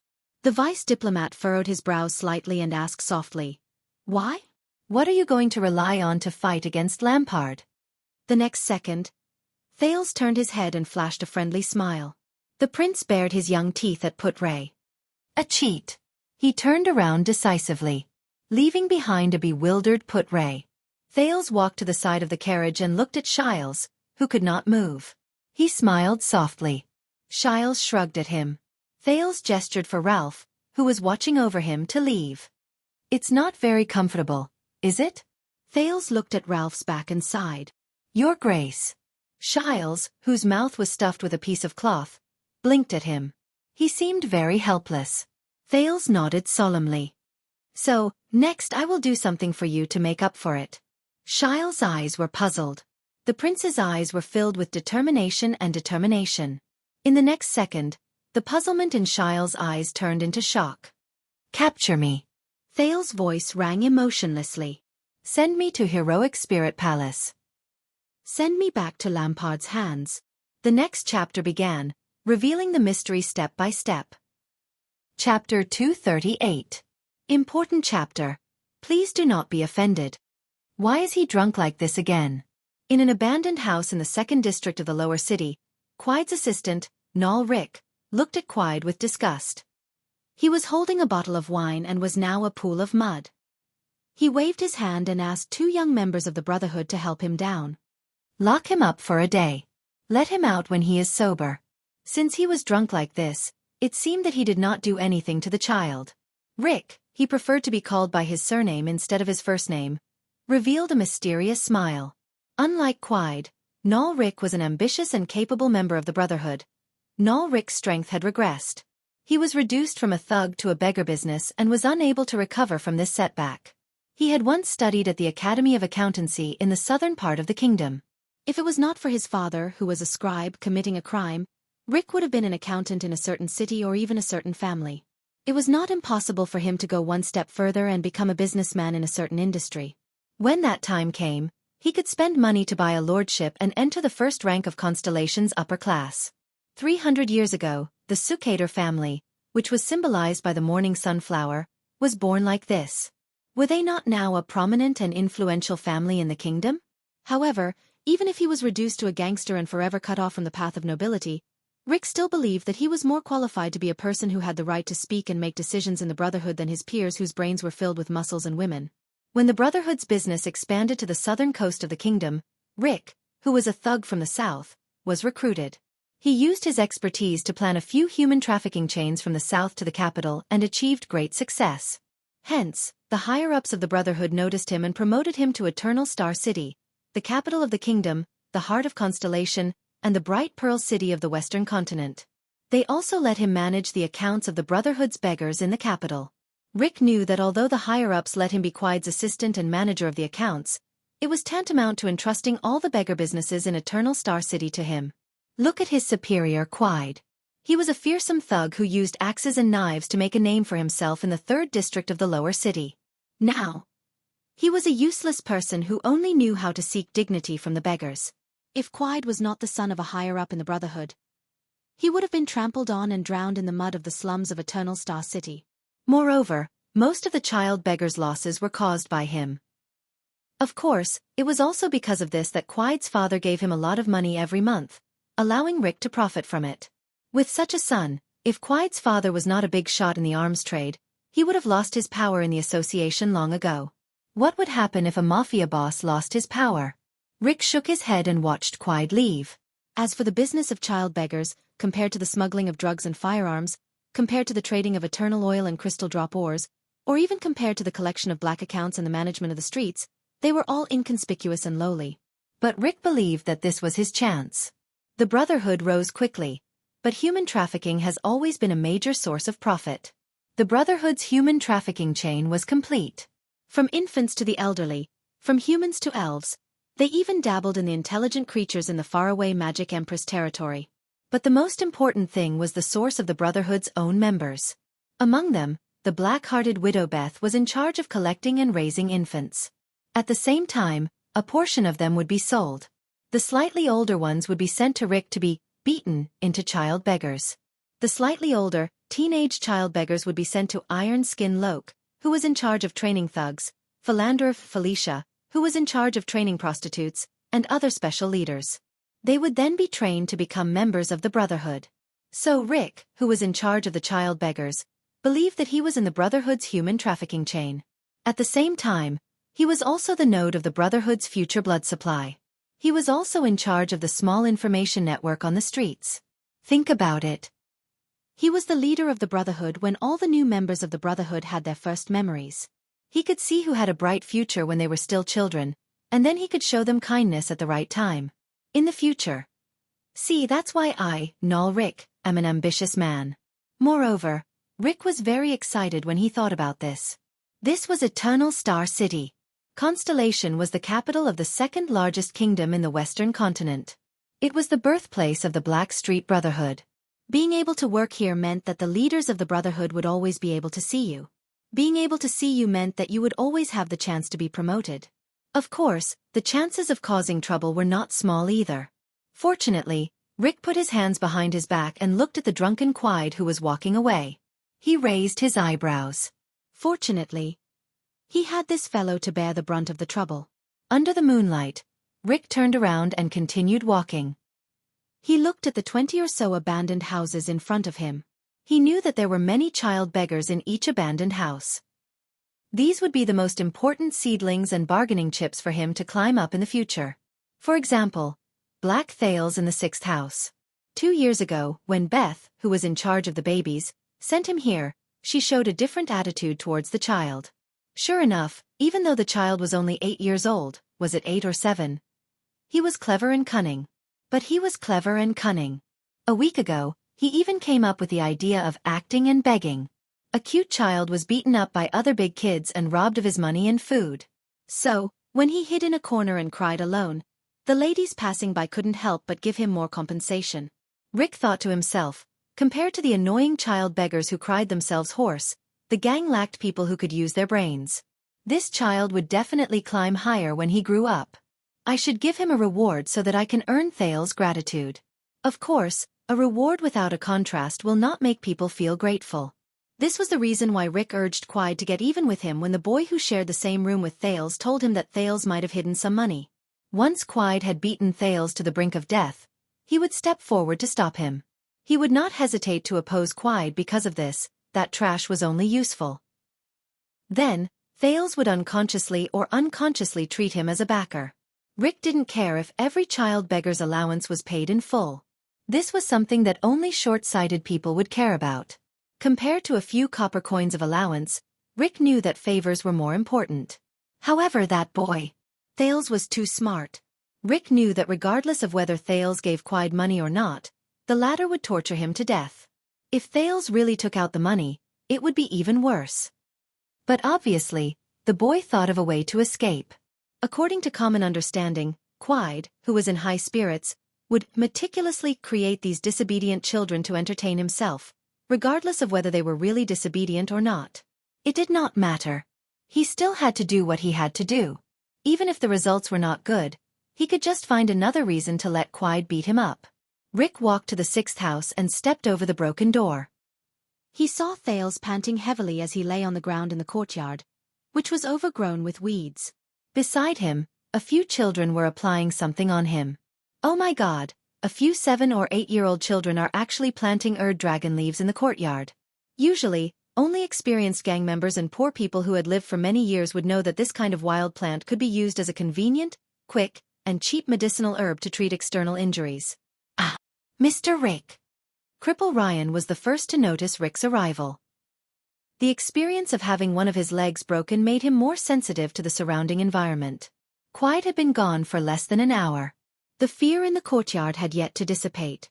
Ned, the boy who snitched on them, still had tear stains on his face. Kellett covered his black face and the eldest child, Cinti, took a step back in fear. Especially the youngest girl, she was so scared that she screamed. Back then, Beth had instructed that she was a descendant of an aristocrat with heredity. There was a high possibility that she would be a beauty. She should not be spoiled so that Felicia could train her in the future and they could earn a lot of profits. It was a pity that his child beggar would have to be handed over to the society at the age of 10, or at most 12. It would be great if he could keep her until she was 15, and then send her away. Otherwise, she could have been 13. Mr. Rick. Thales interrupted Rick's subtle thoughts. He turned his head with difficulty and grimaced in pain because of the injury on his back. I'm sorry, Thales. Rick sighed and showed a pitiful expression. I couldn't stop him, Quide. After all, I'm only his assistant. I can't afford to offend his backer. I could only come over quietly after the incident. Under the cautious gazes of the children, Rick squatted down and checked Thales' injuries worriedly. Fortunately, he didn't use too much force today. Otherwise, Mr. Rick, I'm fine. Thales struggled to speak. I'm just sorry. My salary last week was really... Forget about the salary. Rick took the broken bowl from Cinty's hands and poured out the water inside. He plucked a few dragon leaves and picked up a stone to grind. You were sent to me when you were just sensible. In the past few years, I've watched you grow from trembling little fellows to rough children. To me, you're far more important than a few copper coins. Rick's face showed a trace of pain. At your age, you shouldn't be begging on the streets. But this is the rule of the Brotherhood. Mr. Rick. Thales seemed a little touched. He clenched his fists. Come, grind the herbs with a stone. It's more effective than chewing them with your mouth. Rick wiped the herbs in the bowl and personally applied them on Thales. Kellett, who was beside him, bit his lips and whimpered. Thank you, Mr. Rick, Coria said softly. If only you were in charge of us and not Quide. Don't let Quide hear this. Rick smiled helplessly. To be honest, I'm very afraid of him. The children also smiled knowingly. Rick knew that showing common ground and a sense of humor was a good way to make people accept him. Thank you very much, Mr. Rick, Thales said solemnly. He knew that in many people's eyes, he appeared to be more mature, so there was no need to act like a child. Rick nodded. Protect yourself. You're a smart child. I believe you can do it well. I have to pay taxes every month, and I don't have much money. Here are 30 coppers. Go to Grove Pharmacy, the one between downtown and Twilight District, and buy some medicine. This should be enough, if the price of the medicine hasn't gone up. Rick seemed to have suddenly remembered something. He handed the bowl to Ned and took out a purse from his waist and handed it to Cinty, who had a blank look on his face. I have to pay taxes every month, and I don't have much money. Of course, this money is not enough. Rick thought to himself. He went to Grove Pharmacy a week ago, and coincidentally, the price had just increased. So when the children ran out of cash, they would think it was because of the sudden price increase. If they didn't have enough money, what could they do? Of course, they could take it from the money they got from begging. This way, they would definitely not have enough money for next week, and then... Be careful when you buy the medicine. Don't let others, especially Quide, know about it, Rick said with a smile and stood up. Of course, Rick thought. Quide would definitely know. If they did not buy the medicine, it would be even better. Quide would know that they really hid the money. The corners of Rick's mouth curled up slightly. At that time, he would be able to gain their final loyalty. Mr. Rick.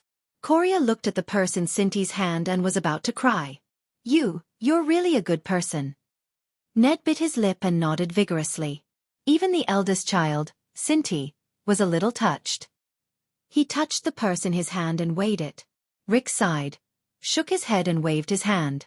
No, I should be the one apologizing. This is all I can do for you. Mr. Rick. Thales lay on the ground, but he looked at Rick with a hesitant expression. I don't know. Rick raised his eyebrows. What's wrong? I heard that when we grow up, we will be sent to another place for training. Thales asked carefully, as if he was afraid of offending Rick. Then, after we receive training, can we work under you? Hearing this, Kellett, Ned, and Coria also looked at Rick with hope. Snap. Rick snapped his fingers in his heart. Score. It was faster than expected. Haha about this. Rick smiled. Don't judge me by my current appearance. In the Brotherhood, I am a man with ideals. Rick bent down with a smile and stroked Thales' head, making him seem even more amiable. The boys under me will be the best and strongest in the entire Brotherhood. This is the truth, Rick thought. So, if you want to be my subordinates, you have to work hard. The children nodded in unison, full of hope. Thales was no exception. I'm leaving Thales and the children. Rick turned around and tilted his head to reveal the side of his face. Next time you encounter something like this, come and tell me in secret. Even though I can't stop him directly, I can still create some trouble and prevent him from getting close to you. After saying that, Rick revealed his white teeth. Under the moonlight, he left the courtyard of the 6th house without looking back. Mr. Rick is such a good person. The tears on Ned's face dried up. Unlike that bad Quide. Coria nodded. Her eyes were full of joy, as if she had eaten candy. But, the cripple Ryan, who had been in a state of shock, hesitated and said, I always feel that Mr. Rick scares me more than Quide. That's why you're a coward. Coward Ryan, how can you get money like this?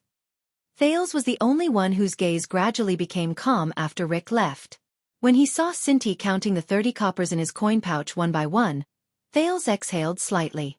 His back was still in pain. He knew that regular medicine for external injuries would be better for his injury. However, Thales had just gone to Grove Pharmacy yesterday morning and took the typhoid medicine from Yanni's hands at the back door. He heard her complain that her stingy boss had increased the price of the medicine. Even the medicine for external injuries had been increased to 35 coppers, which was exactly 5 coppers more than what Rick had given her. However, he also found out a key point from Jayla. The daughter of the owner of Sunset Pub. Rick was in charge of Quide's exorbitant expenses in the pub. But I have to hand it in every month. I don't have much money myself. Rick's words echoed in the prince's ears. He could not help but look at the pouch of coppers beside his hand. The child beggars had already forgotten their fear and were playing with each other. Thales was the only one who furrowed his eyebrows and turned his head around with great difficulty. He cast a glance at his scarred back, sighed, and let his head fall heavily. This damned world. Rick walked to the 10th house and thought about how there was an 8-year-old child named Karak here. He was a young and ruthless character. Just as he was about to teach him a lesson and recruit him, he suddenly felt a chill on the back of his neck. This was his innate psionic ability. When it was absolutely calm, he would feel a chill on the back of his neck if a living creature approached him within a 5-meter radius. That was it. However, he was not a warrior. Even if he was, his psionic ability was not worth mentioning when compared to the kingdom's various psionic troops, the valiant swordsmen of eradication, knights, and even the mysterious mystics. Even the interns in the temples could press him to the ground and beat him up. However, Rick felt that one day, this psionic ability would save his life. Like now. Rick quickly turned around and scanned his surroundings under the moonlight. At the same time, he put his left hand into his pocket and held the small but deadly miniature retractable crossbow. The bright moonlight. The empty street. There was no cover. But there was no one. Rick took a deep breath and kept himself absolutely calm. He felt the chill on the back of his neck. Could it be that a rat had crawled in the sewer under his feet? Rick turned in 3 different directions and sprinted for a while. However, the lingering chill on the back of his neck made him get rid of this conjecture. Which rat would be directly under him, following him in 3 different directions for 20 meters? Rick became more and more frightened. He should not have come out alone, even if this was the abandoned houses and the Brotherhood's territory. He should have brought 20 thugs with him, each with a mystic gun, no matter how heavy that damn thing was. Just like the Brotherhood's boss in charge of the drug trade, Raisin Faso, there were 30 people following him everywhere he went. If he had enough money, he should have hired 2 swordsmen of eradication, a psionic warrior, or even a mystic. Forget it. Mystics are too scary. Nar Rick, you have to calm down. He told himself, you are the man who will be in charge of the entire Eternal Star City, and even the underworld of Constellation. Calm down, you must calm down. He forced himself to be calm and turned around. He walked back the way he came, as if he was just jogging. Did I offend someone? Does someone want my life? Is there anything worth noticing in this street? He walked a few 100 meters. Under the moonlight, there was no one around him. However, the chill on the back of his neck was still there. He forced himself to be calm and turned around. He walked back the way he came, as if he was just jogging. Did I offend someone? Does someone want my life? Is there anything worth noticing in this street? He walked a few 100 meters. Under the moonlight, there was no one around him. However, the chill on the back of his neck was still there. Chapter 239. Yes. Lampard nodded thoughtfully. The inextinguishable starlight. What are you trying to say? Archduke Rockney furrowed his brows. The greatest threat to us is Sonia Sasir? But Lampard ignored him. The Archduke of Black Sand Region stared at the table in a daze and continued to speak. Starlight Brigade. They're very young and inexperienced. Even if they have experience fighting against the rebels in the country, they can't even withstand a single blow from our battle-hardened, invincible Northland warriors. Archduke Lekko's expression changed and he sank into deep thought. On the road from the Northern Territory to the Central Territory, we defeated them in our first battle. Lampard took a deep breath. His expression became firm and persistent. Nothing special. It was the same as usual. The light cavalry probed, the archers suppressed, the light infantrymen nipped at the main force, and the heavy cavalry launched a decisive attack. Lampard nodded slowly, but his gaze was extremely complicated. In just one encounter, their main force was defeated. The rest fled in all directions. They didn't even have to use the heavy swordsmen and heavy armored axemen to fight head-on battles. It was a piece of cake. Just like all the previous enemies. Lampard raised his fists and punched the eye of his left forcefully with his right fist, like a craftsman hammering a drill. You gathered the best and toughest warriors and destroyed their strongest parts with a thunderous blow. Then you waited for the rest to flee, scatter, cry, surrender, and never rise again. They weren't even as strong as the private armies of the local suzerains in the Northern Territory. At least they were Northlanders. Archduke Xueqi revealed a strange expression. So, he was sensitive enough to notice that Archduke Alcius and Archduke Trentida, who had personally experienced it, did not speak. They only looked solemn. And even a little respectful. So that was Starlight Brigade, Archduke Xueqi answered him. The old Archduke heaved a long sigh. At that time, no one paid any attention to them. The bald Archduke of Defense City shook his head. Until a few days later. Xueqi frowned slightly. Lampard took over the conversation. A few days later they, the group of child soldiers who should have thrown away their helmets and armor, fled in all directions and lost their souls. Archduke Lampard sat in his chair and narrowed his eyes. They came back. Ronnie was slightly stunned. When we were about to take down Ice River City, he stood before us once again, Lampard said calmly. It was as if he was looking at the scene from more than a decade ago from afar. Even though their numbers are small, they are organized, and in formation. It's as if they've just been recruited, Lampard continued. His tone was erratic and his eyes were misty. They rearranged their formation just like that, and just when we were about to win the siege, they decisively ambushed our rear. Just like the rekindled ashes. No. Archduke Xueqi closed his eyes and shook his head. It's not dead ashes. It's inextinguishable starlight. Archduke Xueqi's suspicions deepened. But we still defeated them. Archduke Xueqi suddenly opened his eyes. Again. Lampard looked at him. Yes, again. The Archduke of Black Sand region nodded slowly. But this time, we sent the light cavalry to chase after them.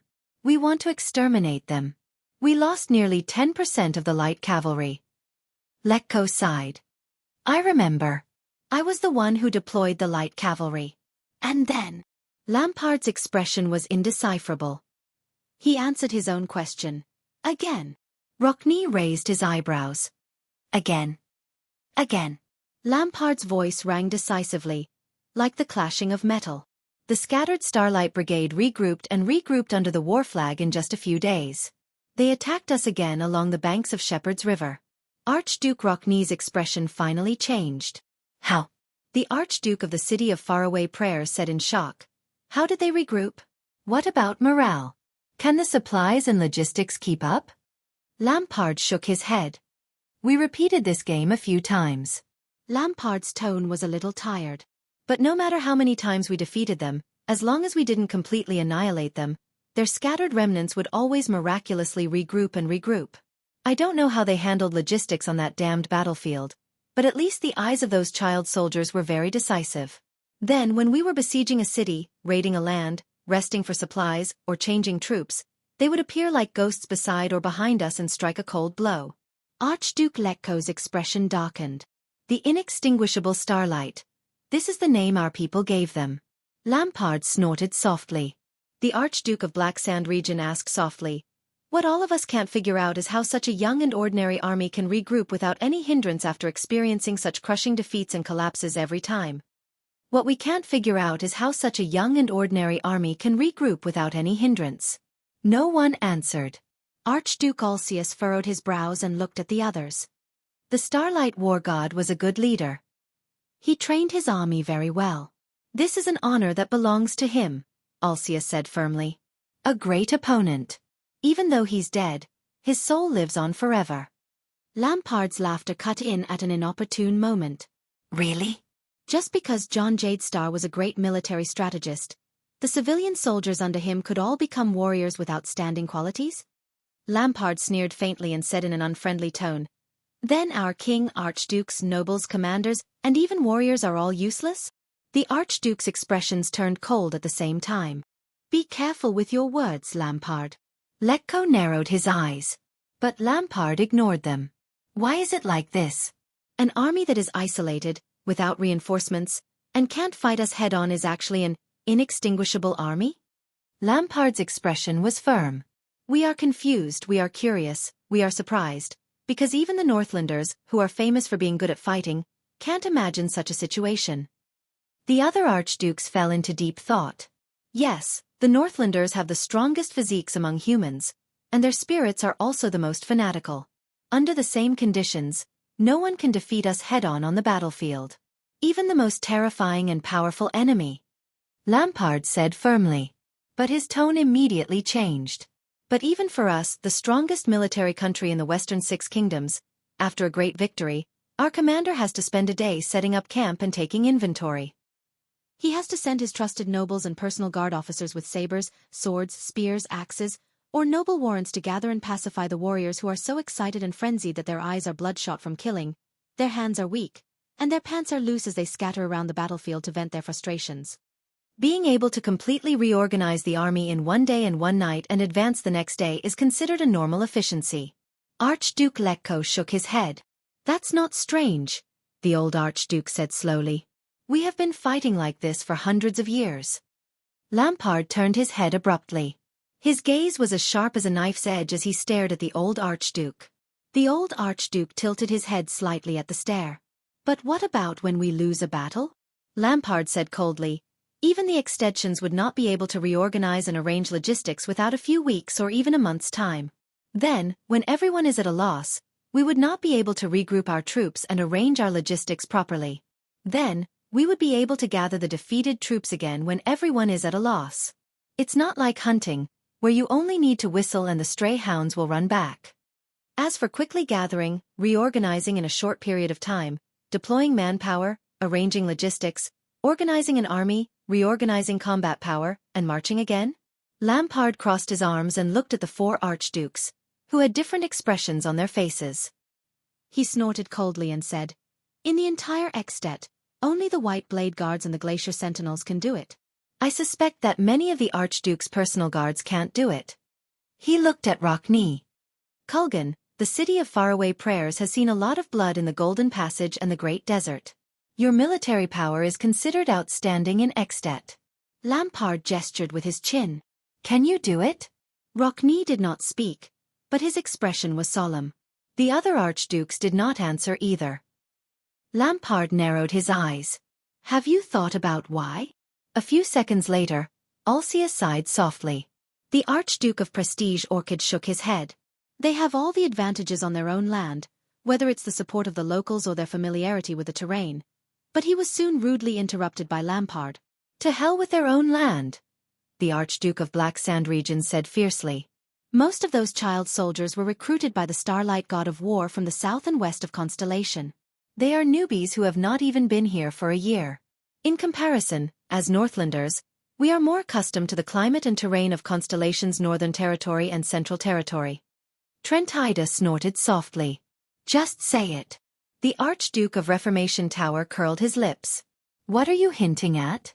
Lampard's gaze immediately turned to him. "Hinting?" The Archduke of Black Sand Region said coldly. "I've looked through the records of the battles against Constellation in the past 300 or 400 years. In the past, in the Great War 100 years ago, the Constellations were like us. After they were defeated, they could not gather again without spending a few months. From their logistics ability to the speed of reorganizing, they were on par with us. Why can he train the Starlight Army when he becomes the Starlight God of War?" The four archdukes frowned at the same time. "Just get to the point. Don't give me a history lesson." Trentida impatiently voiced out everyone's thoughts.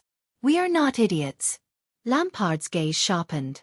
"No, you are not idiots." His expression turned cold. "This is something scarier than being an idiot. A smartass." A second later. "Which one?" Lampard asked softly. The 4 archdukes were slightly startled. What do you mean, which one? Trentida asked, puzzled. Lampard leaned forward. Under the light from the brazier, his entire body was like a small mountain on the upper table. He stared at the 4 archdukes in an oppressive manner. I mean, he narrowed his eyes. The few of you, which king of constellation in history left the deepest impression on you? The 4 archdukes stared at each other and exchanged a few puzzled glances. King of constellation? Impression? The kings of constellation. There are more than 30 of them. Lampard leaned against the back of his chair again. He extended his right hand and slowly began to count. The king of Renaissance, Tormund I, who fought alone for 10 years and swore to restore his country in a hopeless situation. The Black Eye, John I, who expanded his territory and fought against Nuvan I around Overwatch City? Or the Red King, John II, who wiped out the entire Braid Dukedom within a month. The Far Sail, Kessel II, who destroyed Hanbal's fleet in the Second Continental War. The Conqueror of the North, Queen Erica, the only woman to rule Constellation and forcefully seize Cold Castle from Extet? Or the Oathkeeper, Midir IV, who was valiant, kept his promise, and was as close as Chara's brother? Oh, or the King of Eternal Rule, Adi II, who ruled longer than Nuvan, had a stable country, and did not cause any trouble except for the last year? Although he did not end well. As Lampard spoke, he observed the Archduke's expressions. But he did not see anything. The Archdukes did not even bother to make small movements on their faces. Lampard sneered mockingly. No. Impossible, right? A few seconds later, he sighed nonchalantly. All right. Lampard narrowed his eyes. The King of Constellation who left the deepest impression on me. The Archdukes narrowed their eyes slightly. Lampard said flatly, Mindy's Jadestar III. Hearing that, Archduke Trentida's expression changed slightly. Could it be that? Lampard nodded slowly. Yes, the Archduke of Black Sand Region said flatly. His eyes filled with complicated and incomprehensible emotions. Mindy's III, who experienced the Fourth Continental War 150 years ago. He said softly, that virtuous king. Chapter 240. Him? Mindy's III? Archduke Xueqi shook his head, not knowing whether to laugh or cry. Is he the threat you speak of? A docile king who has been dead for more than 100 years? Lampard stared coldly at Archduke Xueqi. His gaze made the latter feel very uncomfortable. Archduke Xueqi sat down at the dark brown rectangular table again and deliberately coughed. After a few seconds, Lampard finally turned his head. Most people, including all of you, may think that his achievements are mediocre, and even a little cowardly. The Archduke of Black Sand Region snorted softly. Don't worry, I thought so too when I was young. His gaze turned cold. Mindy's Jadestar III. Trentida, who had been staring at Lampard, could not help but be slightly shocked. That gaze. What does it have to do with him? Alcius questioned. Lampard took a deep breath and looked at Alcius. Do you know him? This so-called virtuous king? The Archduke of Black Sand Region asked flatly. The Archdukes frowned almost simultaneously. I heard Scholar Costa mention him a long time ago. Not much. Xueqi narrowed his eyes and recalled the days he spent in the study. But I heard that he did not do anything major. Lampard's gaze shifted, and he snorted coldly. Did nothing major? I don't have much of an impression of him. It is said that he used various diplomatic means to delay the Fourth Peninsular War, Xueqi replied flatly. A king who does nothing is rare even in Constellation. Lampard's expression did not change. I heard that he was a weak king and compromised with his vassals everywhere. Trentida rubbed his chin and seemed to be deep in thought. For example, the so-called High Noble Parliament and the National Conference were all left behind by him. He turned Renaissance Palace into a noisy market, which not only reduced efficiency, but also made it unsightly. That's all? Lampard raised his eyebrows. That's all? He promoted a large number of people to manage his territory, and especially liked to appoint officials from the low-ranking nobles. Archduke Xueqi thought about something. He even made detailed regulations for this, which offended many great vassals with hereditary official positions. Alcius frowned and continued. Father used him as an example to warn us to be careful of the merchants. I heard that Mindes III borrowed money from the merchants to pay for his finances, and even had to issue franchises to top up the debt. Hence, the nobles mocked him behind his back as the merchants' slave king. Lampard heaved a long sigh. Is this your impression of the virtuous king? The archdukes had different reactions. Trentida shrugged, Rockne still had a cold expression on his face, and Alcius had a puzzled look on his face. Only Archduke Lecco's murky eyes shone with a strange and unique emotion. Lampard lowered his eyelids as if he was lamenting. The captive from 12 years ago, Vlad told me that he used to be a petty tax collector in the Northern Territory. During wartime, he was conscripted to be a grain supervisor. During peacetime, he was a petty tax collector, but during wartime, he was in charge of transporting supplies. He was especially common in the armies in the south and the center of Constellation. Lampard's eyes flew open. But be it tax collector or ration supervisor, these positions can only be obtained after passing the test. Tax collectors must be proficient in arithmetic and accounting. Before the Archduke's bewildered expressions, the Archduke of Black Sand Region continued speaking. His tone was filled with vicissitudes of life. Even if one is a noble, if one cannot pass such an examination, one is not qualified to be an official. What did you say? Trentida asked in confusion. Assessment? Lampard nodded. It's very unfamiliar, right? The Archduke of Black Sand Region said coldly. I bet that other than being punished in the study for not being able to recite a certain family motto in your childhood, all of you will never hear this word again in your lives. The Archdukes were slightly stunned. But this is the ration supervisor in the Constellation army. Lampard took a deep breath. There was fear and solemnity in his eyes. Not only that. In their army of officers, there are also military judges, clerks, logistics officers, medical officers. There are too many, I can't remember them all. In that instant, Lampard's expression became very unpleasant, as if he had recalled something unpleasant. When they are not at war, they are all professional officials with fixed jobs. After going through a specific examination, military judges must be familiar with laws and regulations and distinguish between right and wrong. Clerks must be proficient in procedures and identifying information. Logistics officers know all kinds of supplies like the back of their hands. Trentida interrupted him. I know what you are talking about. The Archduke of Reformation Tower rolled his eyes and raised his eyebrows slightly. You are saying that the corps officers of Starlight Brigade are made up of these literate and knowledgeable people? That's why they can regroup so quickly. Bull**T, Lampard retorted rudely, causing Archduke Trentida to swallow the rest of his words. Most of Extet's officers are also nobles. They can read, count, and even read poems. Some can even recite 1 or 2 lines of scriptures from the temple. But when they are sent to the army to lead those rural recruits, what can they do? Archduke Lecco gently knocked on the square table and stared at Lampard from across the table. The old Archduke said softly, So, you are saying that the key to Starlight Brigade survival is these insignificant officials? Lampard glanced at the other 3 archdukes. I remember my uncle Caslin. When I was young, I often heard him boast about how all-round the White Blade Guards were. Their strict and cruel training allowed them to take on almost every position, from death squads, messengers, logistics officers, scouts to supervisors, and so on. They were elites rarely seen in the world. The Archduke of Black Sand Region immediately changed the topic. So every time there is a war and countless warriors are recruited, the king will put his White Blade Guards and nobles who are loyal to him to fill up the positions from low-ranking officers to commanders of the guards. It's just like how we archdukes send our personal guards and trusted aides to various positions. All of you are familiar with this scene, right? Lampard tilted his head. His weathered face was illuminated by the firelight, causing it to flicker. And what about the Constellation army? He said flatly. The Archduke's heart suddenly tightened. Lampard's deep and coarse voice resounded in the hall. A long time ago, they were used to a fixed system. Ration officers are only responsible for calculating numbers and transporting goods. Logistics officers are only responsible for distributing supplies.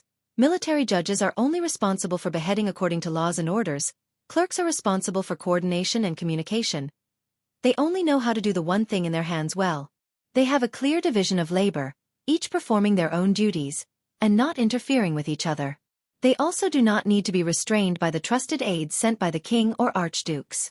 The logistics and management of the recruits do not need to be decided at the last minute by the people sent by the higher-ups, and will not completely change because of a change in the commander-in-chief. Lampard slammed his palm on the table. His eyes burned. He stared at the archdukes, causing them to feel displeased. Can you imagine it? Lampard gritted his teeth. His expression was ferocious. We Northlanders know almost all armies in the world have been recruiting soldiers from our territories for hundreds of years. We are used to throwing out a handful of gold coins and letting the trusted personal guards we are familiar with, who are also the vassals, discipline the soldiers themselves, provide them with pay, food, equipment, and chop off their heads, chopping wood and captives, right? Archduke Xueqi uncrossed his arms and retorted with a frown. What you just said is a process that only a standing professional army would have the time and effort to refine. And the outcome of a battle is decided in the moment of close combat. Instead of spending energy on these personnel matters and offending countless vassals, it would be better to... Lampard raised his head abruptly and swept his gaze over the Archduke of the City of Faraway Prayers. He shook his head scornfully in his heart. That's right. In war, these are trivial matters that cannot be ignored. Although Lampard felt disdain in his heart, he still said patiently, only professional soldiers who have been preparing for war all year round and have gone through hundreds of battles can gradually get used to it, familiarize themselves with it, and form their own military traditions and rules. For example, the White Blade Guards and the Glacier Sentries. However, the Archduke of Black Sand Region's expression immediately changed. But the Starlight Brigade is also a conscripted army. Xueqi's expression froze. But this is how it operates. The efficiency of logistics and transportation is more than twice that of ours. It is easy for them to reorganize their personnel. Military discipline is maintained in an orderly manner. Rewards and punishments are clear. From attacking to retreating, there are clear rules. Lampard swept his gaze over each archduke solemnly. He looked at their faces, which were either filled with disbelief or bewilderment. It is these trivial matters that we have always looked down on. That group of weak, newly recruited child soldiers are doing much better than us. So, even after they are defeated and scattered, they can still follow a set of self-established procedures and habits to immediately connect logistics, regroup, and recover their combat strength in a short period of time. Lampard took a deep breath. His expression was unpleasant. 12 years ago, in the days at the rear, I heard that useless Pofrit complain every day about the injustices they suffered. There was anger in the Archduke of Black Sand Region's eyes. Why is it always Beacon Illumination City? That brat only knows how to curse like that. Alcius and Trentida looked at each other. They could feel the uneasiness in each other's hearts. Lampard's tone became more and more furious. What he doesn't see is that because of Horus Jadestar's surprise attacks, our entire army of 100,000 is now in a state of emergency. Even the siege of the fortress has to stop. He can't see that after we got rid of the Butcher of Constellation, we spent a lot of time redeploying manpower, arranging routes, gathering provisions, and arduously reorganizing logistics to provide nourishment for the war at the front lines despite the nobles' evasions and perfunctory responses from various forces. He also does not see that at the same time, using the Starlight Brigade in the south as an example, the Constellatiates, who have fallen into a desperate situation, are still methodically and continuously arranging the army's next supply, the next replenishment, the next resting place, and the next assembly point under high pressure. They quickly and efficiently reassemble the scattered deserters, defeated generals, and stragglers. This is the truth of the inextinguishable starlight. Lampard exhaled fiercely through his nose, as if he wanted to expel all the resentment he had accumulated over the past 12 years. King Nuvan kept complaining that we were a hindrance to his war. Just because of that brat Pofrit's big mouth, Nuvan even ordered his grandfather to abdicate as a punishment. Sometimes I think that perhaps, compared to the enemy, we are indeed a hindrance to him. Letko's expression was solemn. He stared blankly at the square table, deep in thought. If this is what you want to say. Xueqi furrowed his brows. The Constellatiates have a good logistical operation in the army, but it's still far from enough to convince us. Lampard's lips curled into a faint, cold smile. His laughter was filled with disdain, contempt, mockery, and a hint of anger. Lampard slowly stood up from his seat. His figure was projected to the center of the hall, like a glacier bear that had just woken up. Do you think this is all? Your territories are not as close to Constellation as mine. Lampard put his hand on his saber. His gaze was fierce. Do you know what I've seen in the past 10 years? Trentida narrowed his eyes. A faint sense of uneasiness rose in his heart. Alcius exhaled deeply. Rockne resisted the urge to interrupt and quietly waited for Lampard to speak. No. The Archduke of Black Sand Region's expression was ferocious, and his tone was terrifying. The inextinguishable starlight is just a scale of the Great Dragon, a corner of the light of the galaxy. No one knows when it started. That's how their entire kingdom operates, Li Tianlong said. Archduke Xueqi stared at Lampard's face and listened to his words. There was an inexplicable fear in his heart. Operated like this? This is... Chapter 241. At that moment, Lampard's words traveled into the Archduke's ears like a cold and threatening blade. A long time ago, constellations set up a qualification test, stipulating what kind of person could become a specific official and become the king's right-hand man. They used their titles, privileges, status, and honor to attract low-grade nobles of low status, or commoners who could not be promoted to nobility. They entrusted power to these officials who were born in poverty, allowing them to enter the forbidden zone of the kingdom that only belonged to bloodline and family. Lampard's voice was like a working anvil, ringing in the Archduke's hearts again and again. Just like that, thousands upon thousands of professional officials of different backgrounds, but with clear responsibilities and clear division of labor, stand together to form a suffocating, sturdy carriage, carrying the ancient nation that has been passed down from the ancient empire, speeding forward. What's more terrifying is that in order to obtain such a promotion, many low-grade nobles, merchants, and even rural villagers were willing to become the king's lackeys and loyal subjects. Almost all four archdukes furrowed their brows as they carefully mulled over the meaning behind these words. Lampard's gaze was as cold as steel. First of all, the tax collectors. The merchants and accountants obtained official positions through qualification training and examinations. They made records in Renaissance Palace and became the king's professional and loyal servants. They collected taxes for him in the territories directly under his jurisdiction. They fulfilled their duties and formed a system and routine. Every tax collector was directly responsible to the chief of finance and his subordinates. They strictly abided by the rules, were skilled in calculation, and had sharp eyes and ears. They would not miss a single copper or conceal any accounts. Therefore, the taxes in the king's hands were more and more detailed than when he sent his trusted nobles to collect taxes based on the standards of loyalty, relationships. The taxes increased year after year. Did you think that the Jade Star royal family's wealth was so simple because the tyrant increased taxes? Do you know what this means? Lampard added silently in his heart. Short-sighted and dull archdukes. And what about us in Extet? Lampard's tone changed. His eyes, which were as sharp as blades, glared at the four dumbfounded archdukes. In order to ensure that their interests are not harmed and their authority is not shaken, the archdukes and nobles will only send their trusted aides and subordinates as tax collectors. With swords and spears, they will use their connections and relationships with the lords to collect taxes from various castles and villages. They will act like tyrants, deceive their superiors and subordinates, exploit layer by layer, and fill their own pockets. Every year, if the taxes handed over to the lord by the vassals can reach 50% of the planned amount, it can be said that everyone is happy and loyal. Archduke Alcius lowered his head. His expression was solemn, and he did not speak another word. Lampard continued, in many cities in Constellation, there is a position called police officer, which can only be obtained through assessment and training. The police station directly under the garrison officer is in charge of the city's security and order. It is clearly separated from the city defense team, which is the standing private army of the city, and is strictly prohibited from interfering with each other. What about us? The Archduke of Black Sand Region gritted his teeth. His expression was horrified. For so many years, Extet has been in a slump in business, and goods are scarce. Other than the filthy Camions, who have ulterior motives, half of the merchants would rather do business in Constellation than in Extet. Is it really because the products in the south are more abundant? No. Lampard's gaze was solemn. That's because all the merchants know that in Constellation, at the very least, the rules and order of transactions are written clearly. At the very least, there are professional officials and departments that they can appeal to.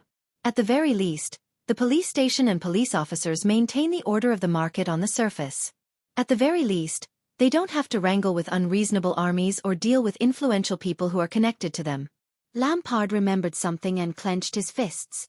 And in Extet, a small disciplinary officer in charge of the patrol team can use his connections to engage in large-scale smuggling of weapons and force away merchants who are not pleasing to the eye, as long as the higher-ups turn a blind eye. Archduke Trentida pursed his lips. His lively eyes were fixed on one spot, and he only blinked occasionally. Lampard sneered. In the cities of Constellation, all the officials in the city hall, from the clerk to the scribe, from the signer to the judge, are all people who have passed the qualification test. They have a clear division of labor and are familiar with the rules. They convey messages from the top to the bottom, carry out orders, and only recognize warrants and seals. During the Bloody Year, all of them, from the Supreme King to the Prince, entered Hell's River.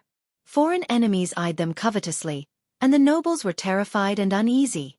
However, relying on the Prime Minister and the professional officials under him to follow the rules, Eternal Star City, which was in imminent danger, still operated steadily for more than 10 days. Until the last prince returned, compromised with the nobles, and was crowned. What about us? Lampard hit his chest hard. Today, it has been less than a few hours since the death of the born king whose might shook Northland. Because of the loss of his prestige, Dragon Cloud City is in a mess. Chaos, rumors, conflicts, and contradictions are endless. The people are terrified and uneasy. I reckon that Liespan has been hesitating for a long time about whether to overstep his authority and use the patrol team. He is used to asking for Nuven's permission. I led the army and rampaged through the city for a few hours. Only when we took down the first gatehouse, only when I stood here, so close that I could spit at all of you, did the dignified Prime Minister lead his troops here, confused. Archduke Rockney's expression darkened. He exhaled a long breath, and his gaze was hesitant. Lampard paused for a whole 10 seconds. During this long period of time, no Archduke made a sound. Finally, Lampard exhaled a helpless and laborious breath. Fatigue and pain appeared on his face.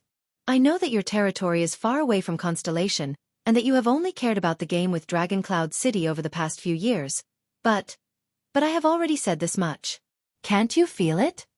At that moment, Lampard gritted his teeth, clenched his fists, and broke out in cold sweat.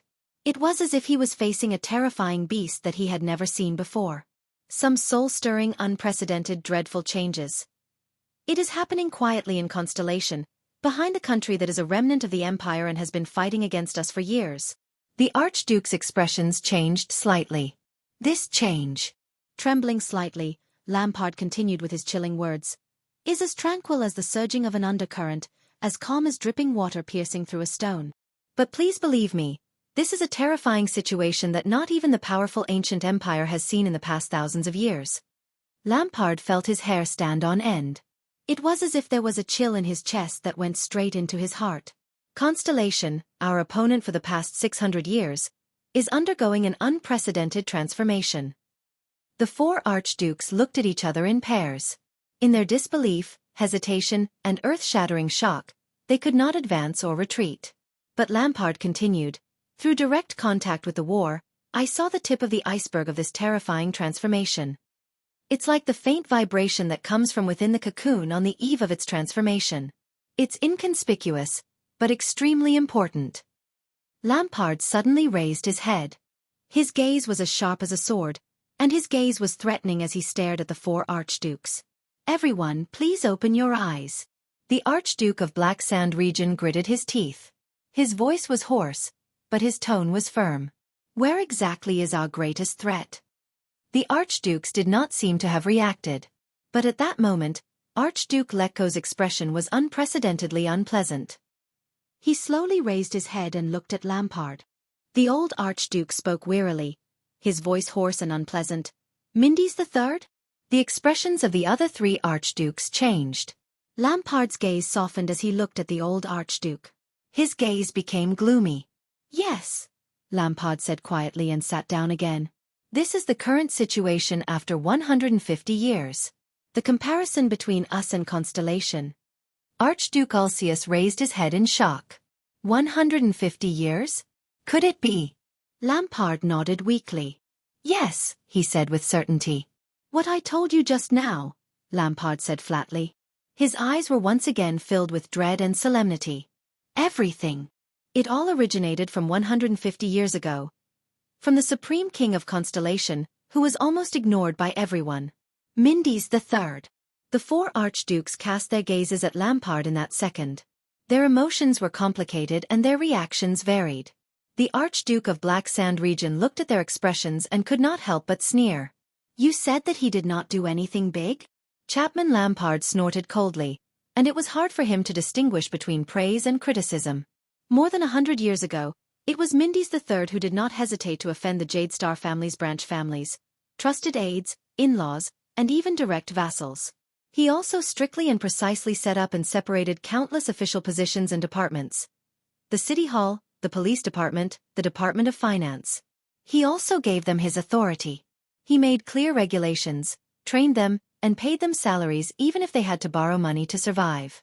He let these new officials manage the royal family's central territory, and even the whole of Constellation. More than 100 years have passed. Even the most remote and domineering vassals with power had no choice but to compromise with the rules of the game left behind by the virtuous king and acknowledge the king's officials for the sake of taxes, efficiency, power, and even more so for the sake of effectively opposing the king. Lampard raised his head. His eyes were as cold as a blade. Relying on these people, Constellation's royal authority gradually penetrated into every corner of the kingdom. It controlled the entire country from top to bottom like never before. Do you think that luck and talent are the only things behind the Starlight Brigade?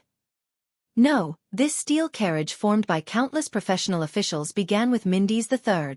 It has long been in conflict and friction. During the years when we dominated the Western Peninsula, it quietly operated, worked together, and settled for more than 100 years. It influenced us imperceptibly, took root, and sprouted. When he heard this, Archduke Xueqi of the City of Faraway Prayers lowered his head deeply. There was a struggle in his eyes.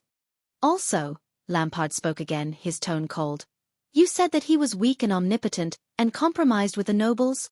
Forgive me for reminding all of you, but it was precisely because of the higher parliament and the national conference that compromised with the nobles. That Kessel V of our south turned the millions of Constellation civilians into powerful tools for him to fight against the great vassals alone. In the past 5 years, he resisted the fierce opposition of almost all the vassals and unquestionably launched a countrywide war. He unstoppably appointed an heir to the royal family. This is his royal authority. For Constellation, this is already the norm. Lampard abruptly slammed his fist on the square table and said loudly with a face full of anger, "If King Nuvan were to stand here and ask all of you to recruit troops within a month to follow him into the Great Desert, how many of you would do it without hesitation?" Alceus and Trentida stared at each other in the air. One of them looked hesitant and shook his head lightly. The other clenched his teeth and breathed rapidly. As for Mindes III, you said that he lived by borrowing money? The Archduke of Black Sand Region raised his hand and waved it indifferently. But what's more ironic? Lampard leaned forward and clenched his teeth. His expression was cold. More than 100 years ago, Mindes III, who supported a large number of officials under him, was constantly borrowing money and never got tired of it. So he ordered that all the debtors be gathered in one house, and with the royal franchise and even the next year's taxes as a guarantee, he wrote all the debtors a unified IOU. Today, more than 100 years later, the house where countless merchants come and go has been expanded many times. It imitated the habits of the Camian city-states and changed its name. The Archduke of Black Sand Region's expression was unpleasant. His tone was hesitant, as though he wanted to narrate a strange situation that even he did not understand. It's called the Royal Family Bank.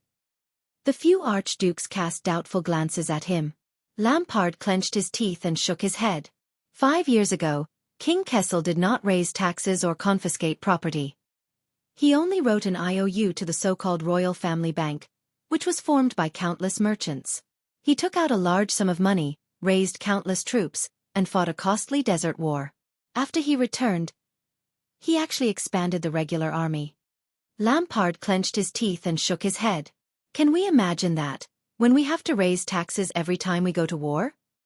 Do all of you still think that this war only relied on the Jade Star royal family's wealth? Silence again. No one spoke. Chapter 242. Lampard heaved a long sigh. Chapter More than 100 years ago, the first lowly merchant who lent money to King Mindes, the Archduke of Black Sand Region, said quietly. His descendant is one of the 13 distinguished families of Constellation today, the wealthy Sunflower family, the Xueqi family who holds the title of Count of Forever Island. There was another period of silence. But the air seemed to be much colder than before. Even the color of the flames in the brazier was much weaker. After a while, Archduke Alcius spoke with difficulty. Constellations are better at currying favor under the table. Just like the ancient empire of the past, this doesn't mean anything. The Archduke with the bowl cut shook his head solemnly, as if trying hard to convince himself. We are still the victors of the war 12 years ago. The other archdukes looked at him. Trentida looked hesitant, while Letko remained silent. Currying favor under the table? Lampard's gaze sharpened as he mulled over this sentence. He then snorted coldly. I bet that even if you go back 1,000 years, to the ancient empire's most powerful period, you won't be able to see Constellation's current situation. Moreover, the victors 12 years ago? Lampard straightened his back, his gaze sharp. Really? He said coldly, 12 years ago, Constellation was in a state of civil strife. It could barely fend for itself, and its soldiers and food supplies were depleted. We used the power of the entire country to attack the dying Constellation. The veins on Lampard's hand were bulging. He was almost clawing through his scabbard. The Archduke's expressions became very unpleasant. Lampard's expression was absent-minded, as if he had returned to the battlefield that year. At that time, none of us doubted that the Extet army, known for its ability to conquer and invincible in the Western Peninsula, would wipe out their futile resistance in a few short months. Just like the past centuries. Our cavalry would break through their every formation, the catapults would break through every gate, and the heavy infantry would tear apart every southerner who tried to resist. We would effortlessly conquer the Northern Territory, the land of cliffs, and enter Eternal Star City. At the very least, you have to be like Khan Trentida, the great spirit archduke from 400 years ago. You have to drive your army to the foot of Eternal Star City, plunder every village, plunder every bit of wealth, and stick the red dragon flag with a black background in front of Eternal Star City before leaving. Lampard raised his head abruptly as if he had just come back to his senses. What was the result? The Archduke of Black Sand Region's expression was extremely pained. His next words seemed to have been squeezed out through gritted teeth. We spent a few months under the fortress. Not only did we suffer heavy casualties, even our pitiful supply line was riddled with holes by that Constellation butcher. It was only when the traitor betrayed Horus Jadestar and paid the price of the death of an archduke that we used his might to take down the fortress. Alcius lowered his head, as if remembering something. Lampard took a deep breath, as if he was trying his best to suppress his emotions. It's the start of spring. We're heading south to the Northern Territory. Extet's absolute advantage in military strength is a guarantee of invincibility. Aside from slightly increased casualties, our journey from Cold Castle to Ice River City was smooth. Trentida sighed. Then, Lampard said absent-mindedly, was the Starlight Brigade. Letko snorted softly. His expression was complicated. Although the overall situation of the war was advancing, as the battlefront grew longer, our supplies became more unfavorable, and our military strength became more scattered. We were dragged into a muddy mess by those child soldiers, and it was difficult for us to advance or retreat. This made the bold claim of taking down Eternal Star City within a year seem like a joke. Soon, we had no choice but to dispel the idea of fighting on multiple fronts and launching an all-out invasion. Instead, we concentrated our military strength and charged straight at Central Territory and Eternal Star City in an attempt to subdue the enemy in one strike. Lampard took a deep breath and said solemnly, "We did not succeed. So, we had no choice but to turn into Land of Cliffs region and try to open up another battlefield." Lampard clasped his hands together, the veins on the back of his hands bulging slightly. At the same time, our casualties kept increasing, the pressure on our logistics increased, and the Starlight Brigade became more difficult to deal with each time. At this moment, Archduke Letko added in a hoarse voice, "Not only that, but they were also recruiting locally. As they fought, they replenished their numbers, and as they fought, they replenished their numbers." Lampard nodded with a solemn expression. The Archduke of Black Sand Region sighed and said, "What's worse is that after just a few months, our supplies ran out." Trentida furrowed his brows. "We've always planned to replenish our supplies on the spot, haven't we?" Lampard snorted angrily. "Forget it. Constellation has been in ruins for a long time. It's impossible for us to replenish our supplies on the spot," he said coldly. The sowing and grazing of livestock in the spring have been delayed. The country is complaining incessantly, and the vassals are in conflict. In addition to our terrible transportation, the expedition of 100,000 people is even more terrifying than the arrival of a disaster for Extet's logistics. Archduke Alcius clenched his fists tightly. When even transporting the supplies to Broken Dragon Fortress becomes a problem, when the soldiers can no longer snatch enough food, when even the most valiant troops are no longer in a complete formation, when our invincible army has nowhere to exert its strength, and when the results of the war are not impressive for a whole month. Lampard's expression was extremely gloomy. That's right. Constellation was the first to propose peace talks. It seems that they're asking for help everywhere, using foreign interference to beg for peace, admit defeat, and beg us to let them go. Trentida of Reformation Tower narrowed his eyes. His Majesty Nuvan once said that the threat of the allied forces of the various countries made him suspicious. He was worried that after the annexation of Constellation, our empty and unstable state would become a target for all the various countries' diplomatic mediation? Lampard punched his scabbard fiercely. What are those forces of power that are like flies to Extet? Camus Union? We've taught them a lesson countless times in the Golden Passage. Hunbul? They've been defeated by us in 3 peninsular wars. Mane of Night? It takes months for their army to cross the sea. As for the Sacred Tree Kingdom, Steel City, and even the cunning fox of Constellation who came to negotiate? Humph. Lampard clenched his teeth. With my uncle's temper, when did you think he would ever back down because of diplomatic means outside the battlefield? Trentida did not speak anymore. Lampard exhaled and said painfully, "Admit it. The reason we're willing to negotiate is because we've already used up all our cards in that war and exhausted our strength. Even if we still have some strength left, we have no confidence in continuing the war. Compared to Constellation, which has suffered countless casualties and is on the verge of collapse, we're only a little better." Listening to all this, Archduke Rockney closed his eyes.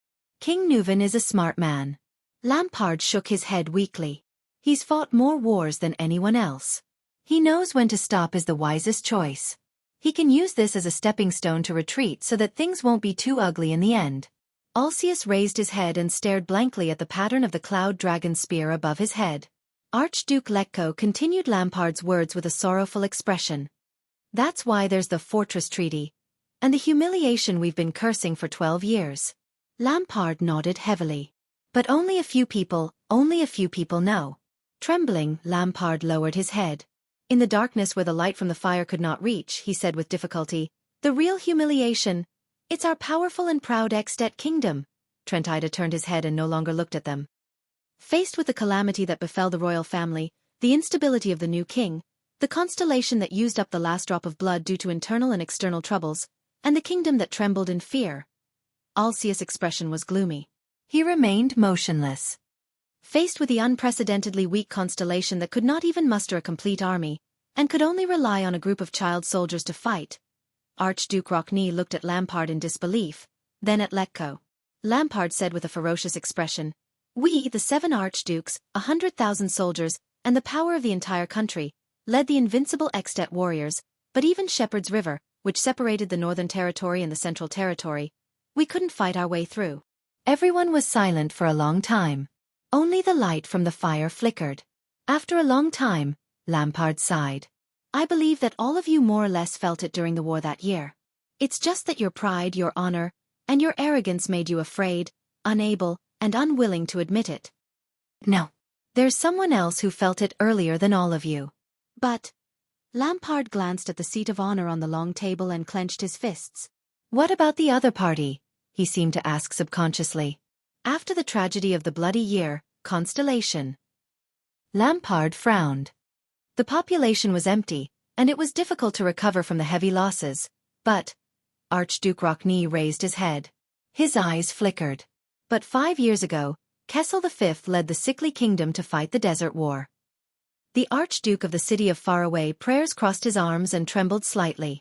According to the intelligence we sent back from the desert, his military strength was insufficient, and his combat power was not good. Even his main force was almost destroyed in the desert. We mocked him for overestimating himself. Lampard shook his head. His tone was weary.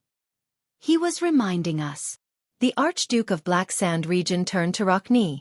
Kulgan Xueqi, when you face the Great Desert, he said faintly, could you lead the army deep into the heart of the desert, maintain supplies and logistics all the way in the harsh desert conditions, and return safely after a series of bloody battles with the orcs and barren bone people? Xueqi fell silent. But everyone knew the answer. Forget about you. Lampard's words sounded pained and powerless. That was the Great Desert that even the powerful ancient empire had a headache over for thousands of years, and their army of 100,000 was helpless. But Constellation did it, the Archduke said softly, seemingly very indignant. No matter the outcome, they did it. They went in, and came out with the skulls of countless orcs and barren bone people. Remember one of King Kessel's titles? Lampard said with a desolate expression. Conqueror of the dragon skeleton throne and the desert god's altar. Do you still not understand? The four archdukes exchanged glances in silence. Wake up everyone, Lampard said softly, as if he was murmuring beside their ears. Whether you admit it or not. Constellation. It's no longer the same. Under everyone's complicated and subtle gazes, Lampard's expression darkened. He leaned back in his chair, as if he had no strength to get up. During Mindes III's era, almost no one understood his actions. Some even openly opposed him, even until now. The nobles looked down on the king's behavior of losing money and his depraved behavior. The commoners, on the other hand, saw him as a kind and benevolent monarch, and fought to take advantage of him. Archduke Xueqi and Archduke Ulcius looked at each other, their emotions complicated. Mindes III passed away in obscurity amidst the nobles' mockery and the commoners' tears of gratitude. The benevolent, virtuous king, who was good at compromise and mediation. Lampard raised his head and met the eyes of the four archdukes. His expression was solemn, and his tone was cold. This title is half mockery, and half sincerity. Other than a few artists who were grateful for his kindness and wrote biographies and paintings for him, no one cared about the kind, virtuous king, who was praised by the people, but secretly disdained by the nobles, and these minor episodes in history. Lampard narrowed his eyes and gripped his saber tightly. But what about now, more than 100 years later? No one spoke. The atmosphere was very solemn. A few seconds passed. This is the virtuous king, Mindes III. Lampard collected his emotions and said faintly, the more I know about him, the more shocking and terrifying I feel. Archduke Xueqi stared at the brazier in the distance in a daze. His gaze did not shift for a long time. Xueqi hugged his arms tightly, almost crushing his teeth. Trent Ida furrowed his brows tightly. Contrary to his usual cunning self, he was extremely worried. As for Ulcius, he only stared at Lampard, as if he wanted to see more things from his face. It's been more than 100 years. Although he died, his officials built Constellation into a steel chariot of excellent quality and complete parts. We only noticed it slightly 12 years ago. Lampard shut his eyes tightly. His shoulders seemed to tremble uncontrollably. To me, Mindes Jadestar III is a terrifying chess player rarely seen in the world, he said with difficulty and pain. More than 100 years ago, he placed his chess pieces in a seemingly casual manner. However, the royal power, the vassals, the people, the country, and history were all in his inconspicuous chess game. He used a long-term game of chess that even his own grandson would not be able to see. He made Constellation, which was originally at a disadvantage against us, be reborn. Before we knew it, we had already left Ekstedt, which we were so proud of, far behind. Even great Emperor Kessel Carluz I, who conquered the world more than 1,000 years ago, could not compare to him. Lampard sighed deeply. His gaze was dreary and misty. Compared to the chess game Mindes set up for Constellation for 100 years, and the intricate chess pieces he placed in a continuous chain, Tormund's great cause of restoring the country was crude and ugly. Rikaru's victory was also so superficial. As for the calamity's endless power and destruction, it was as despicable and laughable as a stronger baby wielding an iron hammer. What Mindes III cared about was not the victory or defeat of a day or a night or a place. Lampard's expression was desolate. His emotions were actually a little hopeless. Nor was it the loss of a family, a clan, a city, or a territory. He used the country as a chess piece, the world as a chessboard, billions of lives as his wager, and the foundation that would last for 10,000 years as his victory. The brazier crackled. The archdukes were silent. Finally, Lampard closed his eyes and sighed softly. Once he placed his chess piece, he played the game for 100 years. The hall fell into a deathly silence. After a while, Lampard came back to life from the almost dead atmosphere. He started to breathe again and started to speak. So, more than 100 years after the virtuous king passed away, Lampard left his seat, or rather, Archduke Cameron's seat. I, Archduke of Black Sand Region, Chapman Solon Holt Lampard. He walked towards the 4 archdukes step by step. Kinslayer and Kingslayer. Lampard's face darkened. For the first time, he said these words with a trembling face. The archduke's expressions changed slightly. As a Northlander and an extension, Lampard clenched his teeth and swept his gaze over every single extension archduke who held military power and power in their hands. I stand here and plead to all of you, to all the archdukes of Extet, to the suzerains who hold the future of the kingdom of the great dragon in their hands. His voice was as sonorous, hoarse, and full of vicissitudes. Stop your meaningless internal strife and suspicions, let go of your inextricable family grudges and conflicts, do not fall into the trap of the joint ruling pledge, which protects unity but encourages division. Do not be like King Nuvan, who is muddle-headed and unable to extricate himself from his bloodline and family. Let us stand together again and face the terrifying chess player from 100 years ago, and face the terrifying constellation 100 years later. The archdukes responded solemnly. At that moment, even Trentida, the most eloquent of them all, felt extremely heavy. Because in this duel of life and death between us and Constellation, between Northlanders and the Empire, no matter how noble a family is, it will appear lowly. No matter how powerful an army is, it will be extremely thin. No matter how valiant a king is, it will be weak. No matter how vast the land is, it will be empty and poor. Lampard exhaled slowly. And I have a hunch. Under the Archduke's solemn gazes, the Archduke of Black Sand Region narrowed his eyes. It's been more than 600 years. What we are facing now, I'm afraid it will be this duels. Lampard clenched his fists, his voice desolate.